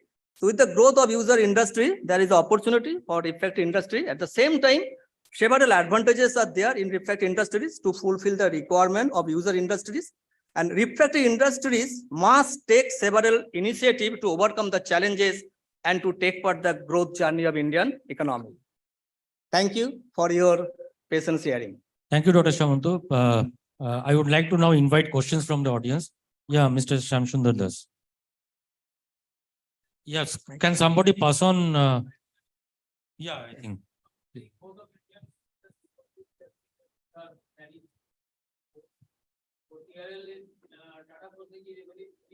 Are you thinking of any backward integration on your investment or raw material manufacturing in India or outside? Yes, this is a very important question because we have discussed a lot about raw material, and today's more that is a big challenge for the refractory industries.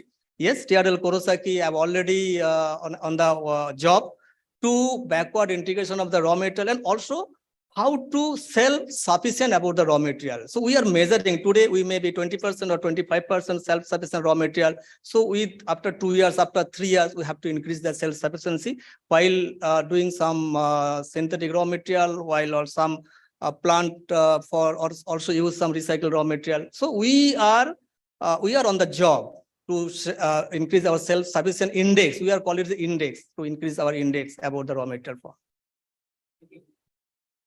Any other questions, please? Yeah. Possibility of cost cutting is importing semi-finished raw materials and do fusion here. Hello. Yes. Yeah, but we all know that the power cost in India, power tariff in India is pretty high compared to China or even Middle East. It is much cheaper. So can you elaborate on this concept? Yes, in India will be cheaper. No, there are two things. One thing is that just for mining, you just bring the raw material to India and get it a final form. So if it is in India, so you can control the quality because some of the countries is having some raw material, but to get the final one, that much of quality we cannot get. And also about you are saying the energy cost.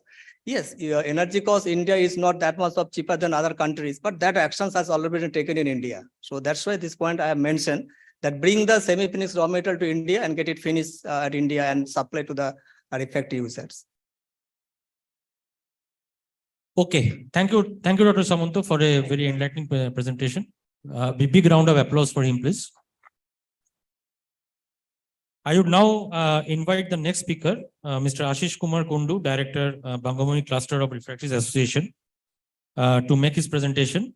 I would also request Mr. Kundu to give a brief introduction about himself for the benefit of the audience. And his topic is Bangamuni Cluster of Refractories Association, a new project aided by state and central government. We spoke about it in brief in the morning session. Mr. Ashish Kumar Kundu.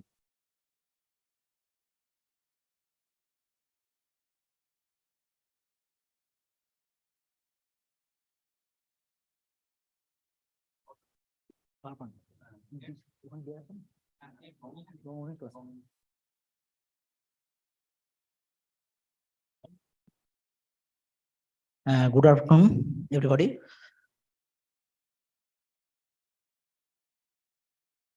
Pay my sincere gratitude to the organizing committee for such type of seminars related to steel industry, being a manufacturer of refractory. My name is Ashish Kumar Kundu. I am passed out from College of Ceramic Technology in the year of 1994. I have 2 refractory units in Borjora. That is a very rural area.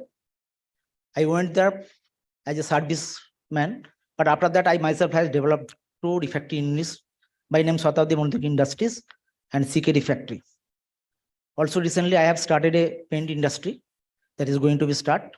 Infrastructure is ready. Today, I am presenting a very special, proudly, a new phase of refractory industry, that is Bangabhumi Cluster of Refractories Association in Asansol area. We are proud for this project because this project is supported by central government and state government, and it is under supervision of MSME and DIC Durgapur, and technically is supported by College of Ceramic Technology and CGCRI. So today my presentation on that project. So this is not a technical paper, but it is a time to know you all.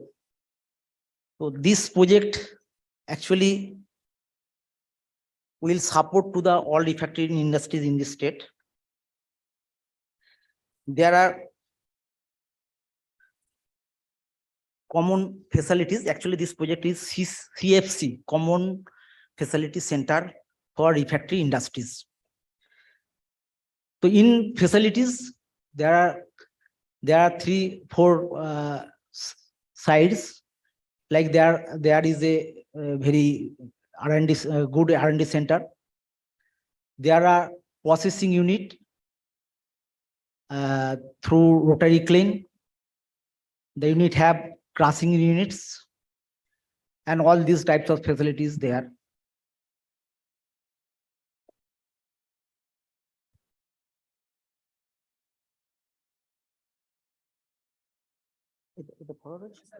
Next.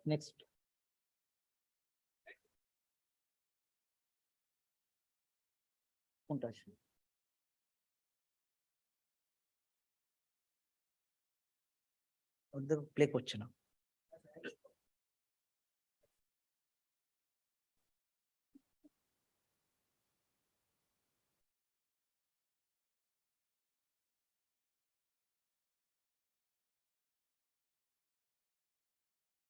Okay, I am continuing. Just keep it set. Almost 40 refractory units are involved with these projects as a stakeholder. They are deeply involved with this project.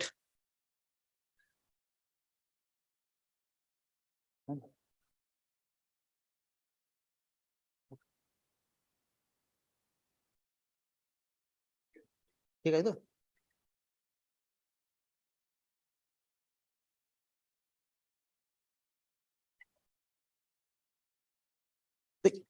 In facilities, all these machineries are there.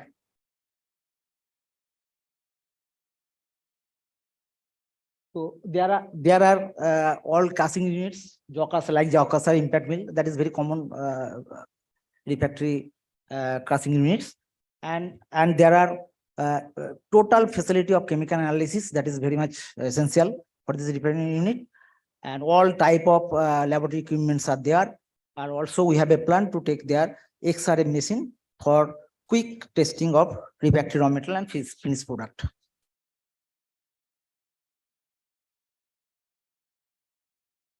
Potentiality of refractory industries in Indian market. Yes, there is a very good potentiality because global as well as domestic demand of iron and steel industry is increasing day by day because of infrastructure development and setting of various industries productive units. China is having around 50% share of world's total steel production as of now. Considering the world's and domestic demand of steel in the market, there remains lot of opportunity to enhance the production capacity of iron and steel. And hence there remains a huge scope for increasing the demand of refractory up to multiple folds in coming days. The refractory industry in India is getting prepared for witnessing a most favorable growth, fulfilling the incremental demand of iron and steel industry indigenously and global as well as.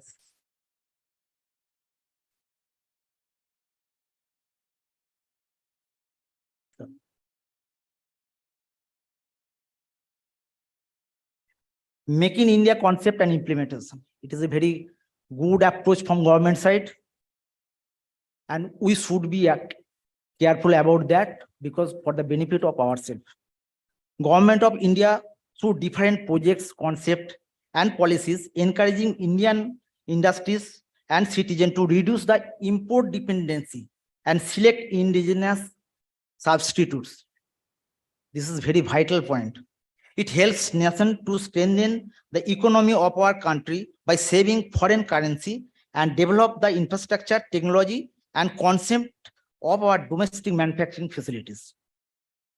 Our religious and systematic of this dream project in our country, the production of iron and steel industries are increasing steadily to fulfill the demand of Indian market with less import dependency.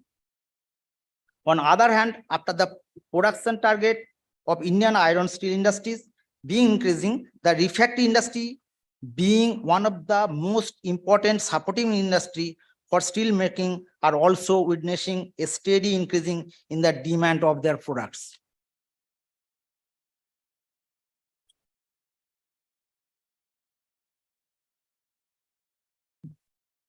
Location importance. We call Asansol is a refractory zone. The industrial belt, Asansol, now Durgapur, Bardhaman, Bankura, Purulia is rapidly growing industrial destination having lot of small and medium scale of iron and steel manufacturing units.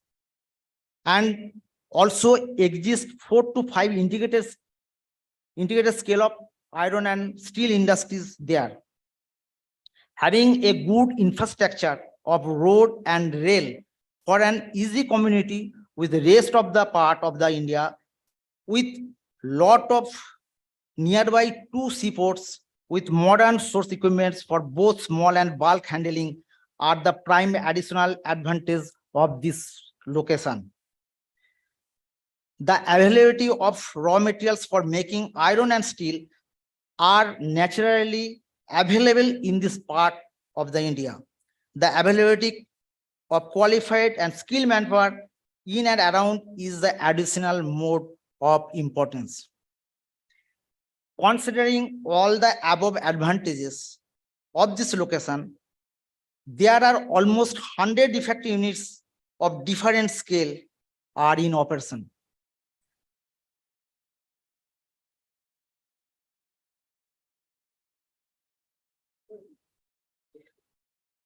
Considering the fast growth demand of iron and steel, there exists a huge potentiality towards development of refractory industries in West Bengal. For fulfilling the demand, fresh entrepreneurs should come forward and hence the civil administration of state government, MSME organization and central government agencies should come forward for overall development of refractory industries and should provide all sorts of possible cooperation and arrange with single window systems, solution systems. By this way, a massive employment can be generated. The overall development of refractory industry will encourage and will help iron industry to reduce import independency, and hence once again, I request you to all government agencies to come forward by providing helping hands for existing and development of refractory industries.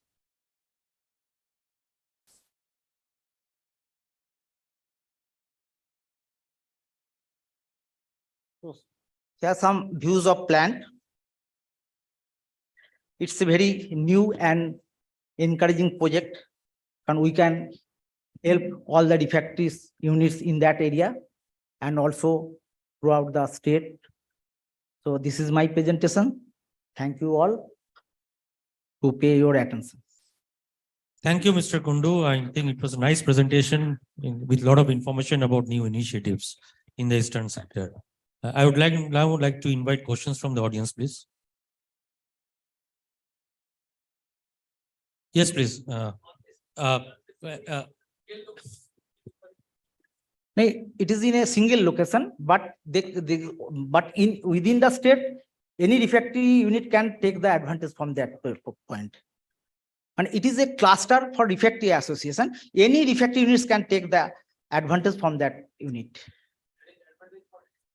The advantage for testing, there are total complete testing facilities are there, and also we will produce raw material like IPC box, clay, different grades of bauxite. We will calcine, and that actually in our terms, that quantity of product will be divided to the stakeholders, and outside any manufacturer of refractory can take from there. Yeah, Argola. Yes.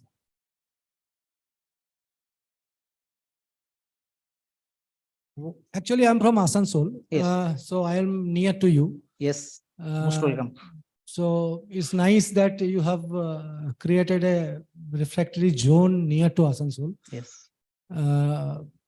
My question is that what kind of refractories you are making, and what kind of, see, you have given some industries, but which plant, and how you are going to help these plants by making manufacturing refractories in your plant? You see, first, our project is for common facility center as raw material processing units and R&D center, testing center.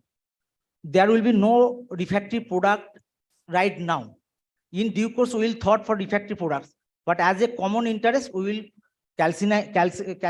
We will do calcination in that plant through rotary kiln, and after that we will see for cement plant also like this. You will get that facility. See, these steel plants are near to you. I think Durgapur is there, ISCO plant is there, and there are so many DRI plants near that. Are you thinking in those lines to supply refractories from there? You see, actually, they will get good quality raw material from there, and accordingly, they will enrich their product. They will upgrade with their product, and that product will go to steel plant. They will be benefited like this. Okay, thank you. Customer, actually, we have 4 stakeholders, and among that we will divide that raw materials. I am talking about Bangumi cluster. Yep. Hello. Thank you. For getting the material tested, somebody has to pay for it, or is it free of cost? Yes, actually there will be a cost, minimum cost. We will think for the manufacturer. That is actually helping institute. So we have to think about that. Definitely at low cost they will get the facility. Yeah, of course, nothing is free of cost, Ashish. Yeah, so thank you for your presentation, and a big round of applause for him, please. I would now like to invite the next presenter, Mr. Saptarshu Sengupta from Hindalco. His topic is Hindalco's New Age Solutions for Monolithic Refractories. I would request Mr. Saptarshu Sengupta to give a brief introduction about himself and then start his presentation. Good afternoon to the session chair and the august audience. So I will be presenting on the Hindalco New Age Solutions for Monolithic Refractories.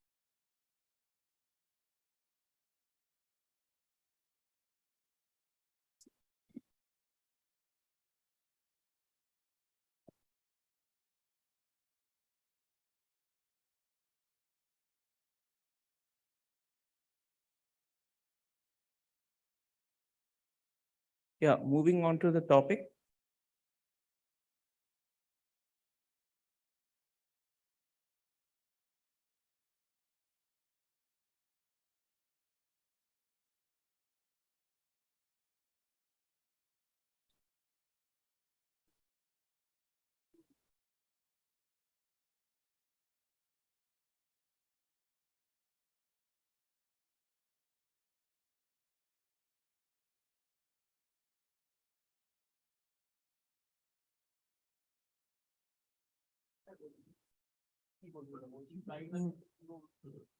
I would also request that while the presenter will start, meanwhile, the end should fix up all these technical things. We are losing a lot of time in this process.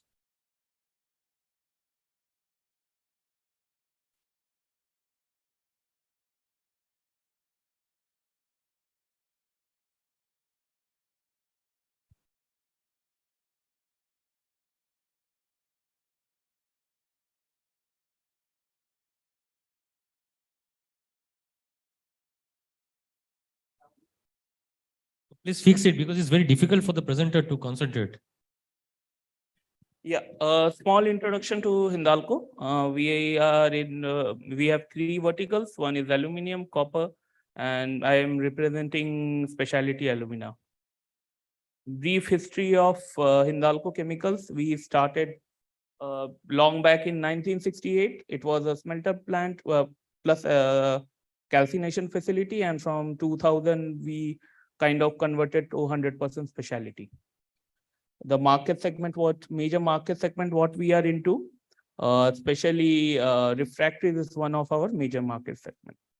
Coming to the topic of discussion, why Hindalco is looking at the developing their specialty alumina to further benefit the refractory industry. If you see, industry is currently moving towards much more of a lifetime efficient refractory solution, but deterioration in the natural raw material is causing a cause of major worry on the same.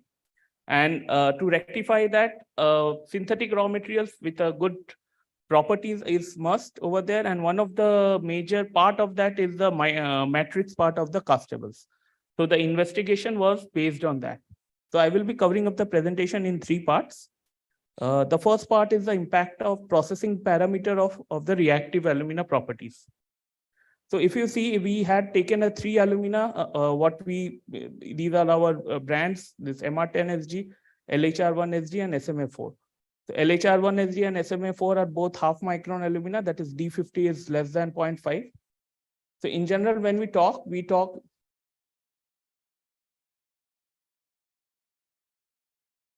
sorry.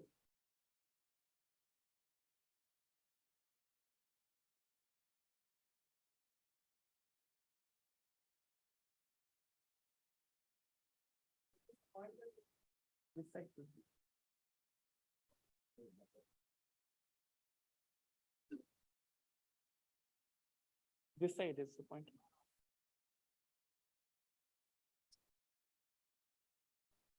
No issues. So if you see, when we talk, I will cover it like that. When we talk on the properties of alumina, we talk on the D50 properties, the SSA property, and particularly the soda property. But the major interesting thing is not the D50 value alone that is going to impact the castables. It's the entire PSG. So we will find the impact of this in the presentation.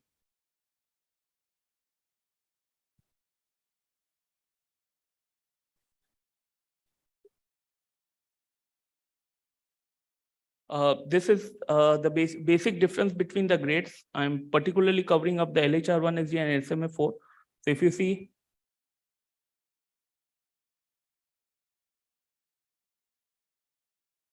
yeah, if you see the D50 range, it's very near, but when you check on the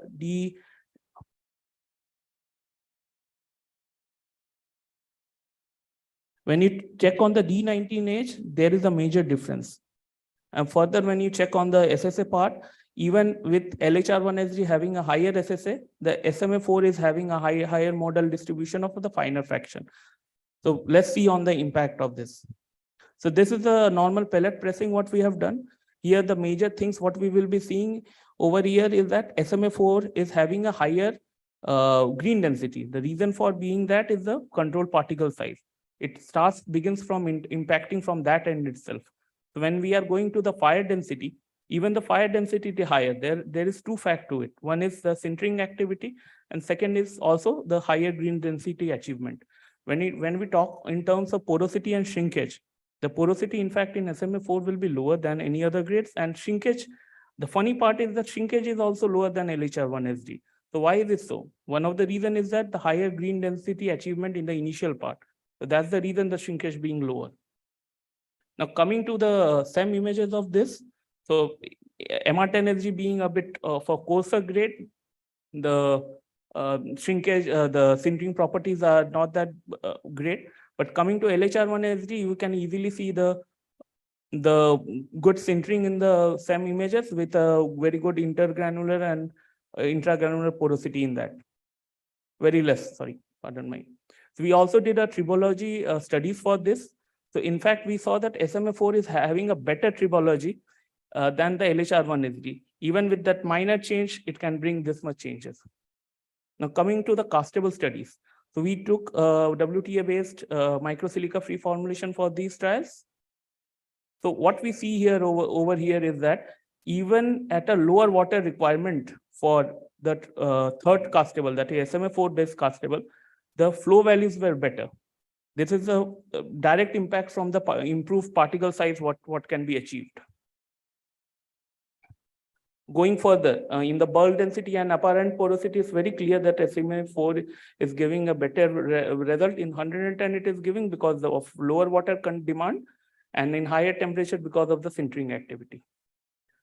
The strand development is also a major differentiating factor when we are going at a higher temperature. So if we are studying on the HOMA studies, here where the interesting thing comes. At 1000 degrees Celsius, you are getting a 20% higher strength, even with a similar D50. But at a temperature of 1500, that difference is reducing, but there is still a difference. So first part of the difference is because of the better sintering activity. The second part of the difference is basically because of the lower water demand, possibly. We also did the abrasion resistance testing, where we saw the final same formulation was tested, and as could be understood by the previous results, the SMA4 gave much better results. The second part of the presentation we would like to cover on the impact of the low soda bimodal in the castable placement property.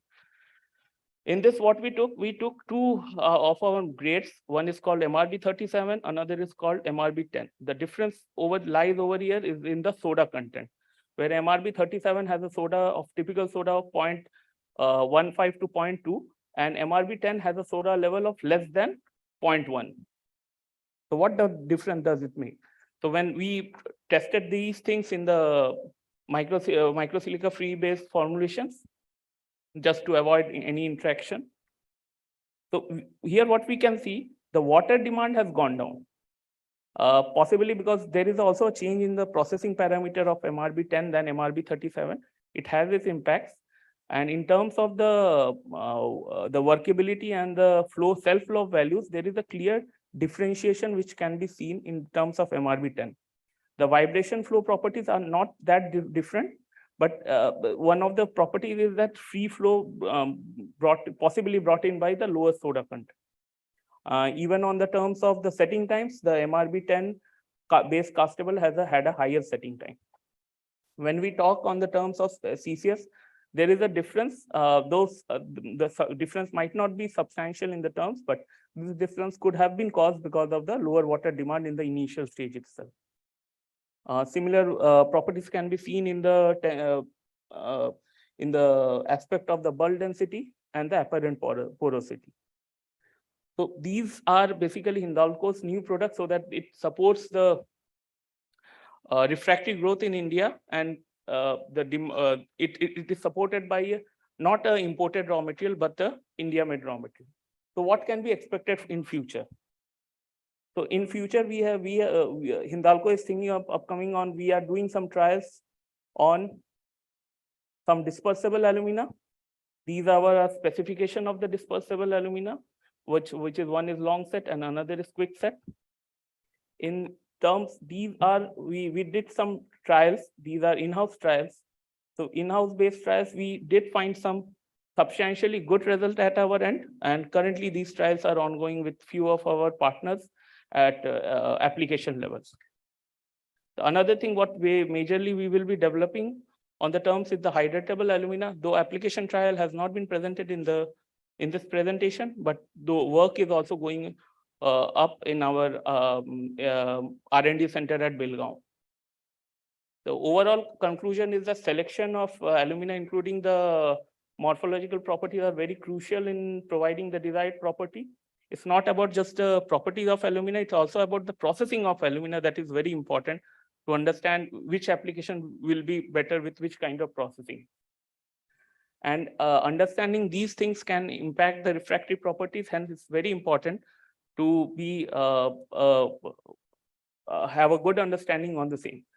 Further, as I already discussed, the dispersing alumina and the hydratable alumina is something which we are currently working on and are undergoing extensive application trials.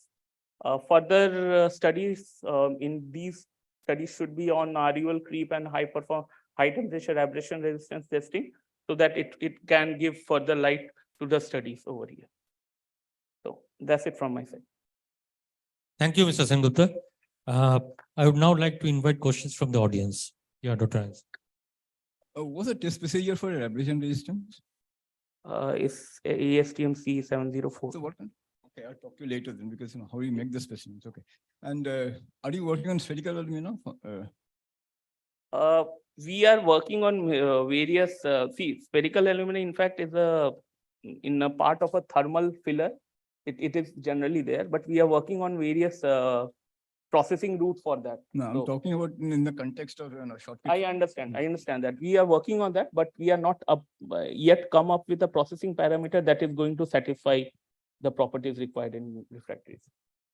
Any other questions, please, from the audience? Okay, I have one question for you. Sure.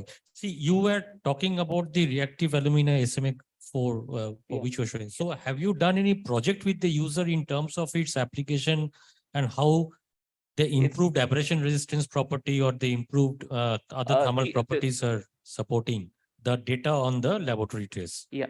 The application results with customer in general it becomes difficult in the terms that because most of these products goes into one of the critical products in the customer end. So coming up with the application trials with that sometimes becomes a bit difficult. But if you are asking whether it's in a regular production, we are supplying in a global level this material, global refractory players. Okay, thank you. Thanks once again, and a big round of applause for him, please. Thank you. The next presenter needs no introduction, considered as an icon in the refractories industry. It has been my privilege to understand refractories from him when I started my career in this industry, and it is also an honor and privilege for me to chair a session where Dr. Ayan Chakravarti is a speaker.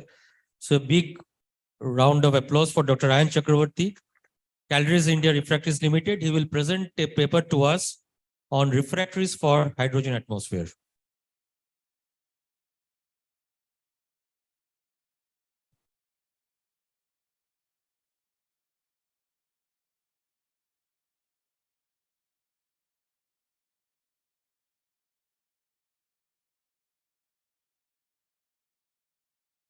Well, good afternoon.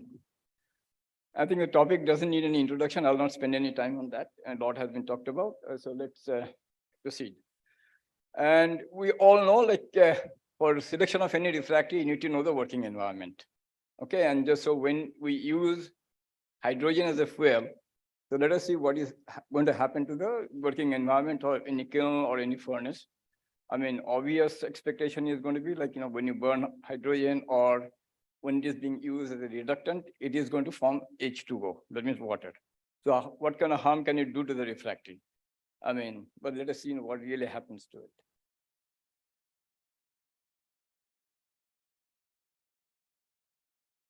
Where is it? Right.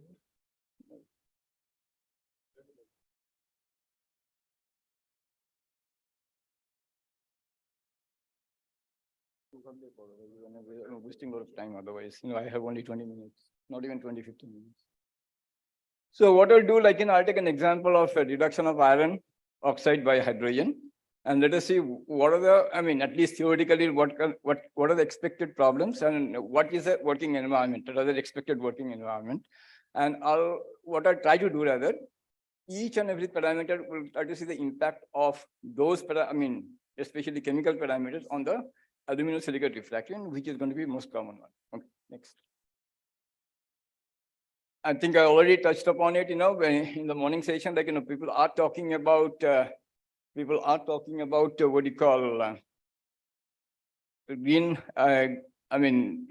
getting rid of greenhouse gases. But the issue is like the way today hydrogen is being produced is by a steam reforming process of natural gas. You can very well just see what happens to the, the yield of steam reforming process is basically going to give carbon oxides, be it carbon dioxide or carbon monoxide.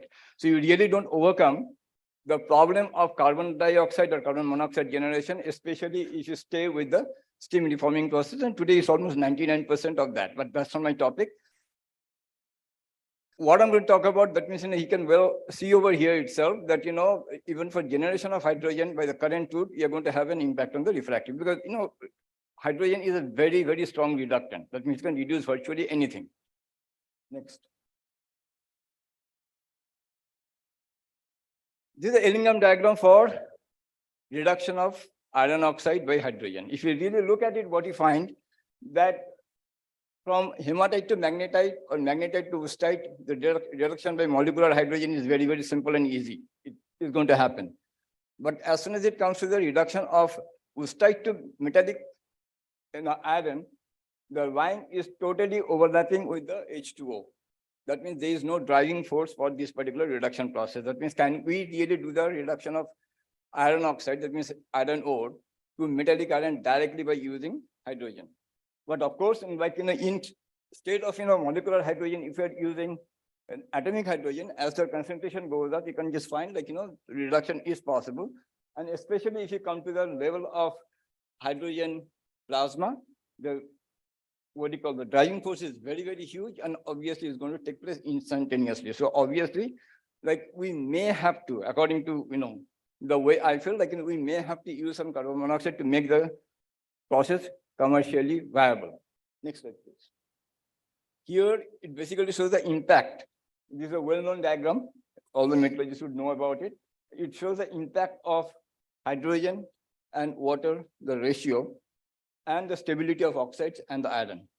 Here again, what it shows primarily, if you have any water in your system, the reduction to metallic iron probably is not going to be possible. At least thermodynamically, that is not possible unless some process modifications are done to encounter this problem. Next. So what you have, suppose if my presumption happens to be correct, that means your working environment for reduction of iron is not only going to be hydrogen, or for the matter water, after reduction is going to yield water. It also is going to have carbon monoxide and carbon dioxide. So let us see, what is the impact it's going to have on the refractory and the combination of it. That's more important for that matter. Next. Next. Okay. If you talk about any oxide reduction by hydrogen, this is a typical reaction. The more importantly, what you're finding, these reactions are reversible in nature. At the same time, the equilibrium of this is going to be governed by the hydrogen to water ratio. This particular point is going to become important later. But when you talk about the reduction of silica by hydrogen, it directly doesn't follow this route. It doesn't get transformed into metallic silicon directly. Rather, it goes via silicon monoxide formation. And if you see what is going to happen on the right-hand side, both the things are gases. Then what happens in the process, if you have exposed silica to hydrogen, you're going to lose weight. That means we can basically monitor the extent of reduction simply by monitoring the weight of the specimen. Actually, we have set up one facility in our Nagpur lab for seeing this particular effect. Anyway, so this is a particular reaction we're going to have, and remember two parameters. One is this one, that it is governed by the hydrogen to water ratio. At the same time, you're going to have a loss in weight. And also look at it, since the reaction happens to be reversible, that means as you increase the pressure, the reaction is not going to proceed to the right, rather it's going to proceed to the left. That means at higher pressure, this particular reduction process is not possible. Now, if you talk about mullite and reduce that in hydrogen environment, what you're going to have? You're going to have alumina, and silica, of course, is going to be in monoxide state and it's going to be in gaseous form. Here again, we can monitor the reduction process of mullite by hydrogen just simply by monitoring the weight of the specimen. And why it's staying back as alumina, it will become very evident later.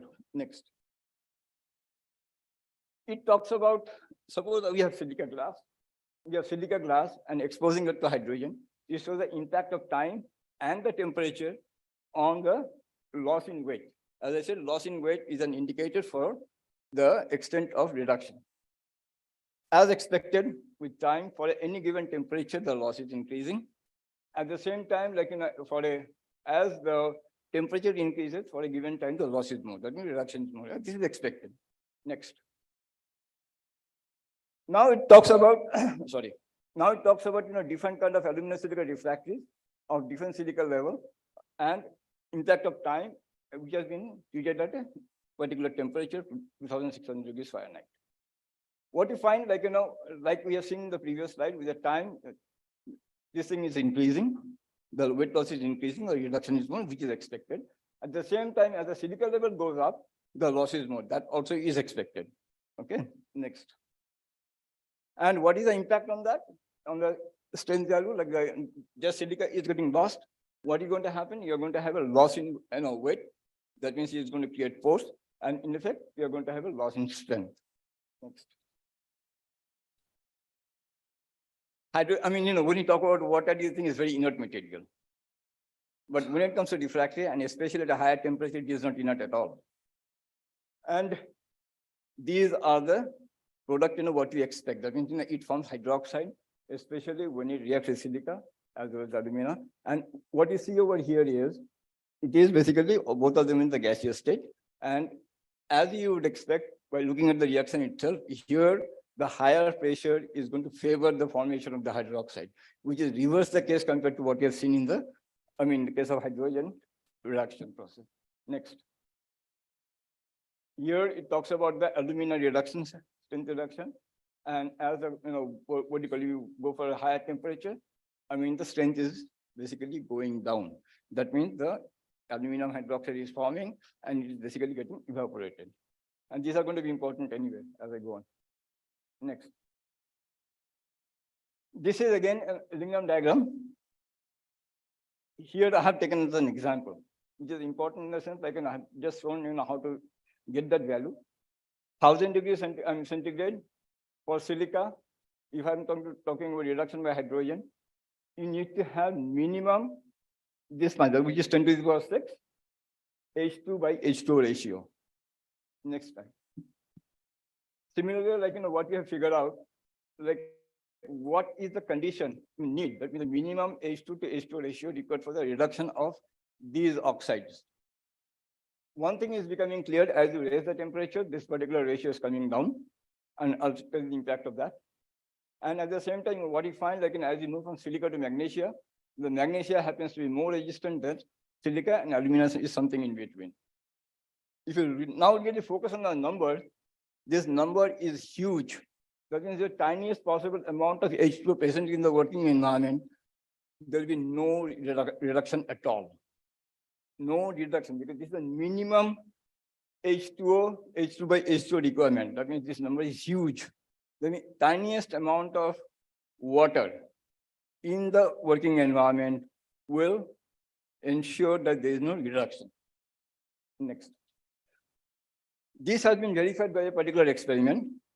Here, what has been done, there are quite a few different levels of aluminosilicate refractories, time axis, and this is again weight loss. Initially, what we are finding, weight loss is basically increasing with the duration. At the same time, with the silica content of the refractor goes up, as you have seen in the previous case, it's going up. After 18 hours, the steam injection was started. Up to 150 hours, the injection was continued. What we find? The line becomes horizontal. And there is no loss in weight. That indicates that you have no reduction whatsoever, as it's been predicted by the previous slide. That means if you have any water in the working environment, reduction of any of the refractory oxide, especially silica, cannot proceed. And you have seen the number in the previous slide. The H2 to H2 ratio for alumina is huge. That means, in tiniest amount of water in the working environment will not allow the alumina to basically get reduced to metallic aluminum form. And that is the reason, like, in the mullite reduction process, we have shown alumina as alumina itself. And when you talk about mullite, what happens? The alumina stays back on the mullite structure and it becomes impervious layer, doesn't permit any further interaction of hydrogen with the mullite. So what you can just see here, as soon as you inject steam, the reduction process stops. That is the ultimate thing. That means if you have any water in your working environment, there will be no reduction whatsoever. Next. And here, like if you have a little bit of hydrogen, what happens? The strength remains, strength in the dry condition becomes lower compared to what you have in the, So this is what I have already concluded based on the data, what I have shown. Next. These are very well-known reactions, okay? Carbon monoxide basically gets decomposed into CO2. Normally we pretend, keep in your mind that in the presence of iron, this reaction takes place. The answer is no. By itself, it takes place. Next. The reason being, if you look at the stability of carbon monoxide and carbon dioxide, this is the curve what you get. In the absence of anything, what is going to happen? Like CO2 gets decomposed into carbon monoxide. Carbon monoxide gets decomposed into CO2 and carbon. So that's exactly what happened. This is in the absence of anything. Also, we tend to focus only on the presence of iron in the working environment to see the impact of this Goddard reaction. Next slide, please. Here what we find the impact of alumina. Okay. So what you have is basically blue line happens to be 0% iron and 90% alumina. This is 0% iron and 50% alumina. You can just see what happens. The disintegration of 50% alumina is happening much earlier compared to what is happening for 90% alumina level. In the absence of iron oxide, the alumina content also has a bearing on the resistance to carbon monoxide disintegration. Next slide. Here, again, Goddard reaction happens to be reversible in nature. With the increase in pressure, the reduction, decomposition or disintegration process of carbon monoxide is faster at a higher pressure, and that's exactly what is being indicated over here. The red line is basically for higher pressure, and here the disintegration or the decomposition of carbon monoxide to carbon and CO2 is happening much faster. Next. So what we conclude here is, yes, we can presume, if my presumption is correct, that, you're going to have all these four gases in your working environment. And similar is the situation for ammonia plant transfer line, where the pressure happens to be to the tune of almost, 30 bar or so. So aluminum silicate refractory or a castable, I should be very specific, castable was used in the transfer line of an ammonia plant. What was observed, the surface material, surface aggregate had almost 6.2% lower alumina compared to what was there in the interior portion.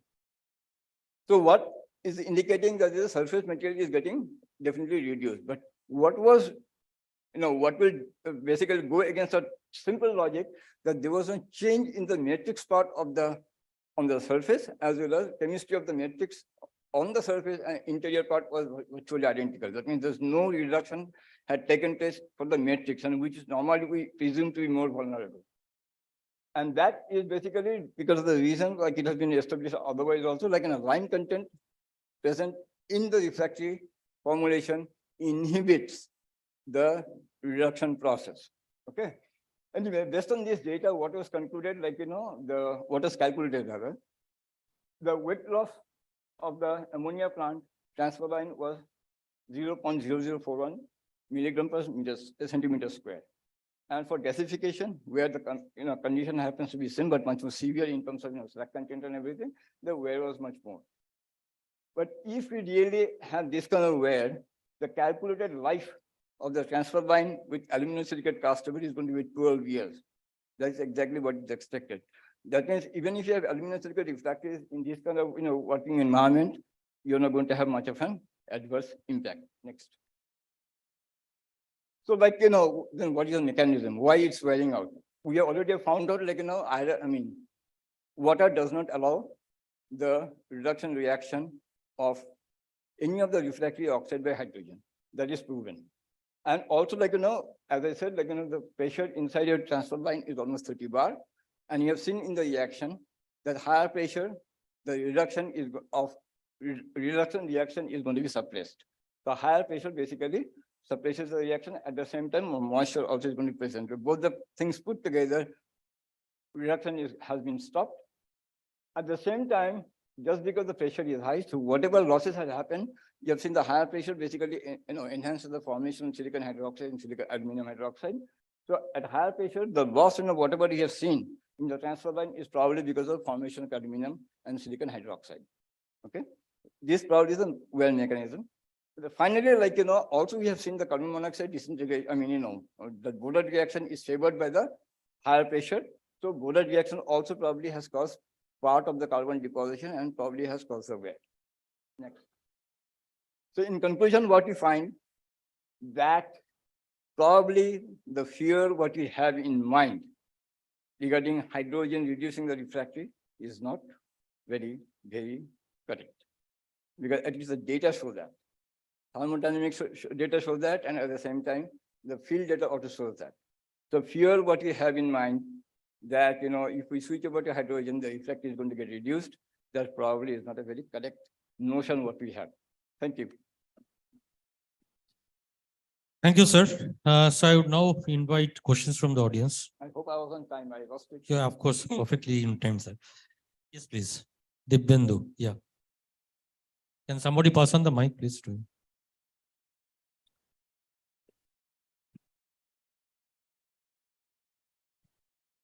Thanks, Dr. Chakraborty, for such a nice presentation when the whole world is heading towards green steel or hydrogen steel production. Just myself, Divendra Poddar, I'm from CPL Refractories. Just to understand whether it is still in R&D stage or it has got some practical reference of application in hydrogen's atmosphere for such kind of refractory, and what is the result out of it?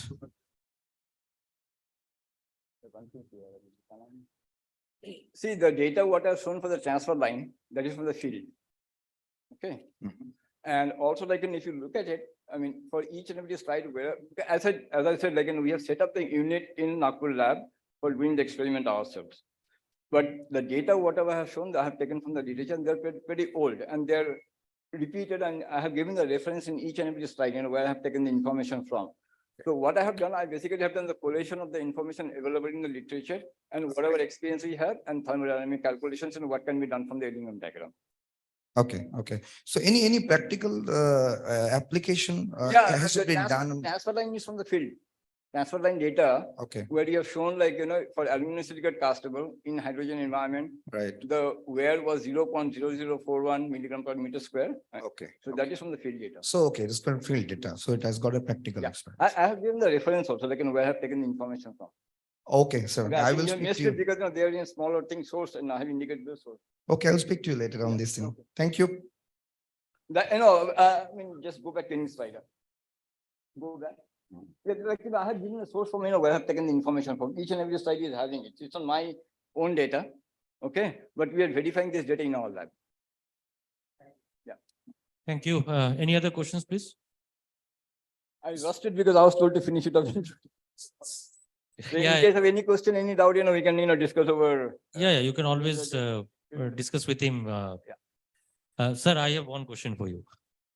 So while I was going through your presentation, you were mentioning one particular aspect that, basically a presence of lime in the aluminosilicate matrix, helps to improve the property, resistance to the hydrogen atmosphere. But at the same time, as we all know from the basic science, that in an aluminosilicate refractory, our major challenge happens to be lime. And that's where we are trying to mitigate in order to improve its hot properties. So what's your view? How do we optimize or balance? Has any work been done on that? See, this data is, there was one work which I haven't referred here. It's some aluminum silicate glass without lime, with lime. And there they have made that observation. And that is getting translated into the castable matrix. The matrix is not getting affected at all, which is very, very unusual. Because normally we feel like that is the most vulnerable part of the refractive formulation. But here, what we are finding, the matrix is not getting affected, even after exposure to hydrogen for almost 10 years. So that shows that, whatever has been seen in the lab, in the form of a, glass hydrogen interaction, getting reflected here too. So mechanism, as the question was like, was the field data room, what understanding? What I've done, this is the basic information what is available. And based on that, now we have to take it forward. Thank you. Thank you very much, sir, for enlightening us. This is one of the most pertinent subject of research going forward because of the change in the process technology in the iron and steel makers. So big round of applause, please, for Dr. Ayan Chakravarti once again. Thank you, sir. I would now invite the next speaker, Mr. Krishnendu Kumar, Vice President Sales from TRL Kurosaki Refractories Limited. And he will speak on initiatives by refractories industries on carbon footprint reduction. I would request Mr. Kumar to give a brief introduction about himself and start his presentation.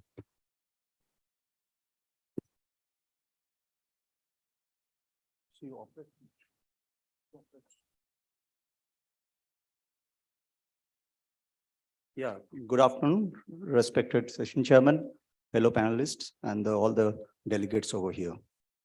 Well, I'm Krishnendu, having 23 years of experience in this field. I joined as GT in this TRL Kurosaki, that time Tata Refractories, now it is TRL Kurosaki. And now in the, taking care of the sales and services, Central and East Kolkata part of it. Thank you, organizers, for giving this opportunity. Yeah, so today's topic is the initiatives by the refractory industries on reduction of carbon footprint. We are discussing this terminology from the morning. We are hearing on this. Now let's see how we are prepared as an industry. Next.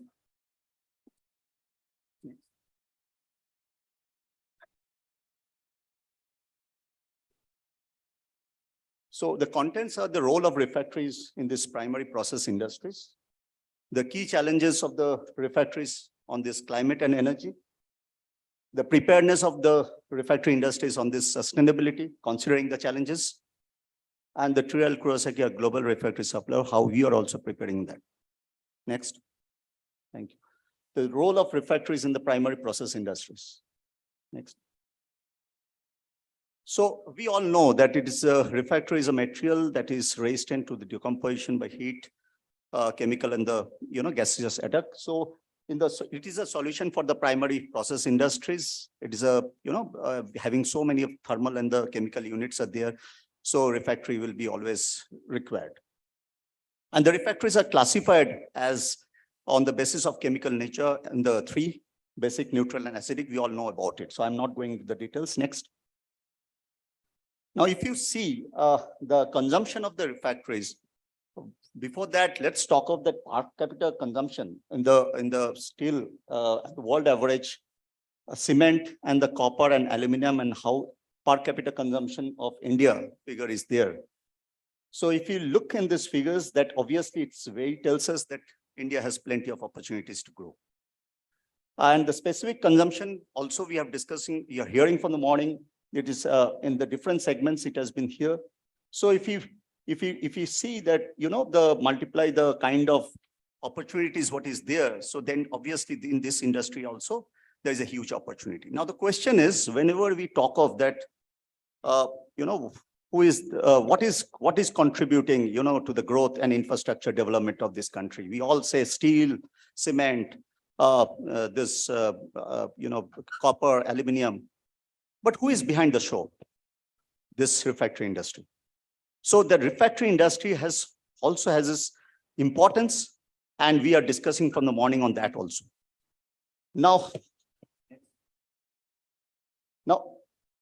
consumption-wise, this is the figure Dr. Samanta has also shown, that is 70% goes in the steel industry, and in the balance out in the other segments. Next. Now, this is very important. See, by nature, when we are talking of this refractory products, and let's talk of the system boundary. Now, if you see that this is by nature, when we are producing the refractory products, the calcining of the raw materials, then the crushing, grinding, mixing, the shaping, the firing, all these processes are leading to the carbon, and this is the direct carbon emission. Now, what is the indirect carbon emission? Say, for example, the furnace, the fuel oil which we are taking, that's when it is getting manufactured in the petrochem industry, for 1 liter of the fuel oil, what type of carbon is getting generated? Similarly, for the coal mining, what type of the carbon emission is getting generated? The electricity, graphite, the phenolic presence. So from there is an indirect carbon emission is coming up.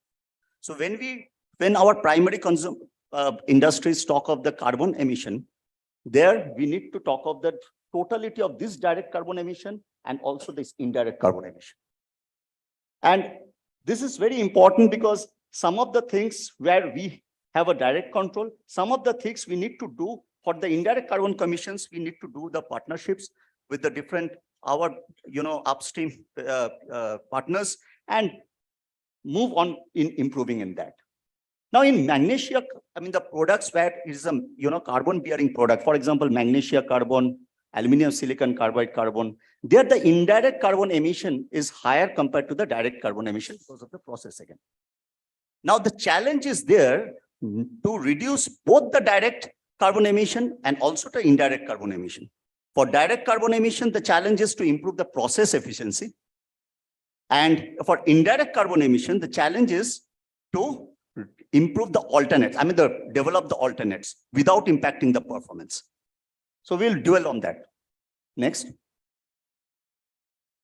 So the key challenges of the refractory industries, next. Now, if you see, this industry is basically the fulcrum of 3. One is the raw materials, second is the manufacturing process, and third is the fuel and the energy. So when the raw materials, when we talk about in the prime raw materials, this is the carbon emission which is happening on the, while from the different raw materials, from the different clinker compounds. So the prime raw materials, these engage the high carbon emission and the consumption of the high energy. So what we need to do, the challenge is for the technology is to recycle, to develop more of recycling, to reduce the primary raw material content and also the beneficiation so that we can reduce this usage of the prime raw materials. But important thing is that, again, the performance cannot be compromised. The next, the manufacturing. Now, in manufacturing, if you see the mapping of the different steps in the manufacturing processes and the kind of energy requirement, what is there in the refractory, this is always consume high energy. Now, out of which the drying and firing is the highest. So the challenges is to reduce the specific energy consumption for each and every area. Obviously, we focus on the drying and firing, but in each and every unit. And we will see how we are taking up those challenges. Next. Energy crisis is across everywhere in the world. And so this industry is also facing this crisis. Next. So what is the preparedness for this and how we are taking care of these challenges? Next. So first is that focus of carbon emission reduction. Now, how to do it? As we have already shown that in order to reduce anything, the most important thing is that we need to measure. So we have shown that some of the scales of measure which we are doing it at different, our manufacturing units. So in each and every unit, how we can reduce that. Now, for doing that, what we need to do, we have to invest in and replace it with the, better efficient kilns, tunnel kilns, or say, for example, the lightweight kiln furniture. So those type of investments are there to reduce the specific energy consumption. And also obviously so do the carbon footprint. Then obviously we need to move towards the green refractory solutions. Dr. Chakraborty has talked about certain things. Some more things which has already evolved and we are moving in that direction. The conversion from the shape and the shape refractories to the unshaped refractories. That already through the decades that has been going on, the more work is going on in this journey. The PCPF, the spinel bricks. So those are the bricks which has replaced the magnesia carbon. So those are the things which has already started by the industry and to move towards this green refractory solution. And the next is to reduce the carbon intensity of the fuel. And yes, again, this is the important that we need to focus on the natural gas firing and the treatment of the wastewater. So these are the initiatives which has been taken by the different industries. Next. Now, the next is recycling of the raw materials. Yes, we are talking of the recycling, We have Mr. Jyotirmoy Bhattacharya in the morning. He has talked about certain concerns of the recycling. Yes, we are not doing the full scale of recycling, what we can do. See the potential of the recycling. See, with respect to the industry usage, 70% goes in steel, 30% in others. From that, if we talk of 60 to 70%, we cannot recycle, even though there is a huge potential of 30%, which is 9 million ton of refractories. And we are not doing, hardly maybe 5 to 10% of it. So we have a lot of jobs to do in this. Again, the challenge which we are working on it is to, without affecting the performance. Next. Now, this is the technology advancement already has happened. In the last 3 decades, we have already converted the shift and replaced this, by 6% with the unshaped refractories. But in places like Japan, where in India it is 45 to 46%, this ratio is to the to the level of 70%. So there is a huge potential in this area to convert it into this, and we are working on it. We need more work on it. So next. Next is the innovative products and the solutions. Now, we talked about this high luminous spinel bricks. So similarly, this type of environmental friendly and the thermal efficiency products we need to develop. Development of the no carbon and the low carbon refractories is going on in place. So that will help to move into this journey. Next. Now, the initiatives for the energy conservation, the plantation across the premises. This is going on and taken up by the industry in a large scale.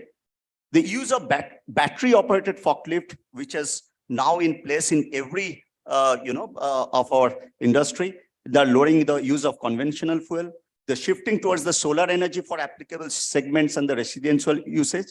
And last but not the least is the mechanization and automation for reduction in this specific energy consumption.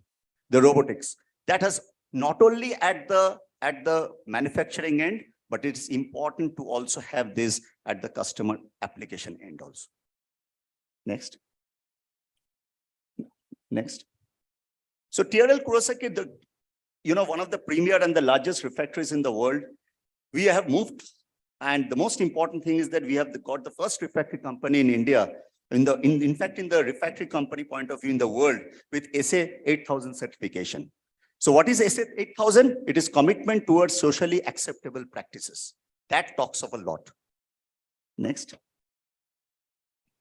Now in this journey from Tata Refractories to TRL Kurosaki, now whenever we have set up any capex, we have always taken into consideration this kind of carbon footprint reduction, what type of efficiency parameters we need to introduce at every steps. And with all those capex has been introduced in order to take care of this reduction in the carbon footprint. Next. So based on the industry usage, we also serve 70% in the steel and the stainless steel in industry and the rest in other segments as well. Next. I think we can skip this, go to the next.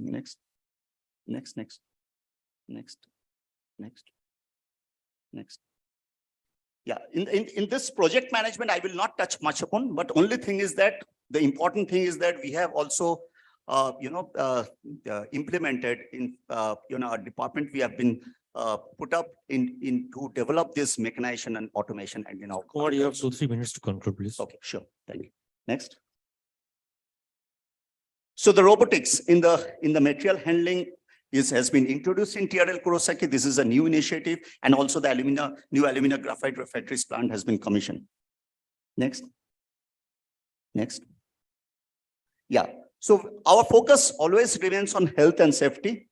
And you see the CSM ratings across the different customer sites. This has been taken by the customers only. And accordingly, a lot of safety and the awards and the accolades from the key customers we have received. We have the 5-star rating vendor from JSW Dolby. Next. The focus on CSR initiatives always remain. Next.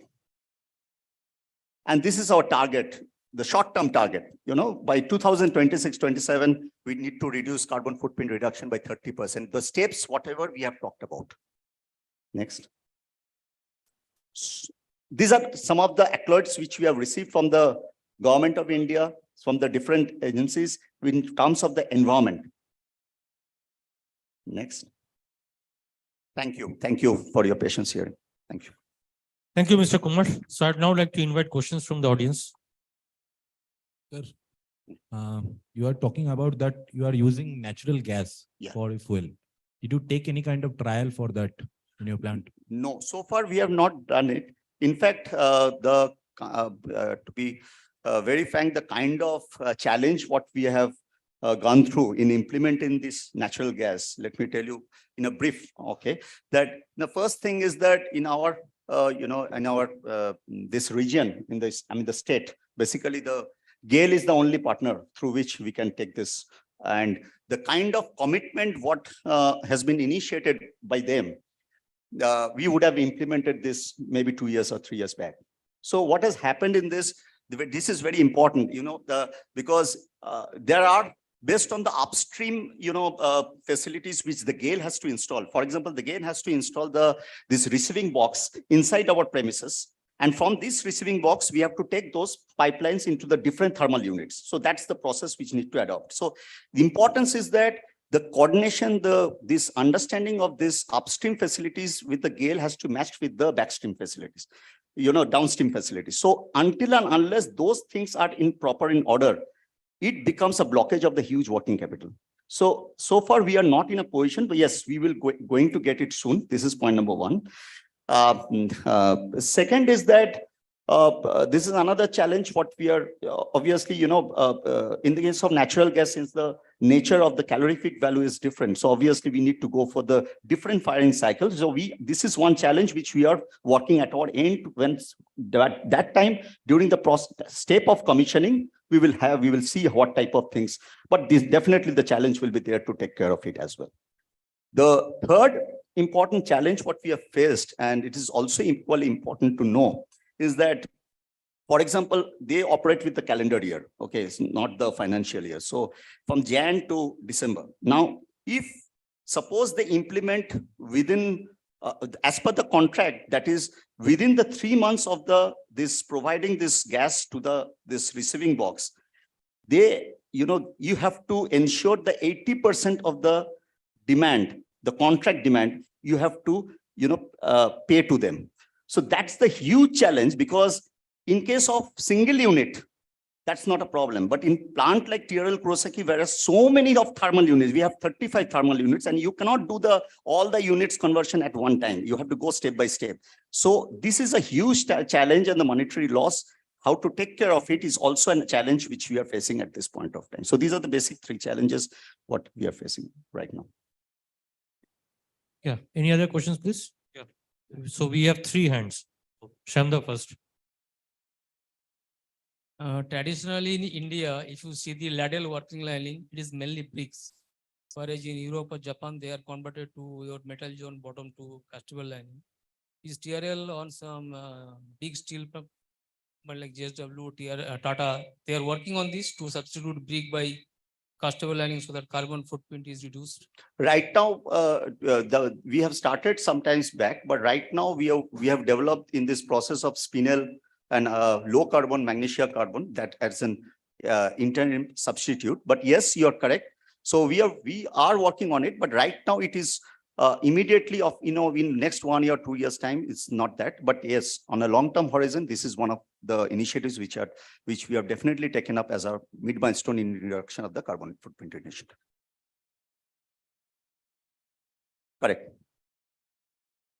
Yeah, agreed. But it has replaced the magnesia carbon to a large extent. So that's the use of it. Thank you.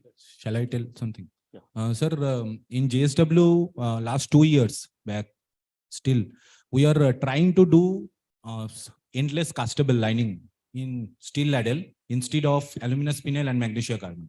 But we are failing because due to heating issue. Because you know that monolithic castables requires very perfect heating. But as I ask you, sir, last 10 days back, we are taking a trial of oxy-fuel heating of ladle instead of coke oven gas heating or mixed gas heating. So when this trial will be completed, so we are sure that this endless lining within the next 6 to 8 months, JSW will implement. Yeah. Can I ask you a question? Hello? Yes, sir. Just a simple question, but I don't know the answer. Because you are talking about carbon footprint, do your company has a specific goal of labeling CFP on your product in future? Yes, sir. This is the scope 3, what you are talking of, and it is very important for us. So we have now completed our journey with respect to scope 1 and scope 2, and we are in the process of the scope 3. And this is important. We are mapping carbon footprint reduction with respect to products as well. Another question related to this, do your company have any program for going for reduction in water footprint? Yes, sir. Also, that is also there, and I have not put it over here. But that goal is also there over here. Thank you, sir. Thank you. Thank you, sir. Any other questions? I think there's one gentleman was. Yeah. As you mentioned, like 70% of the spent refractories are not recyclable and 30% are. And as well as you look forward for using the recycled material, can I know about your best practices, if at all they are happening, since you have a lot of products? And as you commit that 70% is not recyclable, is not like, according to my knowledge, in Japan, it's around 90% recycling and 10% is not recyclable. So if at all you can throw some light on your best practices on recycling of spent refractories. Regarding the recycling, the one thing which, today we discussed in the morning is that the importance of recycling get lost when you deal it with some intermittent, some traders or something like that. So the first step, what we are doing is that we are directly dealing with the steel plants. So that's the important step which we have taken up. Now, once we have taken up that step, then that means what we talk of is that we take the muck. Muck means everything. Okay. So obviously in the muck, that everything is not recyclable. So we need to segregate it. And almost 60 to 70% of that muck is getting lost because that's the simply dust. And the balance part of it is what we do with our best practices. Like, first is that in some cases, there is a requirement of doing the calcining to identify with the difference in color. In some cases, there is a requirement with respect to identification, with respect to shape, texture. So there are a lot of SOPs have been put in with the different types of, materials, what we collect directly from the customer's end. And then right now we are working on it with respect to, obviously this is 100%, this sorting and this inspection is the manual activity. But yes, and we are imparting training to the people working over there to ensure that, and there is a 3-stage inspection. That's why it is there before input into the, actual use. But in going forward, we will be working with it, some sort of mechanization process to identify, which will facilitate some part of it. But as of now, this is a manual process which we have worked on it. But in each and every step, as I've told you that, there are several stages of inspection so that the ultimate, there should not be any dilution of the quality. Sure.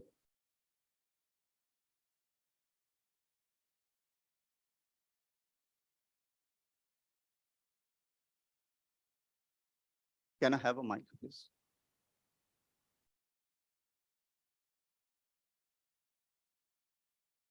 So manual handling is a usual process happening across the industry, but processes have been identified where laser has been used for slicing, as for 0 to 600 mm of the brick, where you can have an exact slice of whatever. It's just a suggestion for all the industry leaders to pursue in a direction where you can have good results. Thank you. Absolutely, this is quite acceptable, and we are working on that also. Thank you. Okay, thank you, Mr. Kumar. And once again, thank you for a nice presentation. A big round of applause for him, please.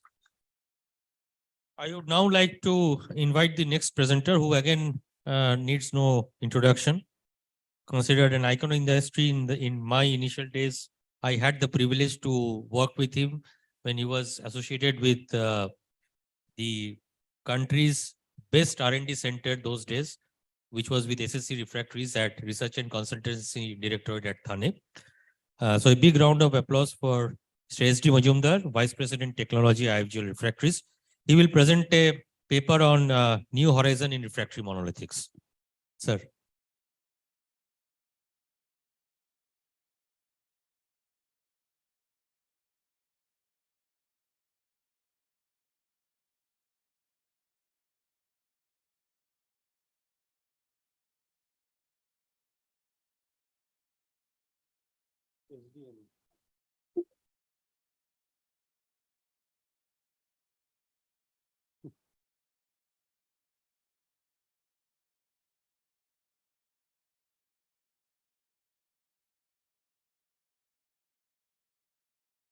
And while the presentation is being put on, I must also compliment the audience for being so lively. There have been a lot of questions and answers which has been going on for the last couple of presentations. And post-lunch session, this has been my first experience where audience has been really participative. So a big round for the participation from the audience as well.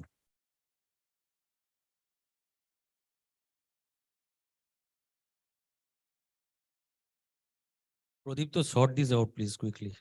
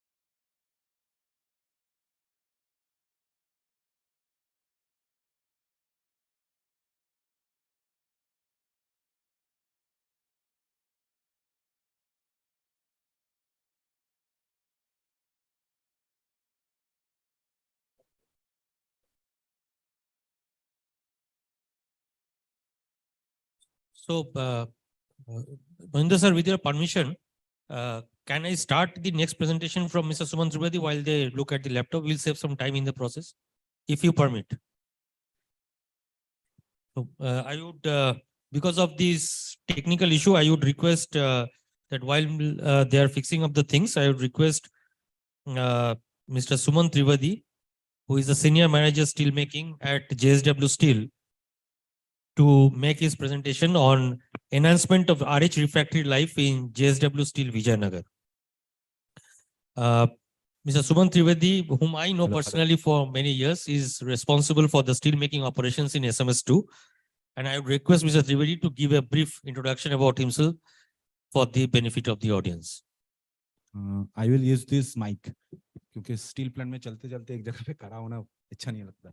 So okay, good afternoon all. Before start of my presentation, I would like to tell one thing, that I feel greatly honored and privileged that I am presenting in front of such a talented, popular dignitaries and audience also in the field of refractory. Thank you. I am Suman Trivedi, working at JSW Steel since 2007. And last 10 years, I am working at SMS2, basically. SMS2 refractory. So my presentation is enhancement of RH refractory life in JSW SMS2. Next.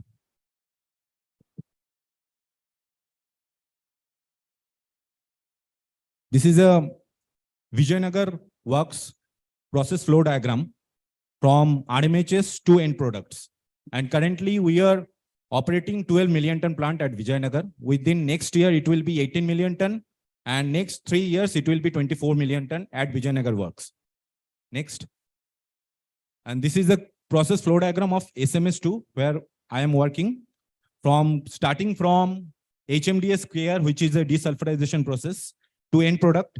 We have both slab and billet caster running simultaneously at SMS2, which is very rare, I think. And we have a 4 converter with 180 ton each. And we have a 2 RH unit, RH1 and RH2. Next.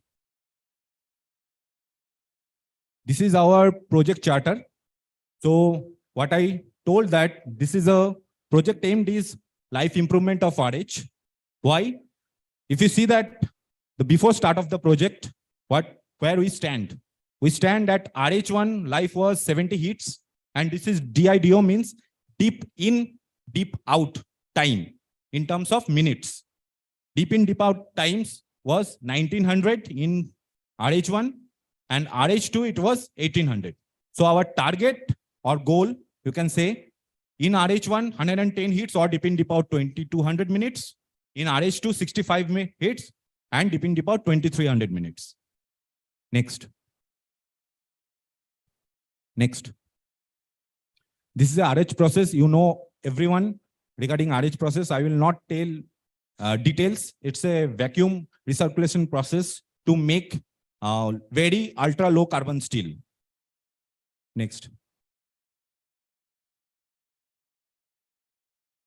Next.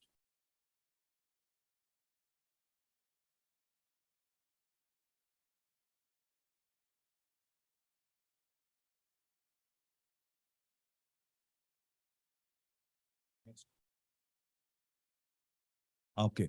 This is a pictorial journey of our RH failure before start of our project. Look, there is 4 area. First of all is castable area.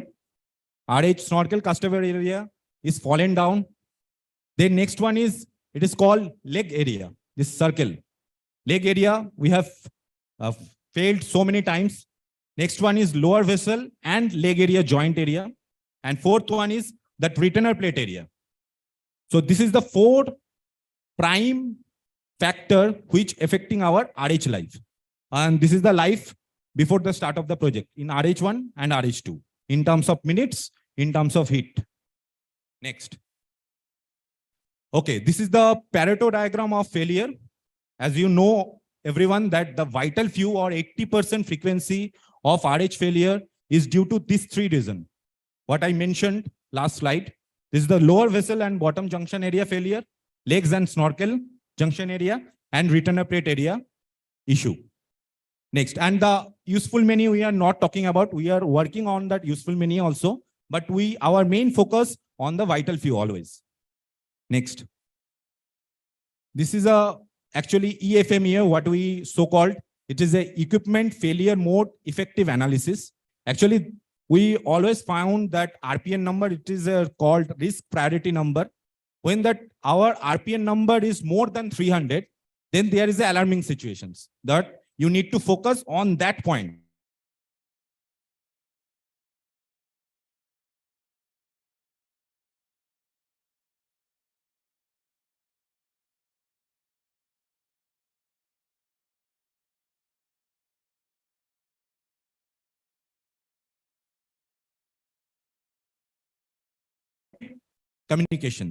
Communications with your counterparts, communications with your operation team, mechanical team, with your junior, as well as up to missions level.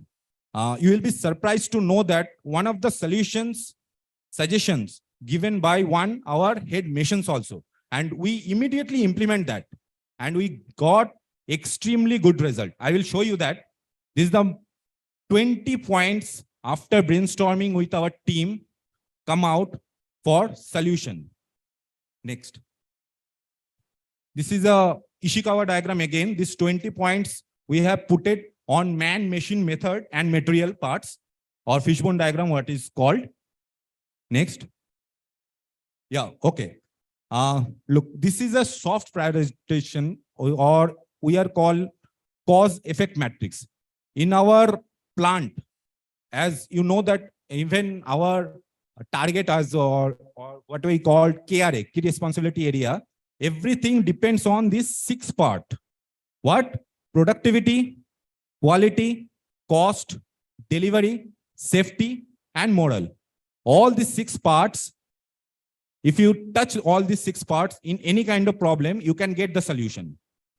So we are putting the number, what are the issues which are affecting these 6 parts, and this total 7 marked red color are the main affecting area which are affecting our RH failure. Next. Okay, this is a soft prioritization 2. I'm just telling you one thing. Just suppose the first point. So there is an argon flow in RH. Without argon flow, the vacuum will not create. Okay. So is there any specs? Yes, there is a specs by designer. If yes, what is the specs? So what is the specs of argon value? Yes, the argon value is as per specs 10 Nm³ per hour per plug. What is the basis? It's a theoretical study given by our designer. Is checked or frequency regularly? Yes. Is there any difference? Yes, there is a difference. When we are using at site, there is a continuously change of argon flow rate. Due to that, our refractory drastically affects. I will tell you later. So action plan. What is our action plan? To be optimized grade wise. Grade wise argon flow rate to be optimized. Like same other points also. Next. Okay, this is the argon flow rate diagram. So why argon flow rate is important? Because if we increase argon flow rate, our steel circulation rate will be increased drastically. If our steel circulation rate increased, then it will affect our refractory. Our refractory corrosions or erosions will be enhanced. So argon flow rate optimizations is very, very important. Next. Okay, this is a regression analysis. In RH, we are making 3 kind of grades. First of all, degassing grades. Second one is IF or interstitial free grades. Third one is NOES, non-oriented electrical steel grade. So electrical steel grade only making at JSW only. Okay, so if we check this point, you can see easily by checking this graph that if we make NOES grade, our life is drastically reduced. But IF grade, little bit. Degassing, no effects at all. That means if we make degassing grades continuously, there will be almost no effects at refractory life. Then IF, then NOES. Okay, next. Then we did this corrosion test of 2 suppliers. I will not talking about this 2 supplier name. Okay, these are very important supplier to us. So we did corrosion test of 2 suppliers, and this is the result at R&D center at JSW. IF grade silicon, 2% of silicon, 0.55 silicon percentage, 1.65 silicon. And you can see that if we increase silicon percentage, the corrosion index drastically increased. That means what? If silicon grade increased, then our refractory life will be affected. Next. Okay, after putting down all the vessels, we are physically measure LOT or what we call the leftover thickness of bricks, and we make this graph. Based on this graph, we check that which area is more vulnerable. Okay, next. Trial. Okay, the first trial, what we did to reduce this retainer plate issue, we did shifting the retainer plate positions. Initially, it was at 1.1 meter height from bottom, and we have shifted from 1.1 meter to 1.8 meter. Why? Because if we did that water solution rate in R&D center, we check that the metal comes up to 1.4 to 1.5 meter height. So if we shifted this retainer plate, then this issue will be resolved. And as you see that the number of failure before projects and after projects is drastically reduced. Next. Okay, this is the argon flow rate optimizations. Before start of these projects, argon flow rate was initially 150 nm³ per hour. And right now we are operating with 80. It is okay, it is for degassing grade, but up to 80 to 120 for IF and NOES grade also. So our wear rate drastically reduced, and life before project RH1 life was 70, and after this implementation it was 80. In case of RH2, 40 to 50. Next. Okay, this is the suggestions given by our one of the head missions. Sir, वहां पे gap रहता है जो there is a gap between legs and lower vessel. It was previously it was a gap of 65 mm. तो missions ने क्या किया sir, अगर आप गैप को कम कर देते हो तो it will affect our good life to refractory. So what we did, we make this L-shaped type of bricks, and one supplier immediately respond us, and they made this kind of bricks, and we got a tremendous life improvement after that. That 80 life to 100 life and 50 life to 57 life. Next. Okay, this is a great optimizations. Okay, it is not in our hand, in refractory hand. Grade is always from operation side. Still, we are continuously telling to that operation team, if we optimize these grade mixes, then we will get better result. So operation team is not bothered about our refractory life. They are bothering about that premature failure should not be happened at any time. If premature failure will happen, their NCO generation will be more. So they accept our proposal, and this grade mix we sorted out that after IF there should be degassing grade, then NOES, then again IF, degassing, NOES, and we got this life improvement in RH2. Why RH2? Because NOES grade doesn't make in RH1. So RH1 right now we are getting consistently 65 life. Next. This is the life improvement before and after project. The vital few already been shifted. Only 80% because of right now it is legs and snorkel bricks failure and nitrogen pickup issue which is not under refractory control. So life has been improved drastically. In RH1 from 70 to 105 hits and 1900 minutes to 2180 minutes currently. RH2 45 to 68 hits, and previously dip in dip out was 1800 minutes to 2270 minutes. Next. Okay, this is a histogram. The RPN number been shifted. Previously, it was in the range of 300 to 400, what I show earlier. Right now, it has been shifted to 100 to 200 range, less than 300. Next.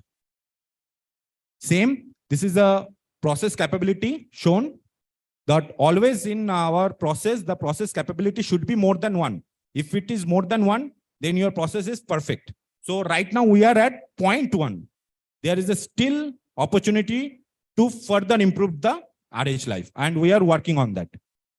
Next. So this is the RPN number, what I told. Before project, more than 300. After project, all are in the range of less than 100 or 120 max. Next. Way forward. We are currently taking trial this way forward. Right now we are operating with 600 mm ID snorkel.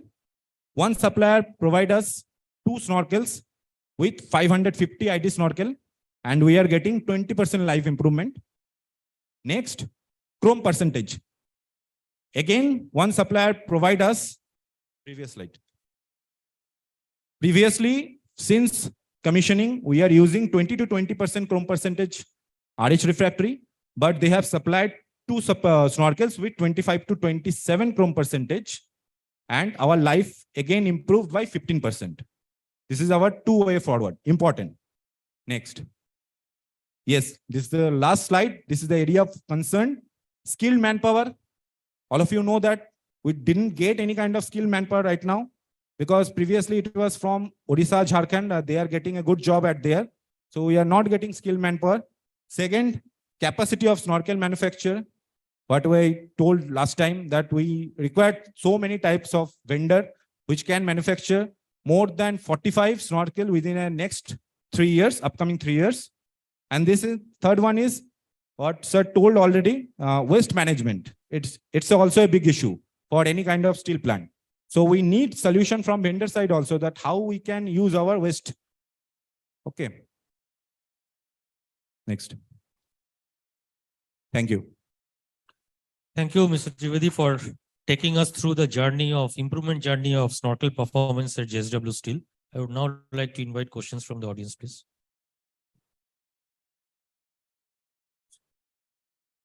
Yes, sir, please.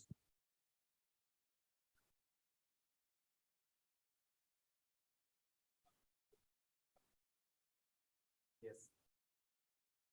Yes. That is for. Yes, you know everything regarding JSW. Yes, sometimes we are operating with 150. Why? Because you know everything about JSW because of caster issue. So we need to focus on caster, but 115 Nm cube not throughout the journey. It is only for 7 to 8 minutes during decarbonizations. Yes, till now we are continuous with 150, but only 7 to 8 minutes in case of NOS and in case of special grade of IF where we required less than 10 ppm carbon, not 100%. It is due to some, yes, it is due to some issues because sometimes 4 to 5 argon tubes been choked. So we need to focus on that also.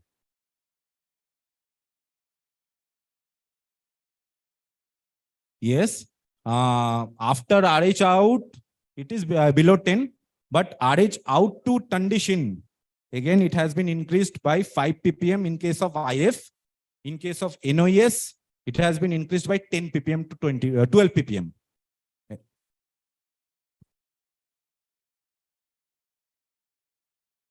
You try 600. Okay, let's, because we did only 2 trials.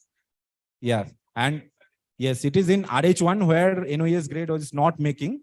We will try definitely to RH2 also.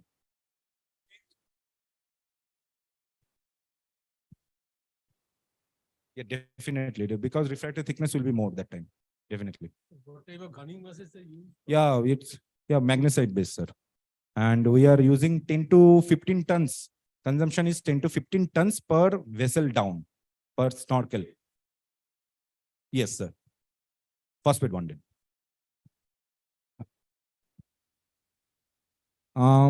It's based on operation actually. We are continuously, our manpower is there. Whenever we are opportunity based gunning, we did. Whenever there is an opportunity, we did gunning.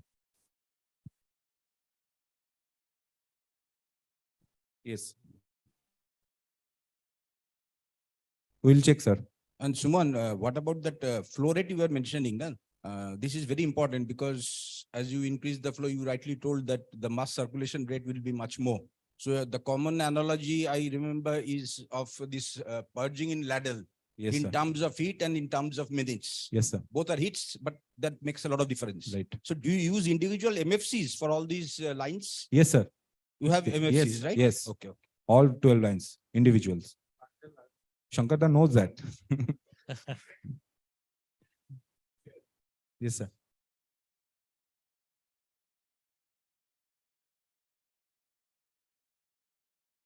Yes, sir. And the erosion of the refractories. Yes, sir.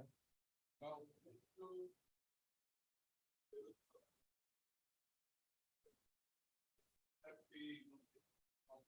yes. Right.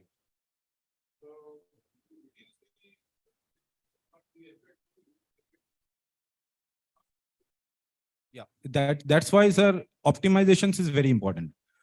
Due to this recirculations rate of RH, it is also affecting our ladles also. Okay, because snorkel depth is 600 inside this ladle. If the recirculation rate been increased, it is not only affecting our RH snorkels, it also affects our ladles also. So we are very much, what we said, we are very much under with our operation team that this recirculation rate, or what you can say that argon flow rate, should be optimized. So at Shankar told that sometimes it's increased due to catch up the caster. Otherwise the whole heat will be damaged. Okay. So sometimes we increased our argon flow rate, but not like previous time. Previously what happened, 100% of that RH heat, our recirculation rate was very much higher. But right now, 10% of time, it higher, 90%, it has been optimized. Thank you, sir. Okay. Trivedi, I have one question Yes. for you. See, in one of your slides, you were showing on this FMEA detectability that the numbers have come down significantly. So have you taken any specific action on this methodology of doing it? I mean, are you using any scanning, or have you improved your inspection frequency? Sir, as I show that there is, we did after every vessel down, we did erosions analysis or leftover thickness analysis. Leftover thickness analysis means a snorkel, legs area, as well as lower vessel area. Initial, what was the thickness, and after putting down, what was the thickness. We have a data of every vessel down. Based on this data, we are contacting with our supplier that this area is more vulnerable. So we should focus on that area. So based on that, we are improving day by day, sir. Okay. Thank you. Thank you so much. And a big round of applause for Mr. Suman Trivedi for an excellent presentation. I would now request Majumdar sir to take over, please. Sorry, sir, for the inconvenience.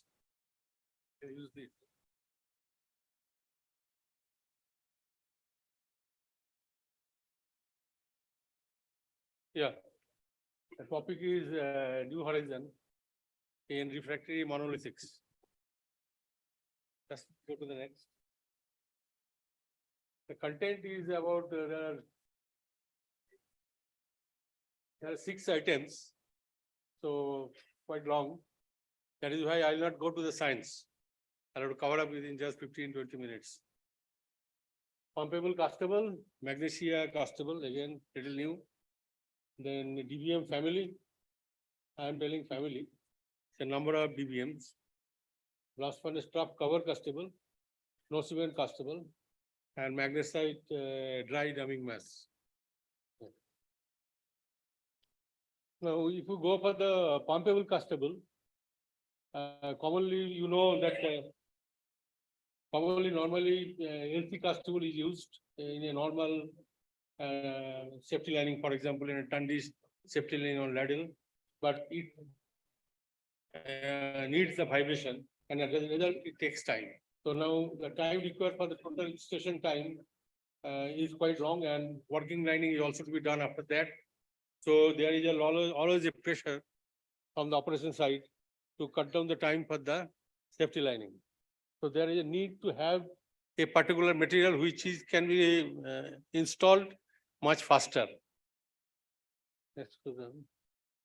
So now the question of pumpable castable, the concept has come to do the casting fast, as simple as anything.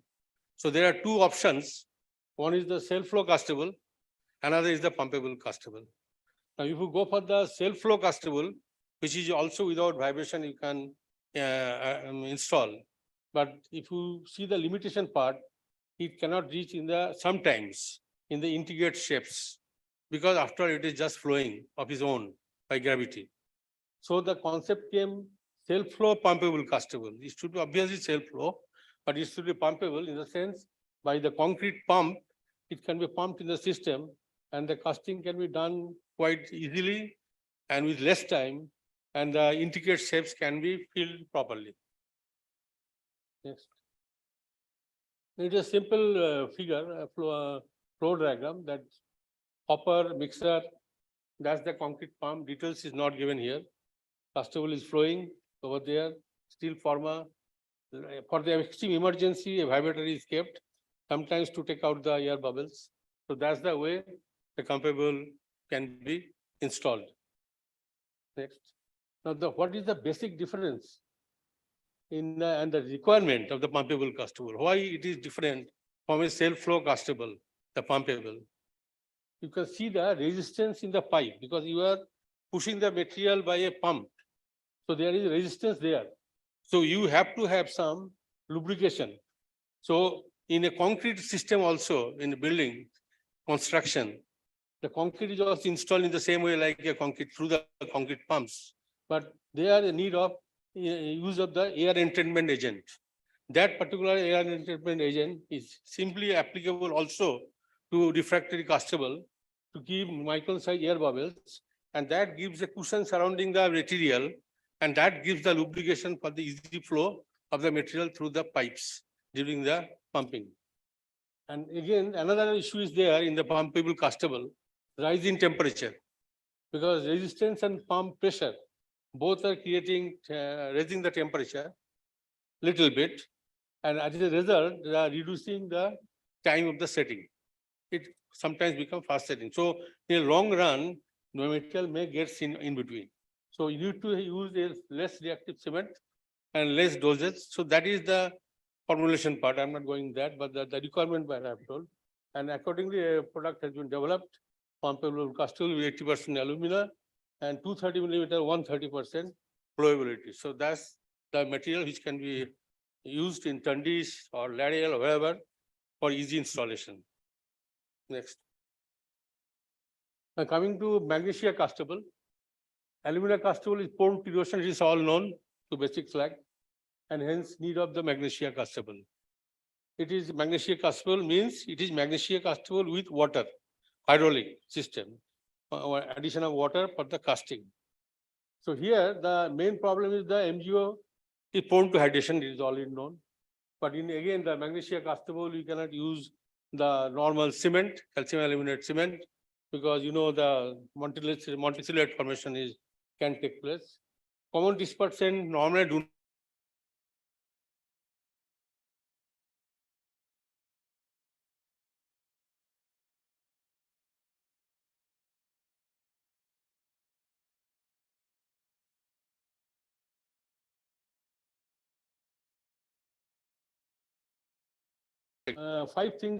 four things are there we have considered. That is the use of the fused and high temperature fired sintered magnesite. I am telling high temperature fired sintered magnesite, since that it is dead, totally dead. It means there is a less chance or minimum chance of hydration. For example, Netherlands magnesite, NADMAG magnesite, or UV magnesite, like that. We have tried with Chinese, it did not work. Reactive silica partly dissolves, that's the bond at high temperature, and at high pH, it reacts with the MgO to form the MSH bond, which is a very popular bond of the magnesia, and gives the magnesia particles a coating, and that basically resists the brucite formation, and it is also a precursor for the forsterite, which gives mechanical strength after firing. It's of course known. But the beauty is that the use of the composite dispersant, which is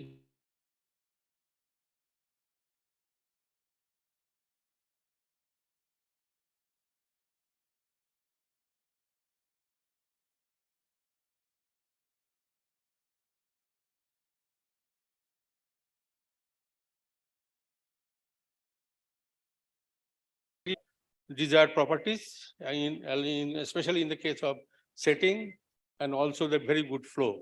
So this particular castable has been already been used in situ casting as well as making PCPF. Next. You can see one block here, quite big one, over right side, the 300 temperature, 400, 500, 600, up to 700-800 degrees. Also, it has been inserted with this big block, and it is not cracking. So that's very important. And you can see here that particular Tundis, you can see some cracks over there with made of the basic castable, but that is the area to work really.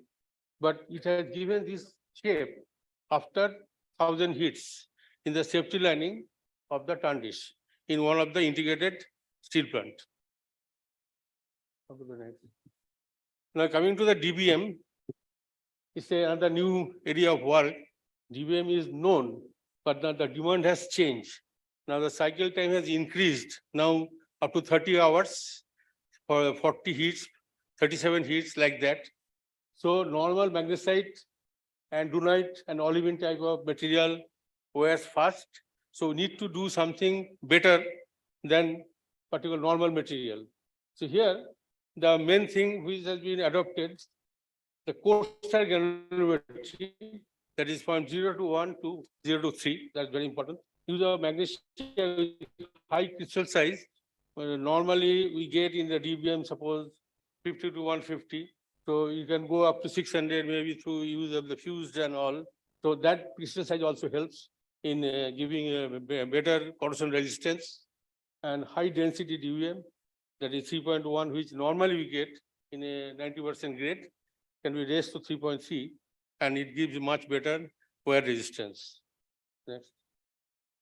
And fourth one is also adopted, that is aluminum magnesia spinel, and you know it is absorbs the MNO and FeO to make the solid solution and all. And finally, it reduces the slag entry after latter.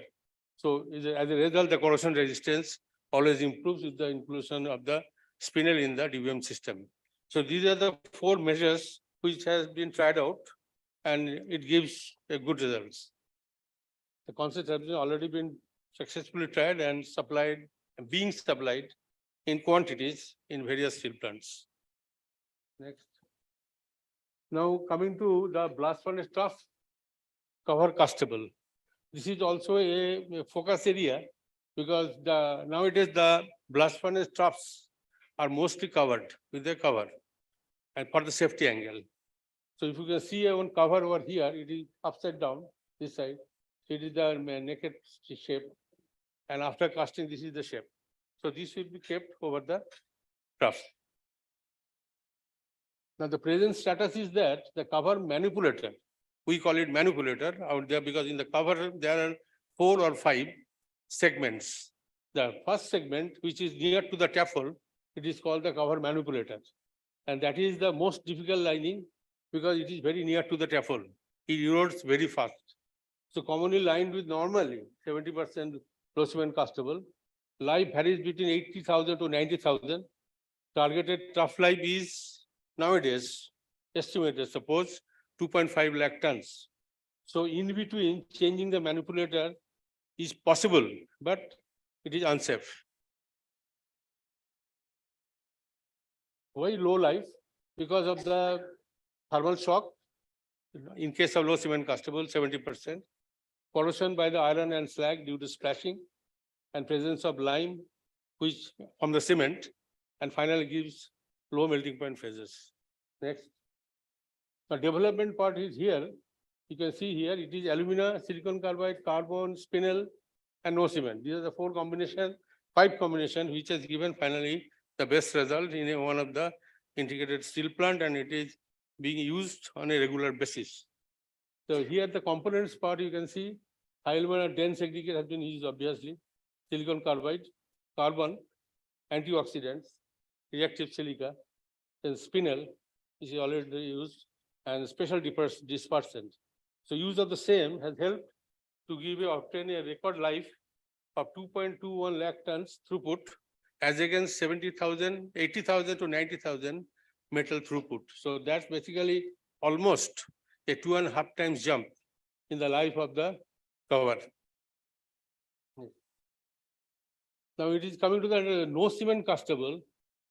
It is not, though it is known, but there is some upgradation in the quality.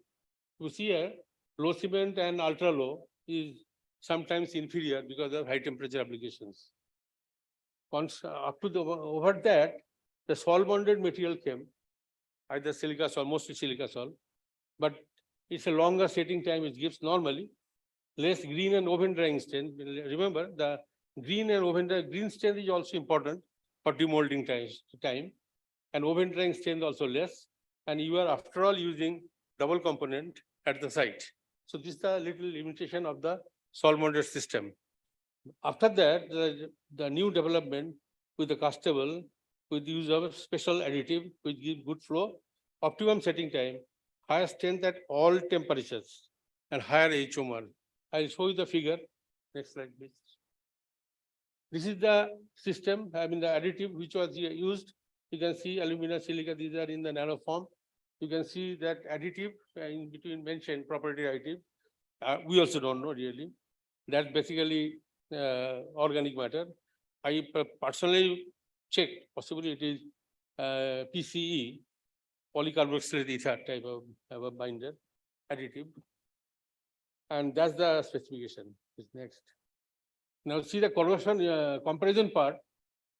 If you see one side salt bonded, another side improved version, just check the CCS properties after demolding, which is important because for the PCPF products, you have to demold quite fast to increase the production. So here the strength is 100 and you are getting 120. Little improvement is there. But if you see the air drying, oven drying strength is suddenly jump from 465 to 860 and ultimately from 1000 to 560 to 1200 and also in the high temperature it is 1400. So there is quite a good improvement in the strength with this improved product. And HOR has also increased from 110 to 140. Next. In short, because I have, I think 4 to 5 minutes time, so I will complete. And then the mechanism part in short, it's not very difficult to explain because everything is known to our ceramic friends here. But due to presence of the special organic dispersion, which I mentioned before of the additive, more deagglomeration of the siliceous additive takes place. Most important thing, how to deagglomerate the siliceous particles. If you can do that, then you get more particles, which is again spherical, and obviously you get more rolling. And then if you get more free particles which are not agglomerated, you will get more coagulation site. Coagulation site with the presence of alkali bearing material. And obviously that will give faster setting. And more coagulation means higher strength at green and oven temperature, which we obtained. And better sintering, obviously your particles have increased reactive particles. Your sintering will be better. And obviously you will get higher strength at elevated temperature. Being used in situ casting and PCPF with much improved performance. So see the application part, well block, dam, housing block, we are regularly making where monobox. Next. Collector nozzle, this is going to, it is getting exported to ArcelorMittal, Belgium, quite regularly. That you can see this. This collector nozzle also made with this system. And in situ casting, which I showed before, that is the blast furnace tough cover. Here, this is also no cement. Now, this is the last item. I could manage that at the time. Magnesite dry rubbing mass. He say in the morning also we have discussed about this, that magnesite is the issue. Magnesite is not available. How to use our indigenous magnesite, which is impure. So our magnesite as it is cannot find use in a high quality refractories like macaron bricks or something like that. But some magnesite is there which can be used in some products, which is also important products and which also we do not get in our country in a good quantity and good quality. So here is the example. Everybody knows here, the anchor hearth is a very special material for electric arc furnace hearth. Okay. So specification you can check here. The lime is very high, 10 to 12, and Fe2O3 is 5.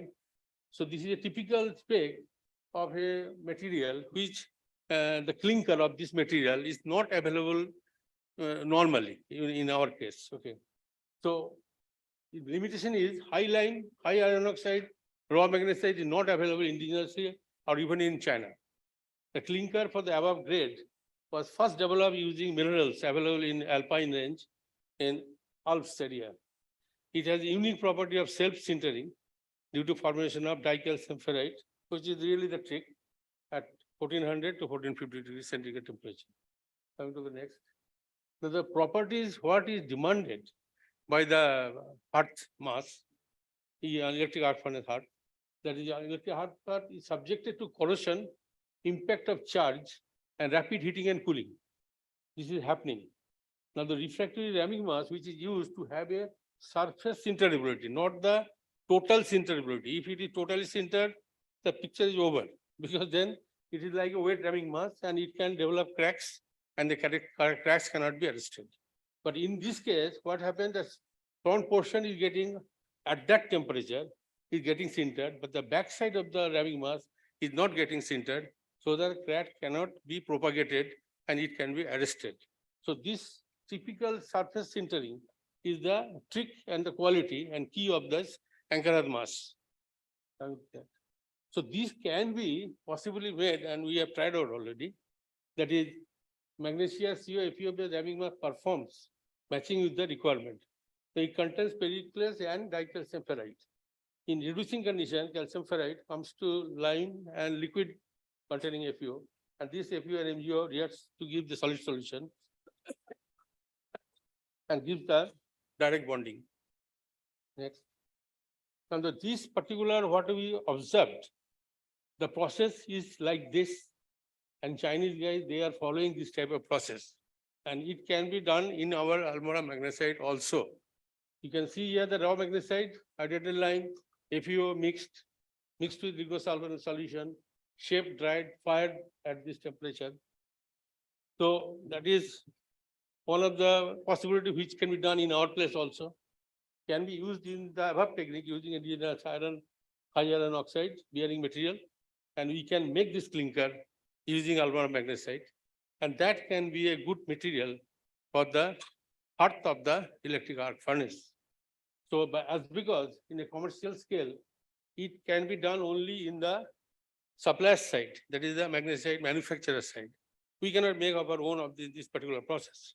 So we just tried out by using the matrix where this particular hydrated lime and iron bearing material has been added in such a way that we can finally get the Ankarhat chemical analysis at the end. And we got very good results. So this is also a distant possibility. Thanks for listening. I would now like to invite questions from the audience, please. Anybody? Okay. Sir, I have one question for you. Please. Have you water first? The last subject that we are talking of, I mean, it has been a burning research activity for quite some time, and probably one of the key requirements for development indigenously. But you were mentioning about Almora magnesite, and you know, the ramming masses which are used, which are required at the bottom of the furnace specifically needs to have this self-sintering capability. Otherwise, you know, it has a chance of enter washout in a couple of hits. If the self-sintering happens, then it can withstand as many hits as possible.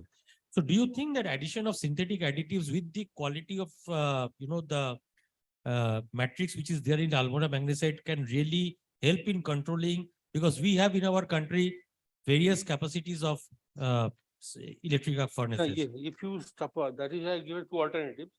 If you start with the raw magnesite, right at Almora side, adjust the chemistry in such a way by additions, and then shaping and firing and all, you can achieve that type of, and this process has been practiced by Chinese guys. I have seen the literature and I have seen the papers. So basically you're talking of preparing briquettes and then again going for, the And because it was not possible in our case, suppose we tried in a matrix, the final part with these additions, and we got reasonably good result. But that is not the foolproof process, obviously not. Yes, thank you, sir. The other question which I had, sir, was on that castable for the trough manipulators. Yeah. So in the industry application, It's a trough cover, I am telling you. I mean, trough cover. Yeah. In the industry application that we have done, Yeah. so you are saying that, okay, there has been an improvement in the throughput life, but have you done any kind of a cost versus performance time study? We have done, yes, we have done. We got 20 because this was presented in the REFCON, and in the case study paper, that was also a point to be discussed, cost part. Right, sir. So it has given 20% benefit. Okay, thank you so much, sir. Thank you for your nice presentation and a big round of applause, please, for Mr. S.D. Majumdar. So we have for this session the last presentation from Mr. Rajaraman, J. Rajaraman, founder and director, TVQ Coke Oven Consultants Private Limited. And his topic is energy efficient coke oven, stamp charge for non-heat recovery technology. I would invite Mr. Rajaraman to please come to the dais and make his presentation.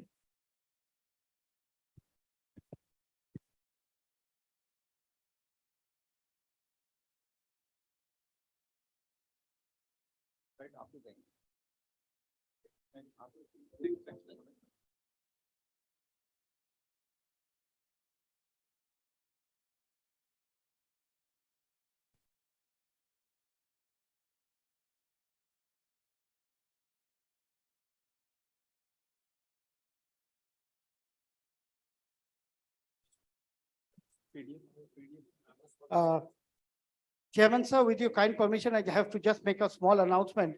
Sure. Those of you who have not visited the exhibition area, please do so because we have to close the exhibition by 5:30. So kindly visit the exhibition next door. And, I'll be failing in my duties if I don't ask you to visit the exhibition. So those of you who have not visited the exhibition area may kindly do so because 5:30 we will close the exhibition area. Please do so.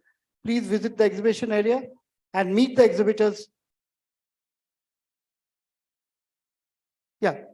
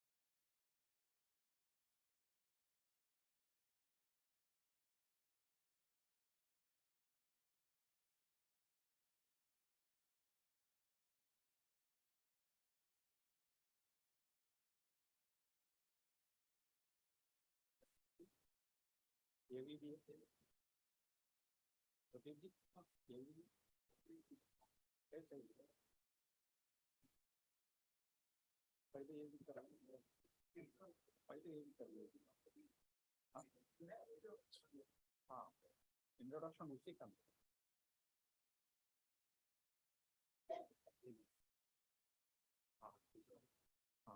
वो introduction उसमें हो जाएगा इसमें जो ये short में कर दूँ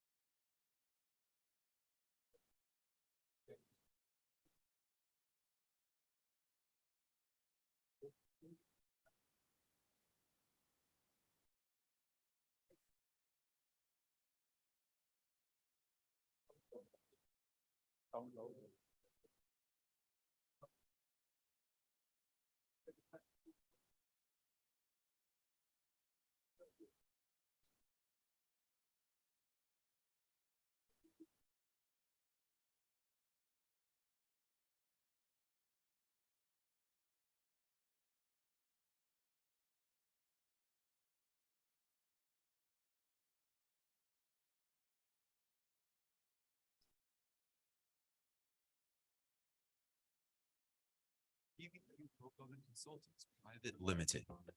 NRHR Stamped Coke Oven Design. WHR Power. Operations and Coal R&D. Stamp Charge Coke Oven at lowest capex. Highest recovery WHR Power. Lowest cost of metallurgy coke. Trusted NRHR Coke Oven Design. Value added process. Quality products. Contact J. Raja Rama, Director, 099762102115. info@tvqcoke.com. Thank you. Brilliant. Presentation.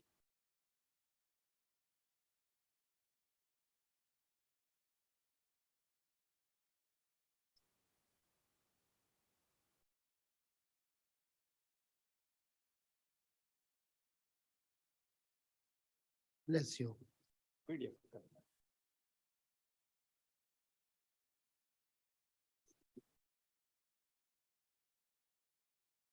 Yeah, thank you. Thank you. Yeah, good evening, everyone. So we cover the refractory requirement in non-recovery heat recovery coke oven. So it's a energy efficient coke oven, which we designed indigenously without the help of even silica bricks. We achieve everything with the alumina bricks alone. Okay, second slide. So coke is the prime raw material and a reducer and a burden holder for the steel making, which cost almost say 50% of the cost is from coke. And the product is coke as well as a waste heat recovery is possible. Next. So this is a general process. So the coal is being mined and washed and used for the coke making. Next. Next. So it's a general process, imported coal, unloaded and crushed and carbonated in absence of air in coke oven. And the waste heat recovery can be possible through the waste heat boiler and generate waste heat recovery without burning any fuel. And coke will be screened into various sizes for the BF and the ferroalloy and other industry. Next. So general industry pattern like this. Coke is used in steel foundries, ferroalloys, lead and zinc smelters, brass foundries, soda ash, and the rock wool process. Next. But this is a very interesting scenario. So world steel. So presently around, it's a 21-22 scenario like that. So 70% steel being produced through coke routes. So an average per capita is 232. Whereas coke in terms of capacity is 644 million. Whereas international trade, it's a seaborne trade, 25 million. Where we are calling that 232 per capita is global average. If we consider the developing country and the developed countries, on an average of 350 to 550 kg, steel is being consumed. The 232 because of India, where our population is 20% of global, which track down the global average of steel. So considering that our next target of 300 million, so we have already we are producing 45% through the coke route and 55% through electrical route because of a lot of virgin steel plant are coming through the coke route alone. The first 300 maybe maximum will be through coke route and the additional 200 million maybe 2040 before 2047, which is the target set by the government and the agency. Maybe some new technology will emerge in. So for that, say 150 kg per capita, even with the 300 million also 150 per capita, still it is far behind the international average. For that, we need 90 to 95 million coke capacity in India requirement. So already we run short of, if you see the Indian column, 3 to 4 million, already we run short of coke. We are importing from other countries. So emerging capacity required additional 50 to 55 million. So what is the message for refractory manufacturer? Okay, this is coke, steel, but the seminar is for refractory. Every 1 million ton coke means 80,000 ton refractory consumption will be there. 40,000 will be silica bricks and 40,000 will be the alumina bricks. In that also around 20%. 20% means maybe 10,000, maybe 30 to 40%, and the balance 30,000 will be 45 to 62%. It's low FPLC material. Now this is the refractory side. And one more interesting fact is, already there are a lot of coke oven installed in India, which is almost 38 to 39 million ton capacity. Already it consumed 40 lakh ton refractory. Altogether in the next coming 8 to 10 years, we need additional refractory for the new project also. We need refractory for the repair and maintenance of the existing age-old refractories. A lot of coke oven being planned for dismantling and for the new technology they are going to implement. Because now the international standard carbon footprint, everything is a lot of things happening in the coke oven also. Earlier there was a recovery route and a chemical recovery, gas recovery, everything. Now it is a waste heat recovery. Even through the lot of some other interlinked project also happened later stage, like a CDQ other thing. But the CDQ also only 70 units per ton of coke manufacturing is possible. Only 70 units per ton of coke. Where with the waste heat recovery, it is 650 to 725 units waste heat recovery possible without burning single kg of coal and wasting of coke. So recovering from the coke is very, very minimal.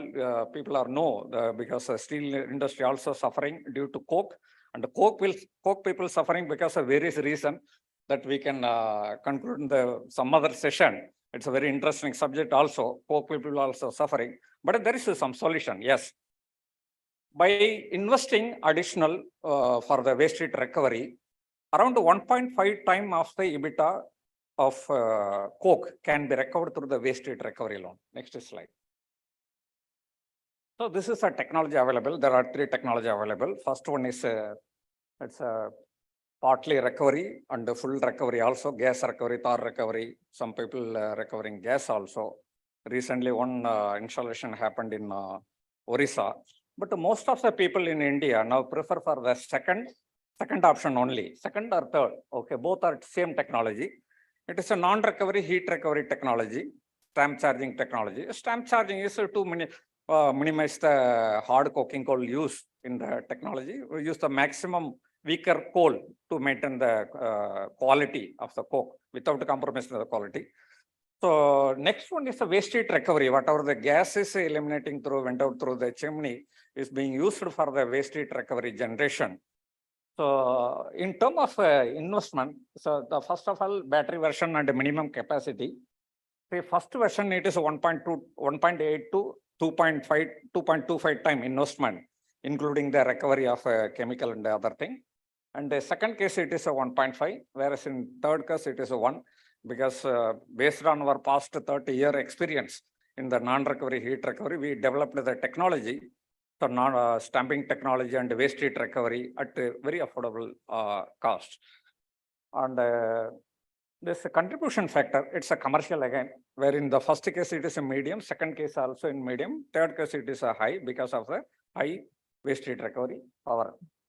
And the charging type, it linked to cost of the coke manufacturing. The waste heat potential, which is very important thing. So now it plays a very crucial role in the coke costing, because considering the last 30 years, what we seen since 92, we are seeing this industry.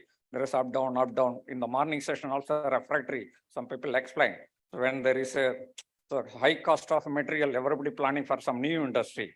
And when the Chinese reducing the price drastically, immediately they forget, let us go to purchase the Chinese. Okay, Chinese, mostly Chinese case only. Same thing happened with the coke industry also. So this is one interesting factor. Now, in the next 8 to 10 years, we need to invest around 50,000 to 75,000 crore investment will be happened in coke oven alone. 50,000 maybe for the coke oven and 25,000 maybe for the waste heat recovery. Out of 50,000 crore, around 40 to 45% goes to the refractory alone. So mostly 50% volume is silica refractory and 50% is alumina refractory. Maybe 10%, above all 10% is monolithics like castable and mortar, air setting, heat setting mortars, everything. This is all the thing. Now, what the exact the coke oven industry need? See, people in coke oven project particularly, I appeal all the refractory manufacturer or supplier who are there. So before quoting or sending your quotation, better you meet the project proponent and the project in charge. Explain the role of the refractory, the individual parameter, because all area in coke oven not record the same class of refractory, same quality of refractory. Even in Chinese also. See, many people are going for Chinese because of some other reason, where the cost is 2 times, even investment, they are going for that one. Even though they are spending a lot of money, wasting the money in the selection of refractory. 50% silica refractory, yes, they are dumping. 50% still we can recruit it from, procure from Indian manufacturer. So some area we need only strength, CCS and sizes only, bottom 7 to 11 layer. And above that, we need some strength and some CCS and heat resistant below 1000 degree, where there is no role of REL and PLC or RTE. Okay. But yes, there is some area, particularly flue and battery and everything. We need good REL, good PLC, above all good thermal conductivity. But there are some cases what we observed in the lot of COCO 1, reversible thermal expansion play a very important role. Because I will share one of my experience why I am highlighting this reversible thermal expansion.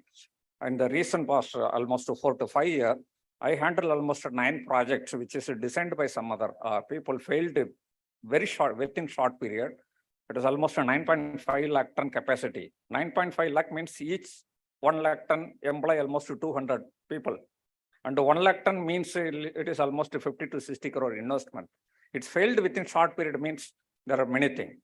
It's not only alone refractory. There are some, because why I request the refractory people to educate the COCO 1 project people particularly. First of all, selecting the right material for the right area. Second one, many COCO 1 treated as a failure, but the failure due to the civil structure. Civil structure. I cannot show many photos because I have some NDA agreement with many people, but very surprising, very interesting fact, we have to accept this one.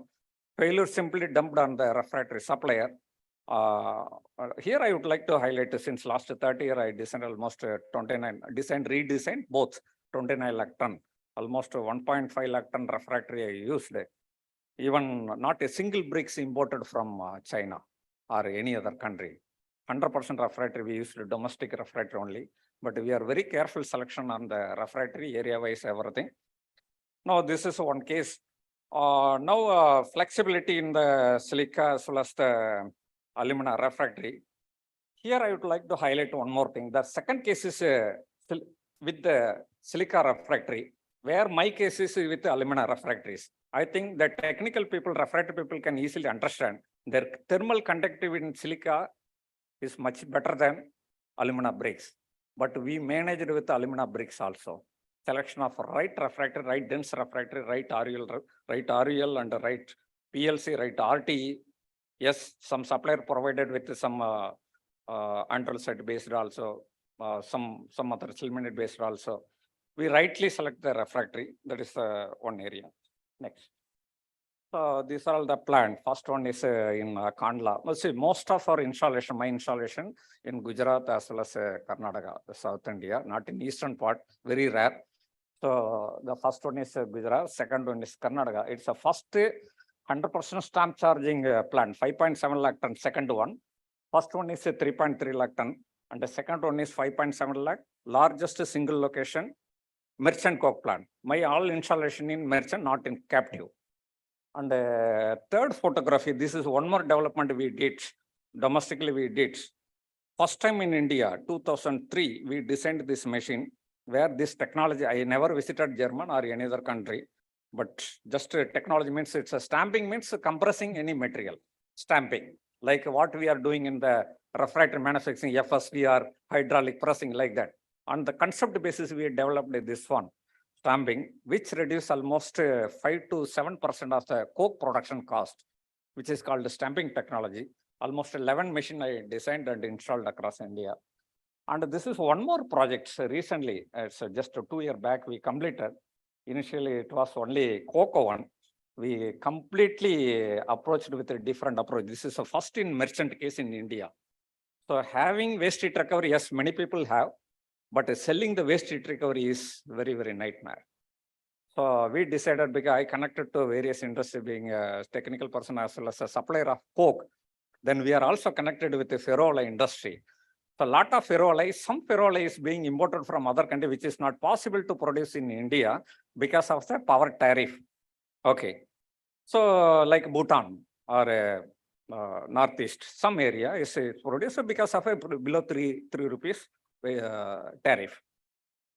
Whereas in our case, the cost of waste heat recovery is 1 rupees 10 paisa. So we prefer the product which is being imported from other country without disturbing the existing ferroalloy industry in India, who is manufacturing the manganese product.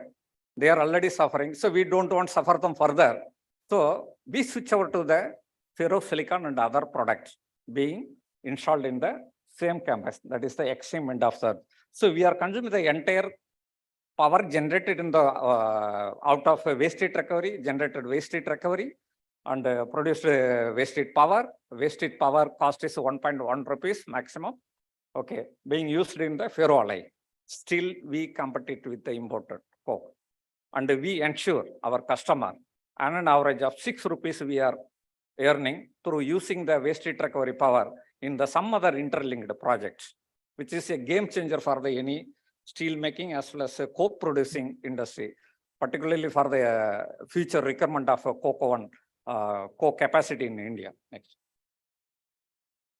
This is one more, the first one, the plant designed by somebody, collapsed within 20 days, and the power not yet started. So I taken this project on my shoulder, and we redesigned with 40%, we replaced it with a new refractory. It is again Indian refractory only. None of the bricks imported from other countries.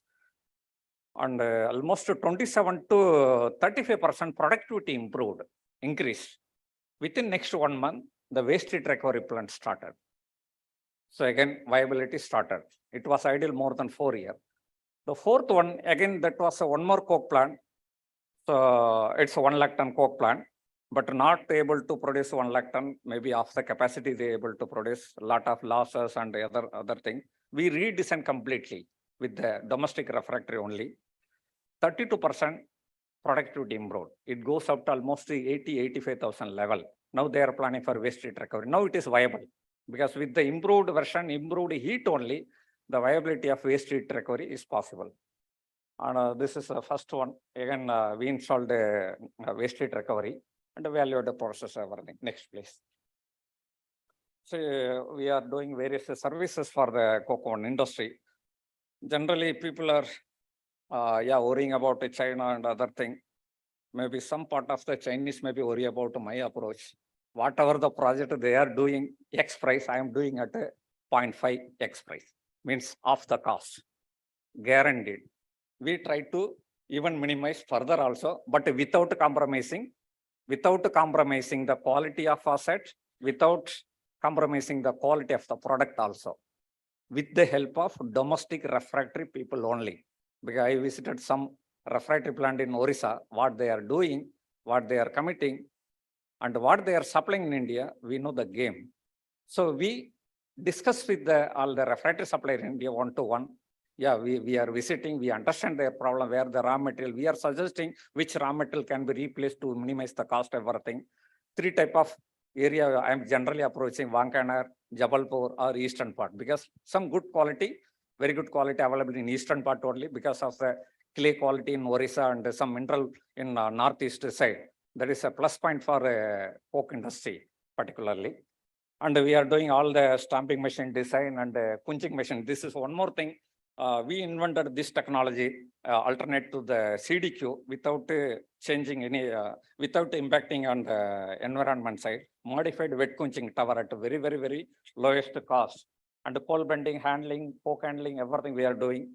Even though we are getting highest lifespan of coke oven. That is one. And one more thing we did to coal blending R&D also. We are not only designing coke oven, we taken care of all the handling area also, like a coal handling design, coke handling, machinery design, everything. Still we are operation people also. We ensure our customer to achieve the lowest production cost in India. So by utilizing our knowledge, we are operation expertise. We have very good knowledge about the coal blending R&D. We did to prevent R&D with external nation. It is a private R&D actual. Okay. And we are doing all the waste heat recovery services and the coal selection, everything. Today, we ensure our customer to achieve the lowest production cost of coke, even though Chinese are dumping the coke in India at whatever the X minus Y price, X minus 1 price, whether they get profit or not, but they dump only a portion of their production. They don't have any surplus coke to disturb the Indian steel industry.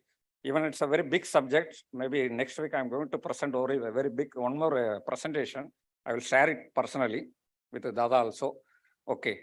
So steel industry needs support of coke industry because coke plays a very vital role in the cost, and coke need to produce indigenously. Even existing condition also, on an average of 15,000 crore worth, coke is being imported from other countries. If the situation continues, around 75,000 crore coke will be, but it is not possible. Nobody will make a shit their country, because we need to improve ourselves to reduce the emission level, entire thing, and utilize the waste heat, everything. It's possible. Only making coke not viable in India, making coke along with the waste heat recovery, which is more viable. And even though when the steel grow, coke plant, coke requirement will grow. Parallelly, there is one more industry we are missing, that is ferroalloy. Ferroalloy also will grow. The better solution, interlink all three, coke, waste heat recovery, and get the waste heat recovery for the ferroalloy. It's a sustainable business. I shown one of my recent client, they achieved. And recently I got one more project in Karnataka also. So hope we will succeed in that also. Thank you. Thank you, friends. And small, next slide, last. I proud to express one thing. We have one small, this one mindset or a policy, whatever. So since our last 32 year approach in the coke industry, the project, whatever 29 lakh ton project we completed, even single rupees worth material, other country material not utilized. We are very clear to promote and support only Indian industry. Let us hope, and we support each other. Thank you. Thank you, sir, for a enlightening presentation. In fact, what is magnesite to refractories? It is coke to steel. Magnesite is not applicable for a coke oven industry. No, I'm saying that the pain of what refractory manufacturers I face understand. with I respect understand to because I was high dependence on imports for magnesite. The same kind of issue is with the coke, because coke even today is imported to a large extent. Sir, I mean, that challenge is there. If you permit 2-3 minutes, I will discuss. Okay. See, recently I took over one assignment. It's a 1 lakh ton coke plant. They have a 0.75 lakh one more plant. The owner wanted to start immediately. By seeing the color of the refractory, it is a newly built. I don't want to disclose the company name. Newly built. Sir, please scrap it. See the pain. They already spent 40 crore. What happened? The seal I found is 45 dense and 50 dense alumina refractory. Maybe collision of project head or maybe supplier to get the order fast at some X price or X plus 1 price, X plus X minus, I don't know. When we tested that refractory, it was below 27% alumina. It is not even clay bricks. Even I am not using this bricks for the wharf where we are walking on the floor. We are not using that refractory. Yes, there are lot of many things happening in some other area, because we try to wake up the project owners as well as the project head also. Wherever it possible, we are supporting. But yes, as I mentioned one thing, as a refractory supplier, don't rush for the order. Take your time.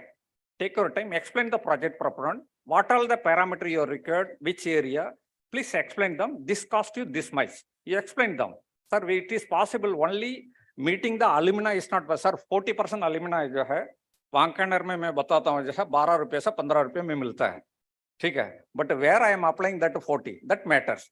वही 40% जो है मैं बात करूंगा जो है आपका CCS मुझे हाई चाहिए और RUL अच्छा चाहिए, PL से अच्छा चाहिए, आपको टोटल जो है आपका मिनरल बिहेवियर चेंज हो जाएगा, ठीक है. But that application is different. We have to understand that one.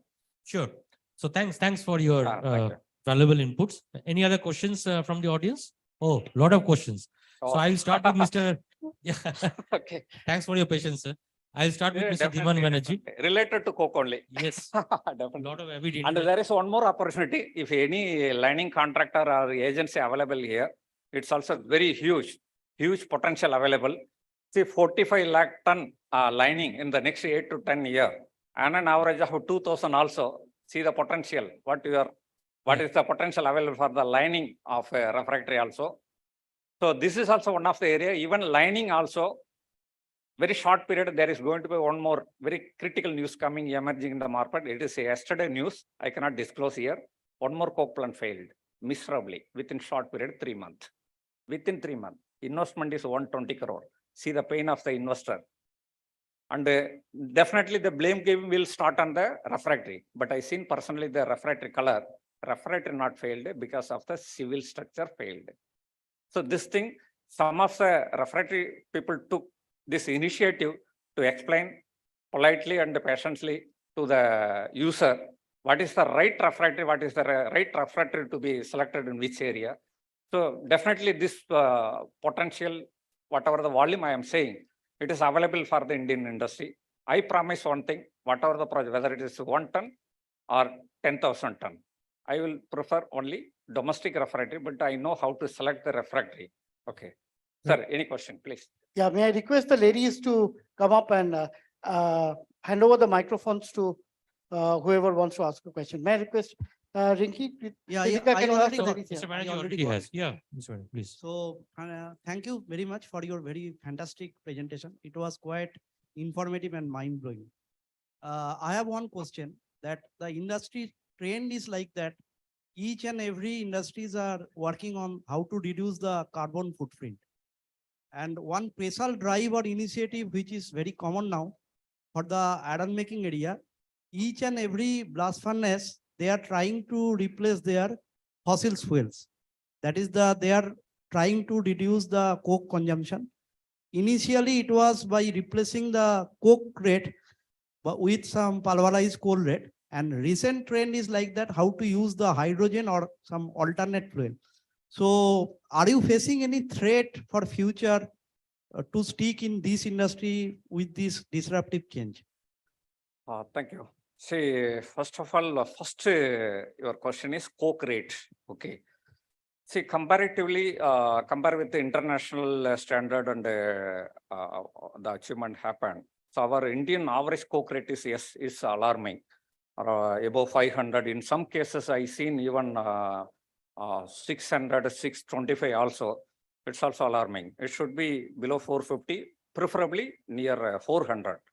There are two options available.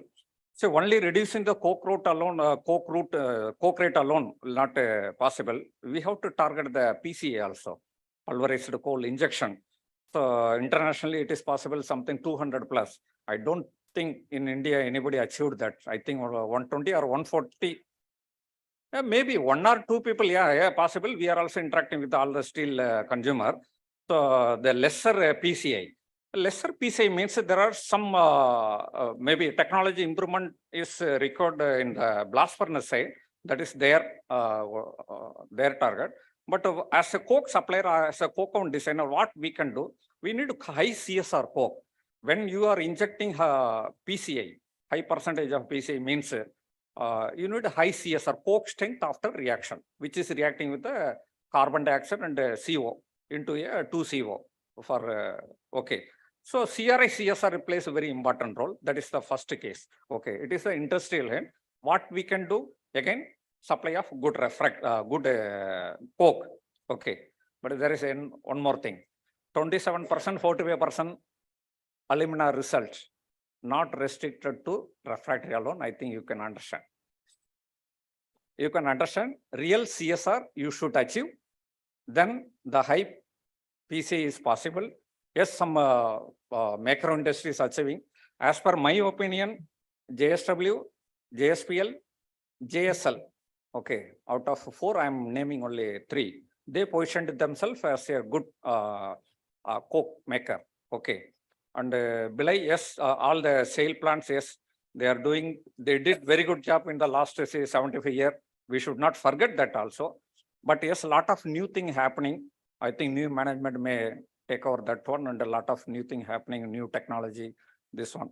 And again, the hydrogen technology, everything. See, first of all, in the next, already we are 125 million ton we are producing, and up to 300. By 2030, it may not possible, maybe 30 to or 30. Before 35, it will happen. The next up to 300 million, there will be coke. Coke cannot be replaced. Already some trials started in India. I think 5 kg hydrogen injected. 1 kg hydrogen equivalent to 4 kg approximately, 4 to 5 kg of coke. It means 5 kg means 25 kg. What we are talking about 500 kg coke. It means we need to travel long. I think next target set for something 15 to 20 kg. I could not name the industry. I interact with the personally R&D team. 20 kg is targeted.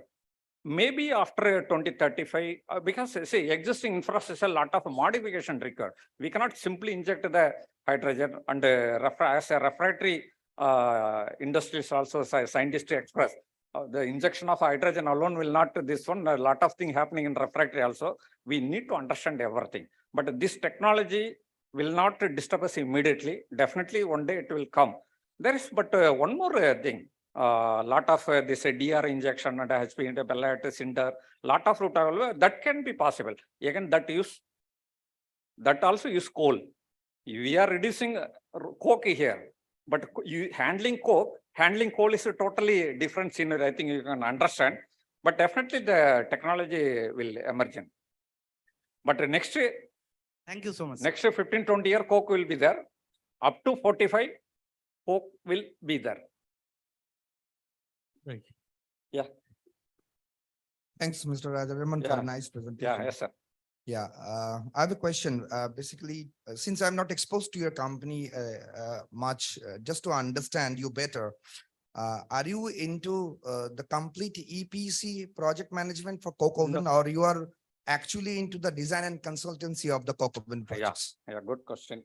See, first, I think I should not promote my company here because I presented about the industry. When you ask this one, see, I am challenging with Chinese coke projects. Okay, whether I will get 1 lakh ton or 1 million ton, I don't care. Okay, my target, how to support this steel industry and the coke industry to get the best asset at the very lowest cost. When they are talking about, say, example, I'm referring on number. Okay, for 1 lakh ton, example, 1 lakh ton coke plant, Chinese need around 110 crore. Okay, with the domestic refractory and the domestic steel, everything, all the thing available here. Because some of the 30% escalation in 20 to 30% escalation in Chinese project, they sell steel in the name of machinery. I designed that stamping machine. Altogether, it is 110 ton. They supply the machinery 700 ton. You can understand. Okay. Just putting the steel in the name of machinery. That we need a lot of awareness in the industry. That may be one of the reason. Refractory not much escalated because it's a 50% cost in my case. I can manage with the say of the cost, 55% of the cost maximum. Because of we are selecting right refractory. See, by naming Wankaner, I think nobody will prefer. But I can use the particular refractory in particular location.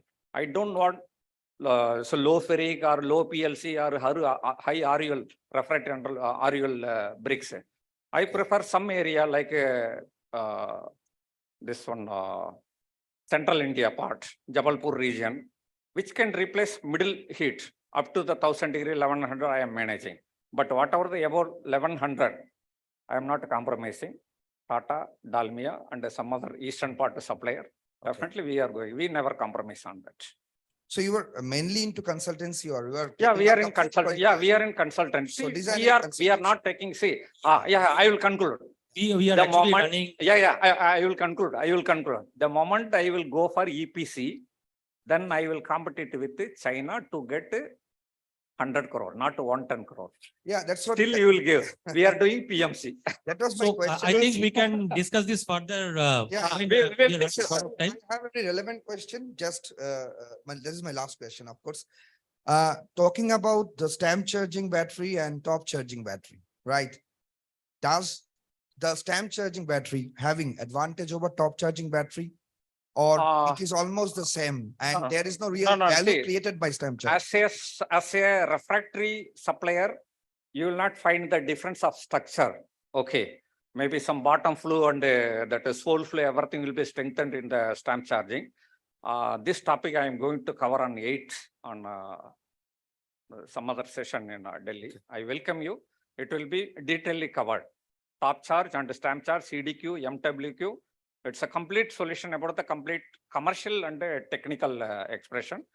So it required a lot of time, minimum half an hour I will explain. So one-to-one we can discuss. I will speak to you. But one thing I can say, stamp technology, example, up to 95, 96, people used maximum hard Sir, poking. I'm sorry, I need to close the session. Only one sentence. It's a very interesting subject. So we can cover it offline, sir, because we The have. weaker pole can be used. So you can reduce 10% of the cost of production by using the technology to use the weaker pole. Stamp charging. Yeah, What's the stamp charge reduce the cost of your production by using the inferior pole Okay. without affecting the quality. Okay, thank you very much. Thank you very much, sir. Thank you for your time. And a big round of applause for Mr. Rajaraman. Quite an interesting and enlightening session.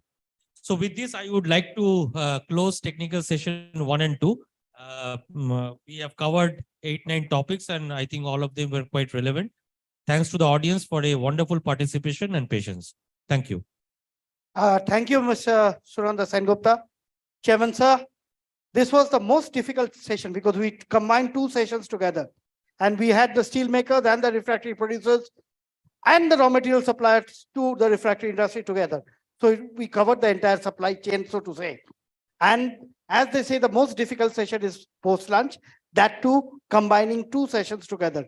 So a round of applause for our session chairman for doing a very difficult job. And believe me, Dada, believe me, if I may just add one sentence, our session chairman has made it a point to ensure a post-lunch session is a full house like this, which I am noticing after a very, very long time.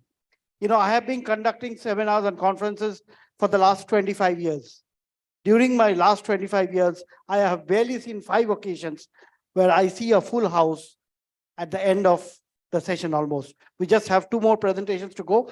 But before that, Aishwarya, take over. Thank you everybody for being so energetic and patient. And with that, moving forward with the mementos, so I'll request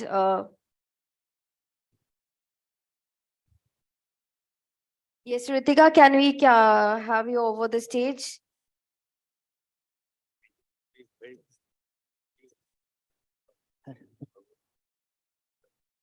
So this is for, yes, a big round of applause, first of all. Thank you, yes. Sir के लिए एक बार जोरदार तालियां हो जाए.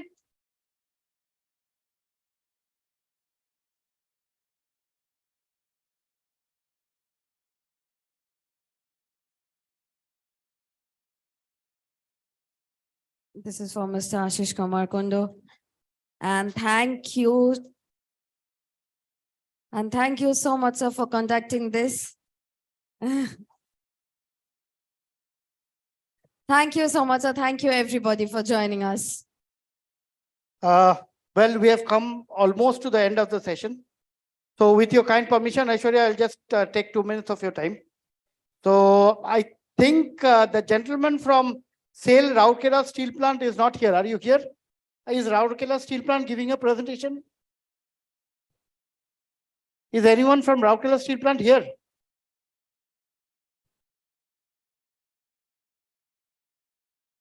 From Rourkela Steel Plant? Yeah, okay. The memento of JSW Steel was not, he's here. Could you have the memento for? If anyone else missed the memento? Shall I give it to you? Are they here? Okay. Yeah, Dr. INC is also here. So who were the ones I missed out? INC, of course, and then Saptoshi, yeah. So one by one, I'll just repeat if I missed out anyone. So Arup Samanto, Dr. Arup Samanto? Yeah, memento for Dr. Arup Samanto. So Rinki will come on the stage to present the memento to the sir. Who? Yeah, Dr. Rajaram. A big round of applause for sir. May I Thank request you so much, sir. Dr. Rajaraman?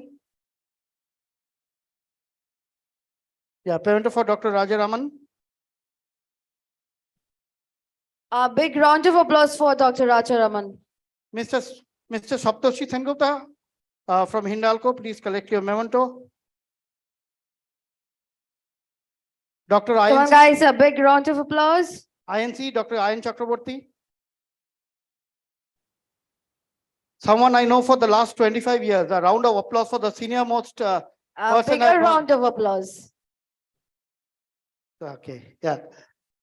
Who else have I missed? Okay, only JSW is left. So Suman Trivedi, Senior Manager, Steelmaking, JSW.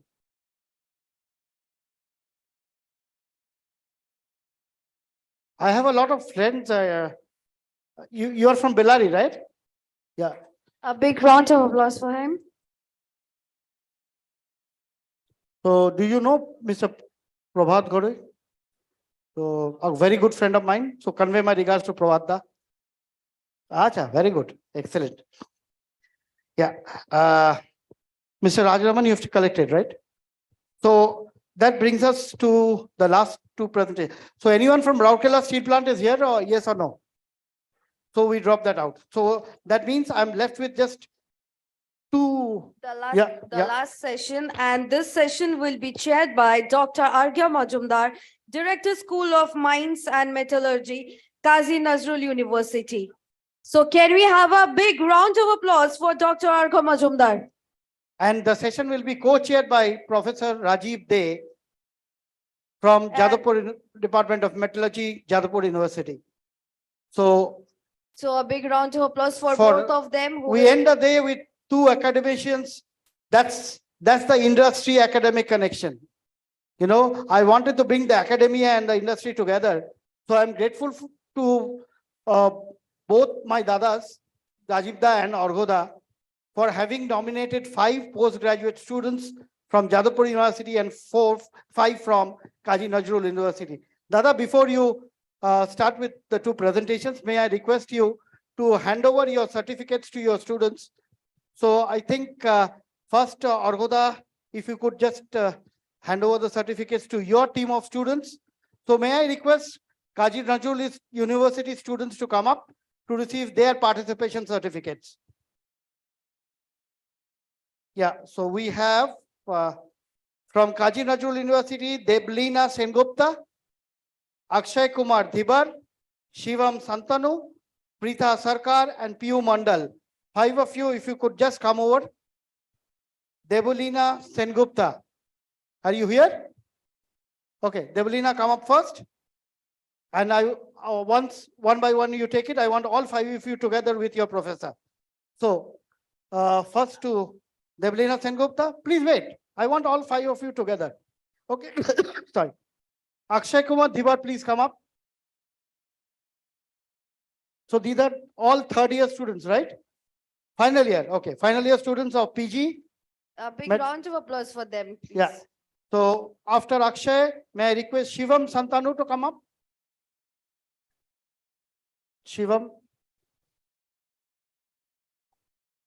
So we have the budding metallurgists of this country here with us. A round of applause for the budding metallurgists of this country who will serve. This morning we were discussing that we are short of metallurgists in this country. I'm so proud that they have taken up metallurgy as their career. So next is Piyu Mondal and Preetha Sarkar. You are Piyu or Preetha? Piyu, okay. Preetha, come up. Next is Preetha. Round of applause for Piyu and Preetha together. And all 5 of you stand together. Could we have a photograph with all 5 of them together? Thank you so much. Thank you. Yeah, okay, yeah. Yeah.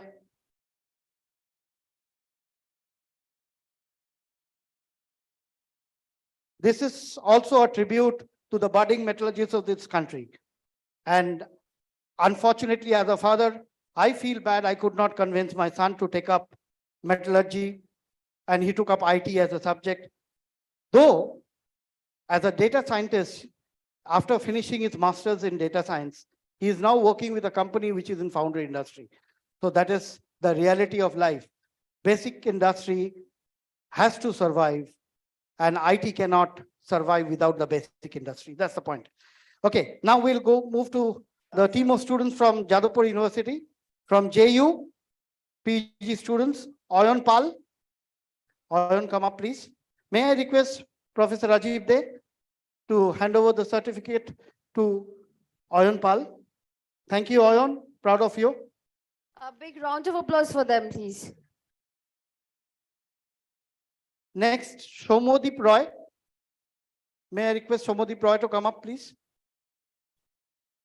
Shomodip? Okay, you can collect on his behalf if he's not here. Okay, so Obik Kaur. Obik is also not here. Santosh Khan. Santosh, please come up.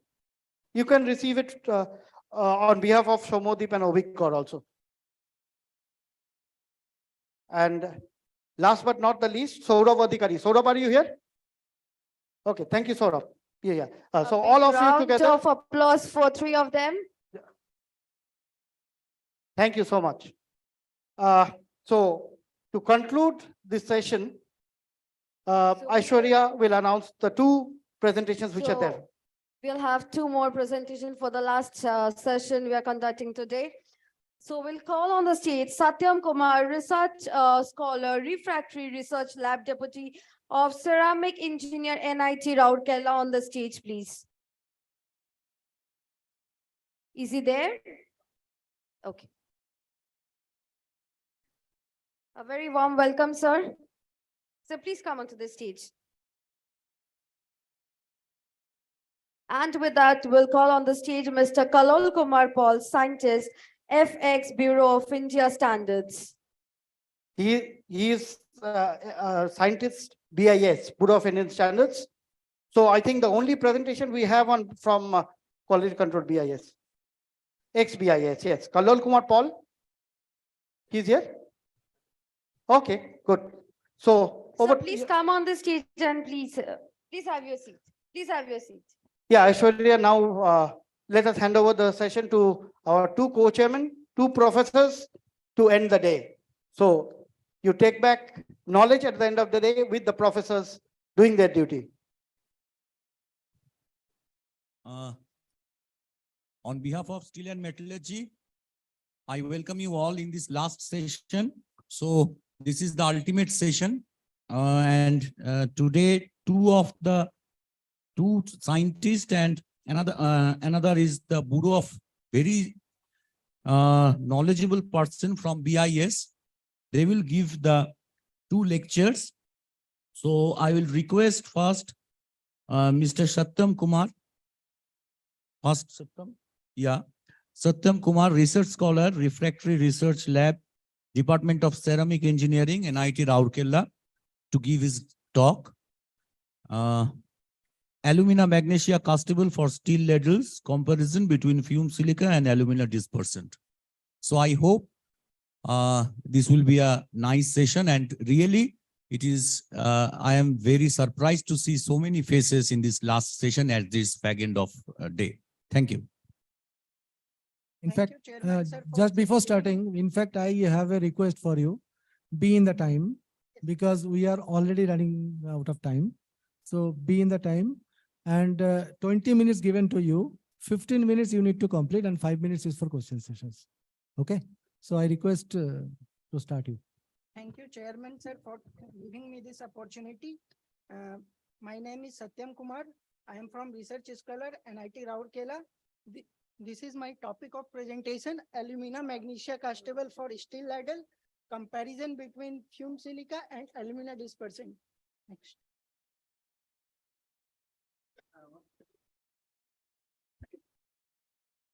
Next.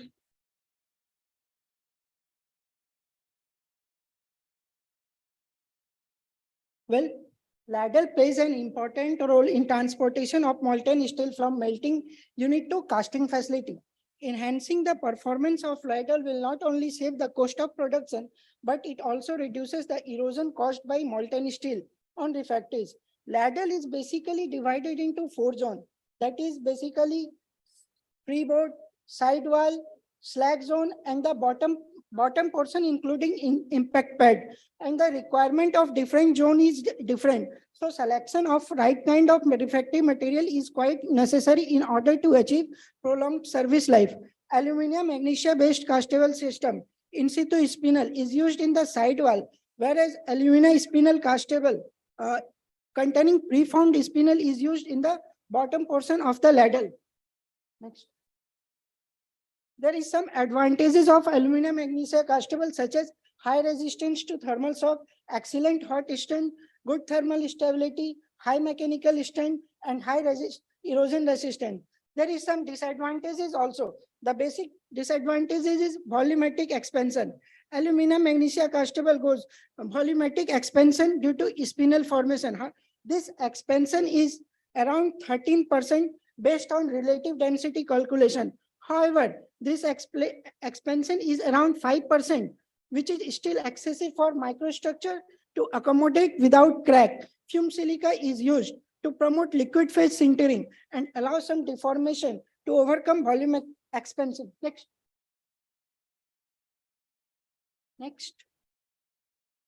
Why?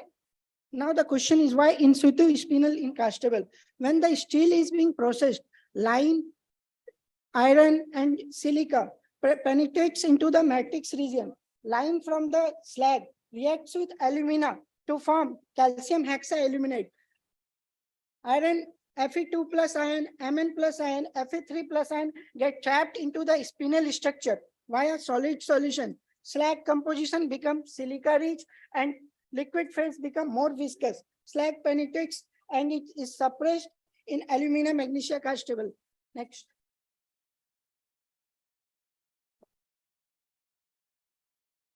Well, this is the physiochemical properties of the raw material which I have used in my experimental work.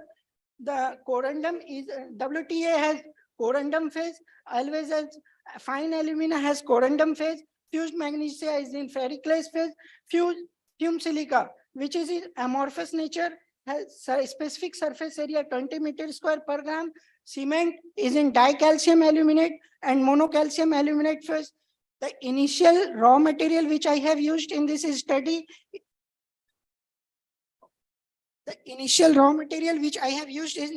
is white tabular alumina of different grades, fine alumina, fume silica, which is a flow modifier, and calcium aluminate cement.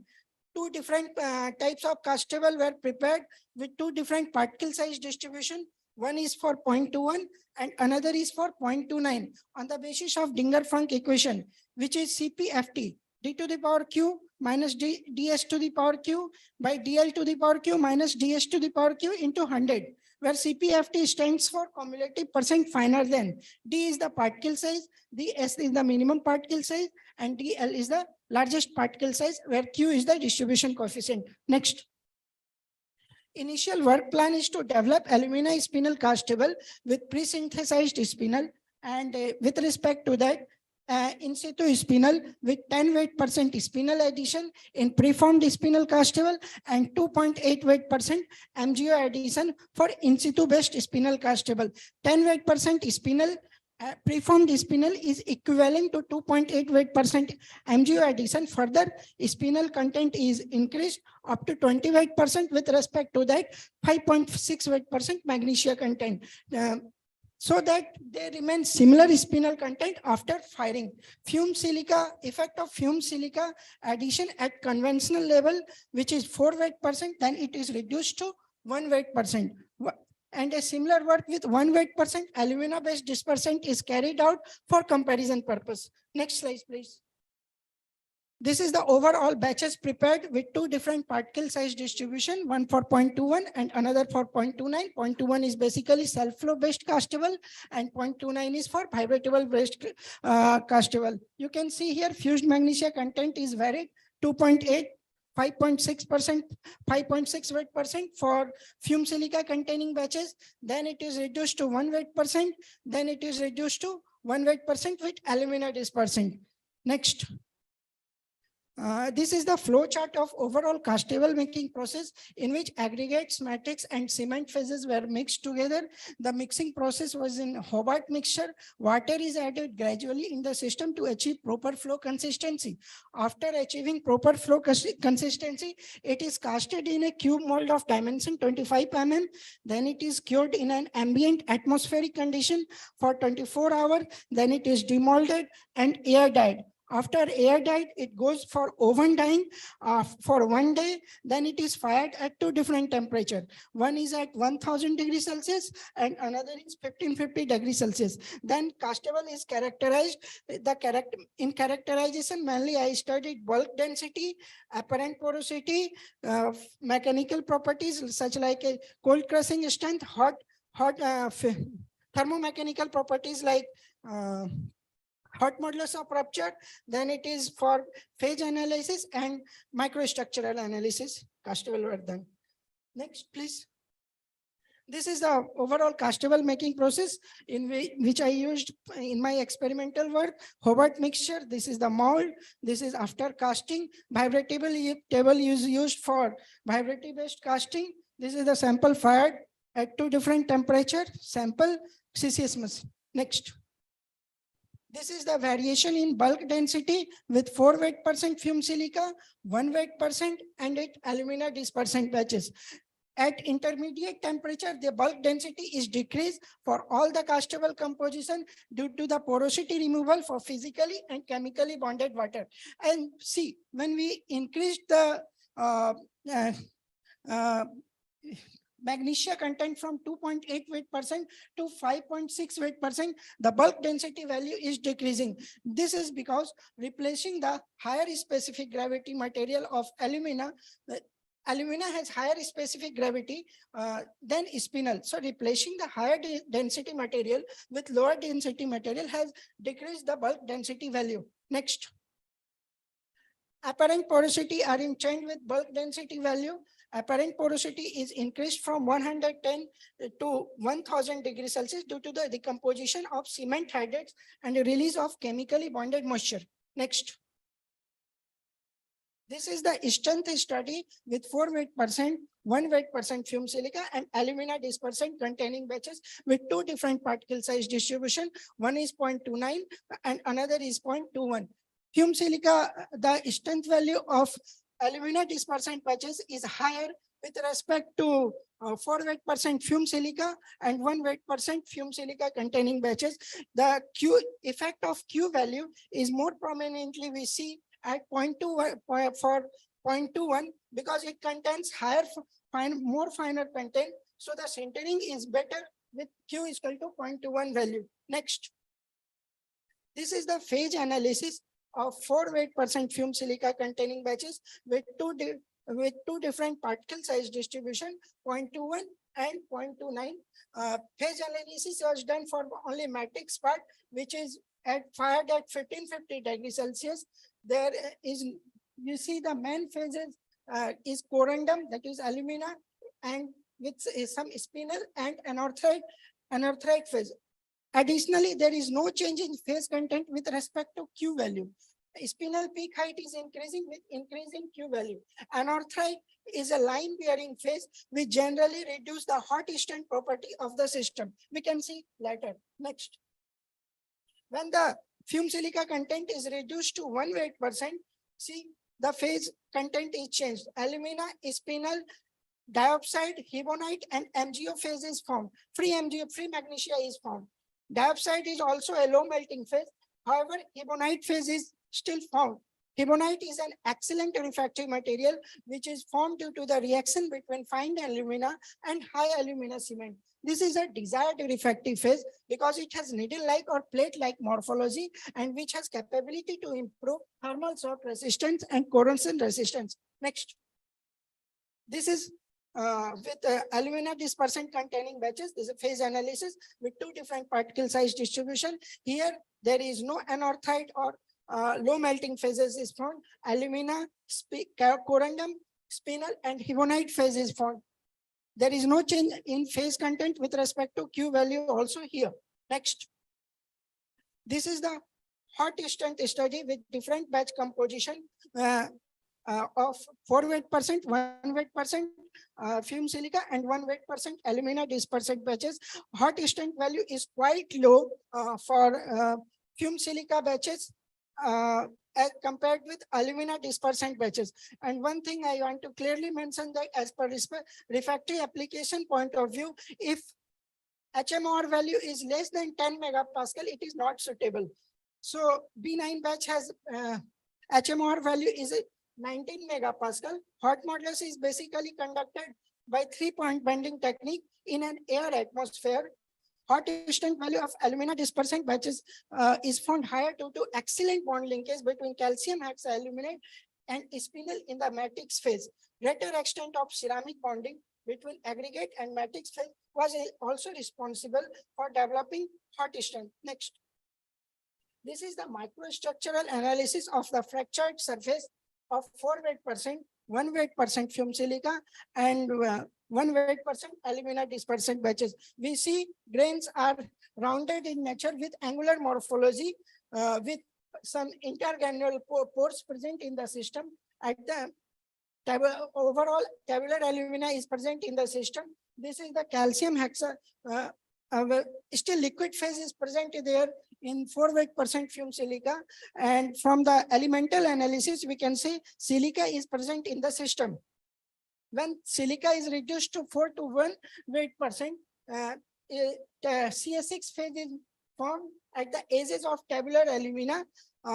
We can see in elemental analysis Si is there, but when it is reduced to removed, fume silica is removed from 1 weight% and alumina dispersant is used, a plate-like morphology is found, which is calcium hexaluminate. There is no liquid phase present in the system. CS6 phase helped in the improvement of for better interlocking structure between matrix and aggregate phase, which is favorable for our hot strength properties. Plate-like morphology is observed in the microstructure. This plate-like morphology was not seen when fume silica was 4 weight%. However, low melting anorthite phase is formed. Next. This is the overall my conclusion. BT value decreases with reduction in fume silica content from 4 weight% to 1 weight% for both Q value 0.21 and 0.29. However, it again increases for alumina dispersant batches. CCS value is higher for 1 weight% alumina dispersant batches with magnesia addition 2.8 weight% with a distribution coefficient value 0.21. Low melting anorthite phase was observed with 4 weight% fume silica addition, but hebonite, that is calcium hexaluminate, was observed with alumina dispersant composition with also 1 weight% fume silica batches. The system has a low strength value with high fume silica content due to low melting phase and anorthite phase form. No low melting phase was observed in the microstructure analysis of the fractured surface in alumina dispersant. Clearly, platy-like structure was seen. CS6 is an excellent refractory material with high melting point, 1550 degrees Celsius, and it has high strength. This is the reference. Thank you for your patience.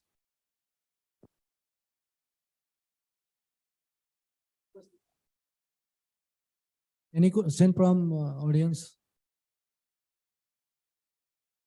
No questions. Thank you. Thank you. I think he should get a big round of applause for his effort. Thank you. So may I call upon the next speaker, who is Kallol Kumar Pal, scientist F, ex-Bureau of Indian Standard. He has worked in BIS under Ministry of Consumer Affairs, Government of India, and his experience in certification and competency assessment, auditor for management system like ISO 9001, 14,001, 45,001, OSHA's KMS and EMS. Currently, he is a trainer for ISO 17,025, which is laboratory management system. I would not extend the career of Kallol Kumar Pal. So may I request Kallol Kumar Pal to start his presentation. Thank you. Thank you. Actually, in the last session, nobody is interested to hear much. So I will not take more than 5-7 minutes for showing the slides. Though I could have extended half an hour, but that is not possible now. So let me thanks to the organizer for inviting me in this. Now I want to know first something about Bureau of Indian Standard. You know, there are Bureau of Indian Standard, BIS. They are the only national standard body who is promoting standards in India. And we have a liaison with International Organization of Standards, that is ISO also. And BIS is formulating standard through technical committees. And technical committees are culmination of some technical experts. Some of them are present in the morning and afternoon session also. Those who have left, I am also one of the members, even if I have retired from BIS. Basically, because I am a refractory in ceramic technology, so they have considered me a technical expert. So now next slide. See, importance, you know that there are more than 21,000 standards have been published by BIS. And the first standard, IS1, is for national flag. And the second, third, fourth, fifth, IS2, 3, 4, 5, they are all basic standards. And the first product standard in India after independence. Next slide. That is IS6 brick. Because that time under the Prime Minister Jawaharlal Nehru, all steel plants and all other plants were coming up. So there is a need for supplying refractories to the steel plants. So IS6, 7 and IS8 was published. Later IS7 was withdrawn. IS8. So you can see that as early as 1949, the first refractory standard on brick, IS6, was published, which is being extensively used nowadays also. Even without knowing that is the Indian standard, people say IS6 brick. I have questioned so many people that what do you mean by IS6? Well, this is a code number IS6. I will know this is the Indian standard. For that brick, there is a specification. That's why it is called IS6. Next slide. Next slide. Next slide. Which problem? So this is now one technical committee that is called MTD 15. As you know, mornings it was discussed that 70 to 75% of the refractory is used by steel industry. So steel industry is again under metallurgical. So refractory is put under a part of the Metallurgical Divisional Council Technical Committee of BIS. Next slide. So we have formulated around product 50, code of practice 4. So these are all numerical. Next slide. So these are the basically related to steel industries. What are the specification? As you see that around 90 specification, 39 product specification, 30s are about steel plant refractories. So similarly, metallurgical steel industries consume 75% refractories or 70%. So around 80% of the standard formulated by BIS also used for steel plant only. That is least. Next slide. Next slide. Next slide. You go. Continue. Next. So there are some raw material standard also that we have there. So I request last slide I will show. I will request that raw material suppliers also can utilize this standard for their supply and other things. Next slide. So mostly we are having these are the standard test method which you are using in the curriculum of ceramic undergraduate bachelor's course of ceramics in different colleges, even in testing laboratories also. IS 1528, they know the series that they are test methods. So these are the test methods basically. Next slide. Next. So see, you can say there are some earlier specification of 80s or 90s, but that does not mean that technology has not changed. It is only revised. The number is always there. One thing in BIS, that a number cannot be changed. So it is a unique number. It can be withdrawn or superseded by, but suppose IS6 is there, IS8, IS7 refractory bricks, it was superseded by IS6 only. It is included. So once based on the comments received from all the technical expert, all the stakeholders are mostly refractory manufacturers, refractory users, institutions, research organizations, regulatory bodies like Government of India's different part, customs, excise, and they only provide the comments and amends. Next.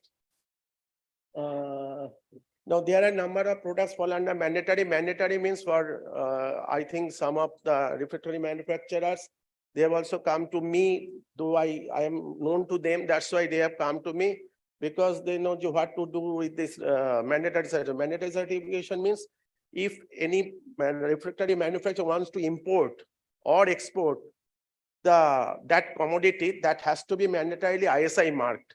So you, as well as if you want to import from Germany, that manufacturer has to take ISI mark for BIS.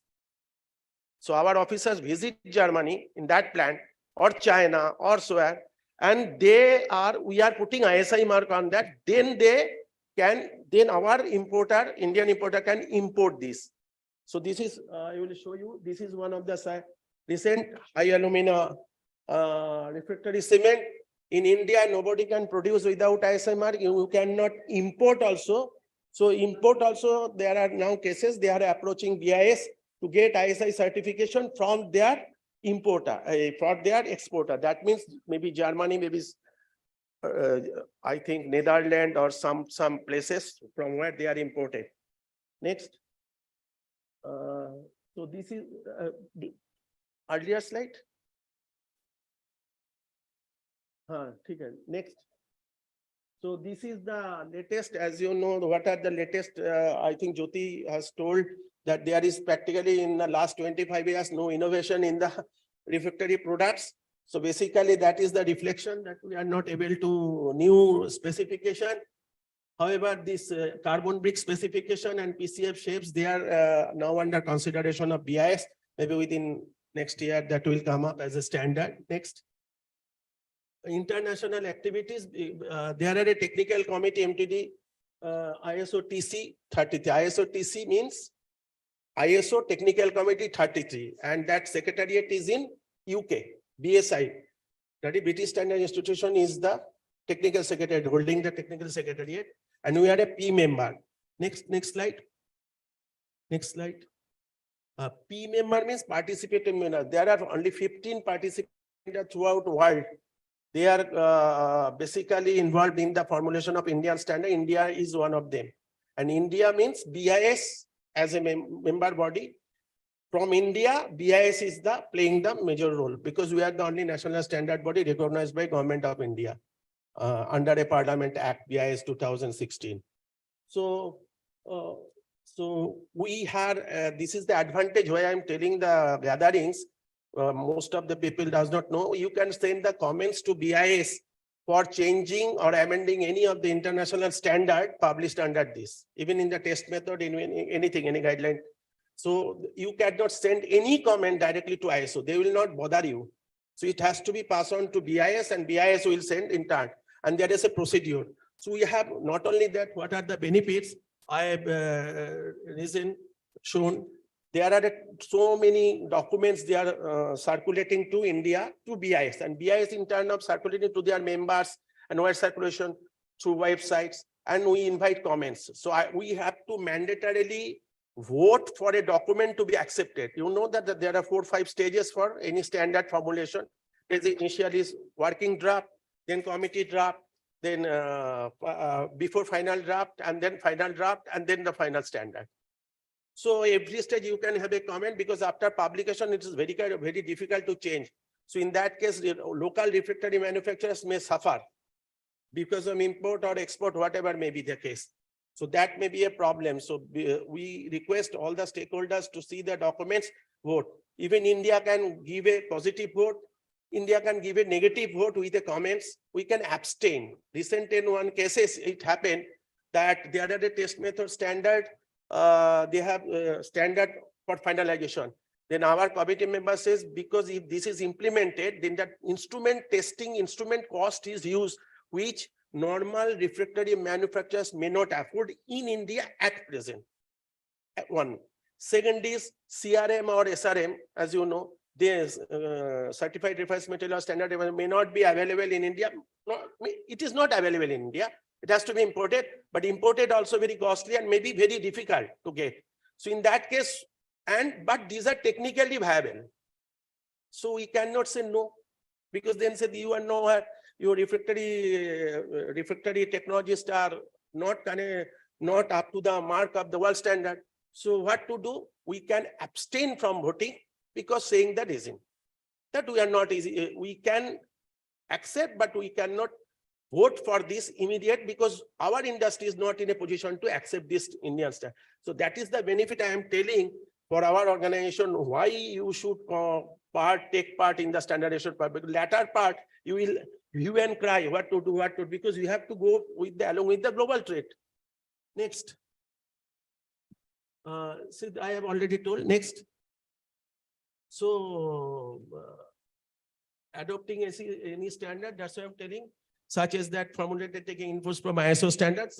In fact, there are so many standards, you can give a comments to BIS if it is not implementable at your level, but you can also upgrade this modification based on your expertise, and you will forward it to ISO and they will implement it in the next amendments or something. Next.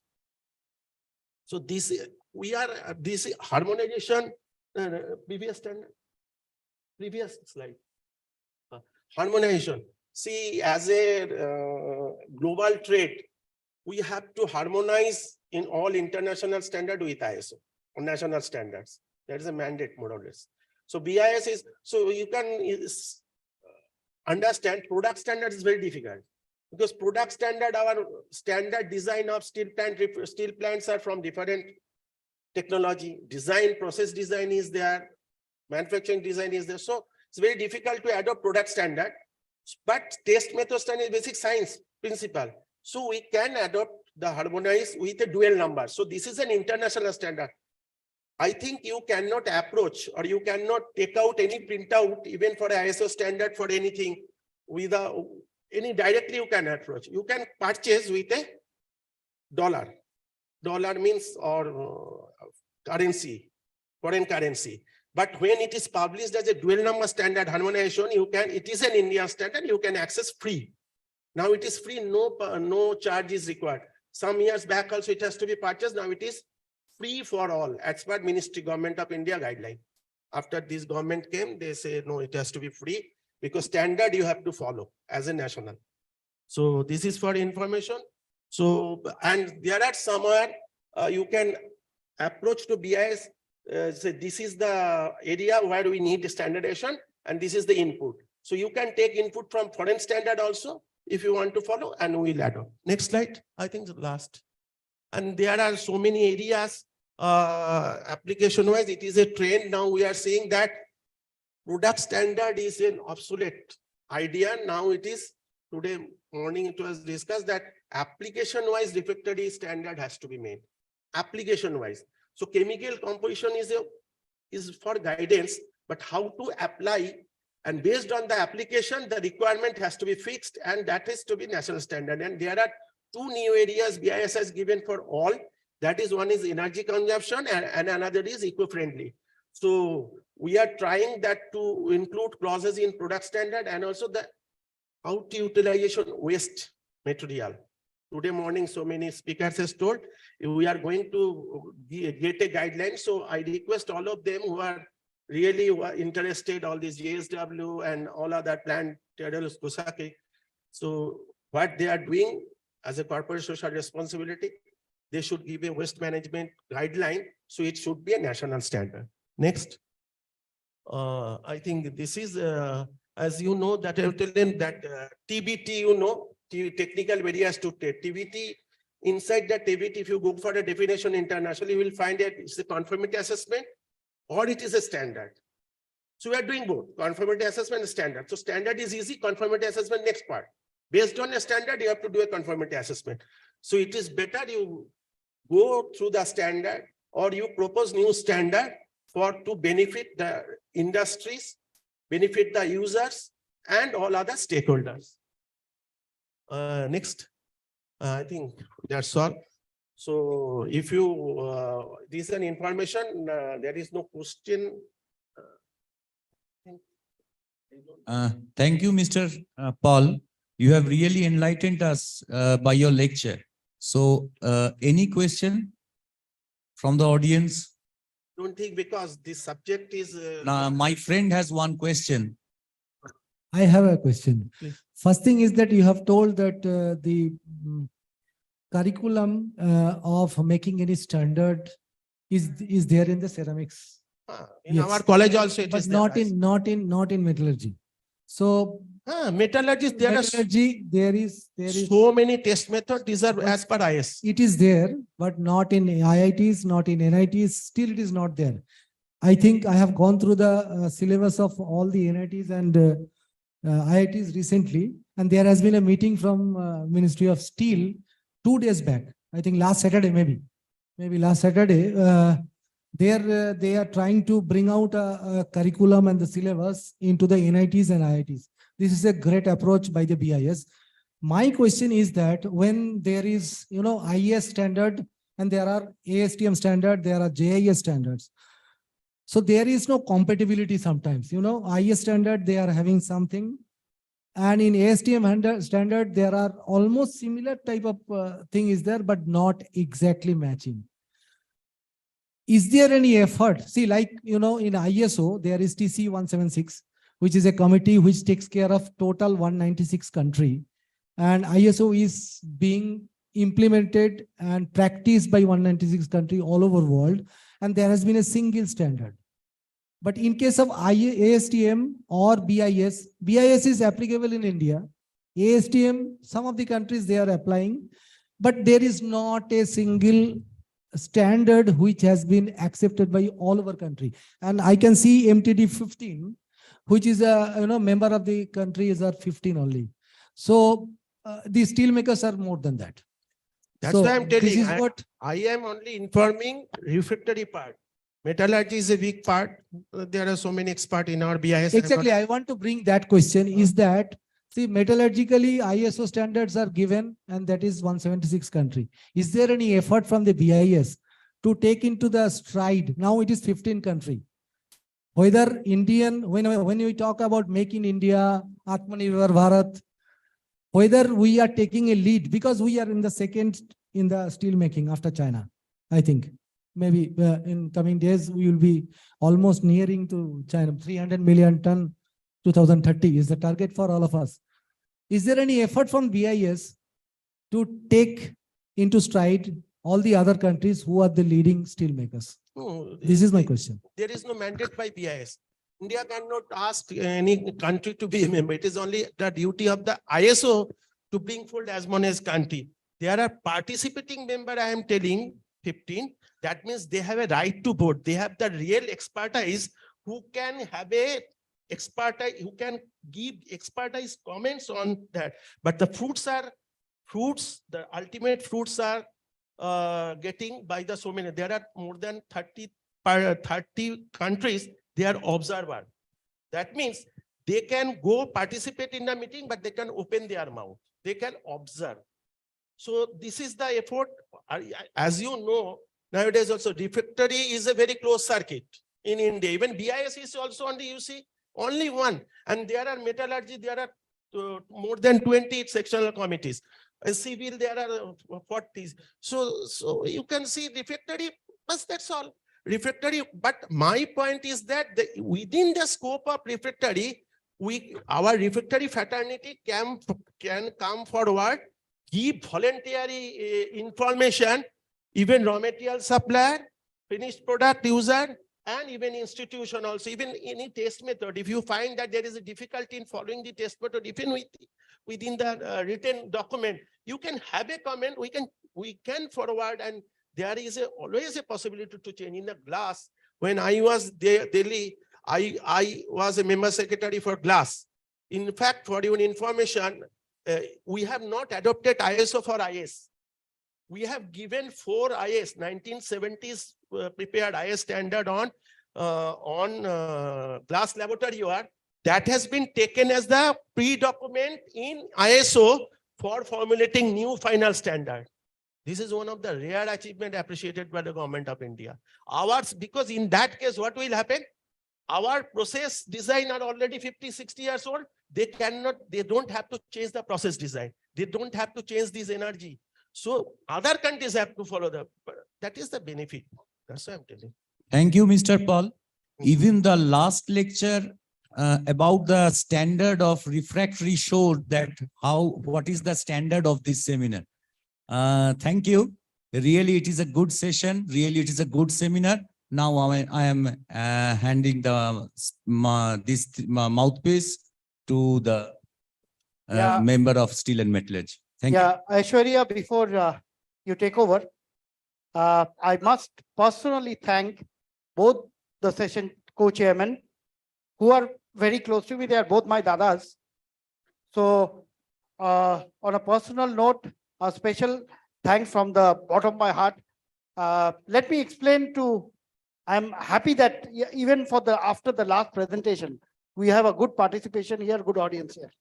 Let me clarify why we have co-chairman and not a single chairman. There were supposed to be 3 sessions today, but we merged session 1 and 2. So we were left with 1 session. But I had already announced 3 of them as session chairman. One was Mr. Sunanda Sengupta, one was Dr. Hargo Majumdar, and the third was Professor Rajiv Dey. So by virtue of 3 session chairmen, I was left with the choice of having only 2 sessions. So that is why you have a co-chairman for the last session who were supposed to be the session chairman for 2 and 3. That's a clarification, just for your knowledge. Okay, now Aishwarya, over to you for presentation of the mementos. I think just a thank you note to Steel and Metallurgy. It has been a real good experience from me. Coming from Asansol, bringing all the students, those who are in the final year metallurgy students, they have come, morning 5 o'clock, they have started from Asansol, being there till the last session.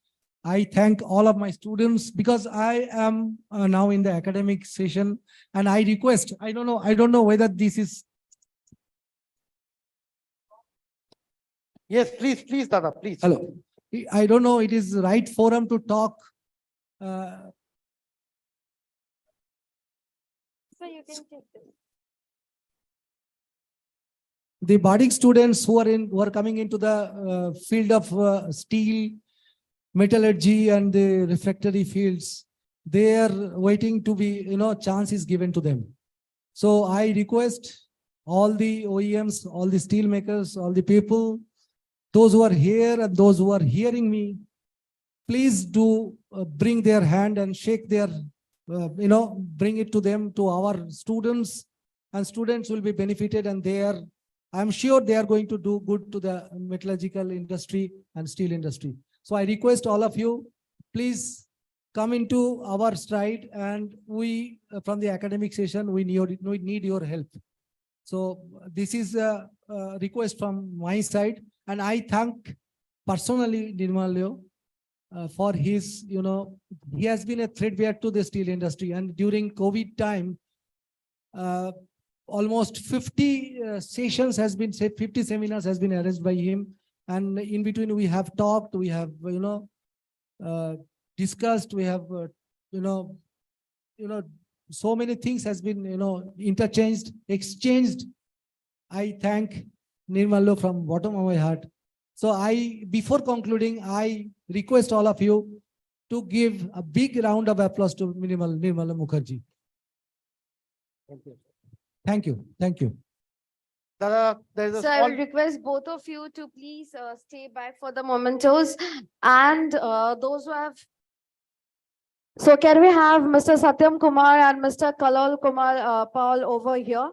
Yeah, may I request both the session chairman to hand over the mementos to the two of the authors. A big round of applause. Come on, a big round of applause. Yeah.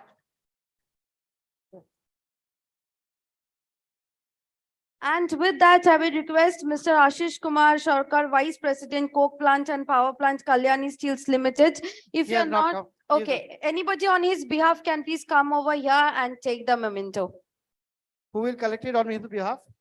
A big round of applause. Come on, guys. You have been a great audience so far. You are collecting on behalf of Kalyani Steels, right? Okay. On behalf of Mr. Ashit Sarkar, you can take it. What's your name? You can just identify yourself and take. A big round of applause for sir. So this is for the session chairman and for Kalyani Steels. I think Vikas will receive it on behalf of Kalyani Steels. Mr. Sunando Sengupto did a wonderful job. So special thanks to him as well. Okay, any of the panelists left, any of the authors left? Have both of them collected? Yes, yes. Okay. So with that, Thank you so much for being such a lovely audience, and I hope it was a very informative session. Was it a very informative session? Yes, I know you have been asking questions throughout. Thank you for being with us, and we are looking forward for more. And thank you, sir, for being a co-anchor as well. okay, so gentlemen, the same venue, we gather again. Those of you who are interested in steel, we have our next long product seminar at the same venue on the 18th of August. Same hall, same venue, 18th August. And then the last one will be to celebrate our 25 years on 14th November. So the next event that we have, next conference we are going to have on long products will be at the same hall, same place on 18th August. Thank you so much. With that, let me call it a day. Have a great evening, gentlemen. Thank you.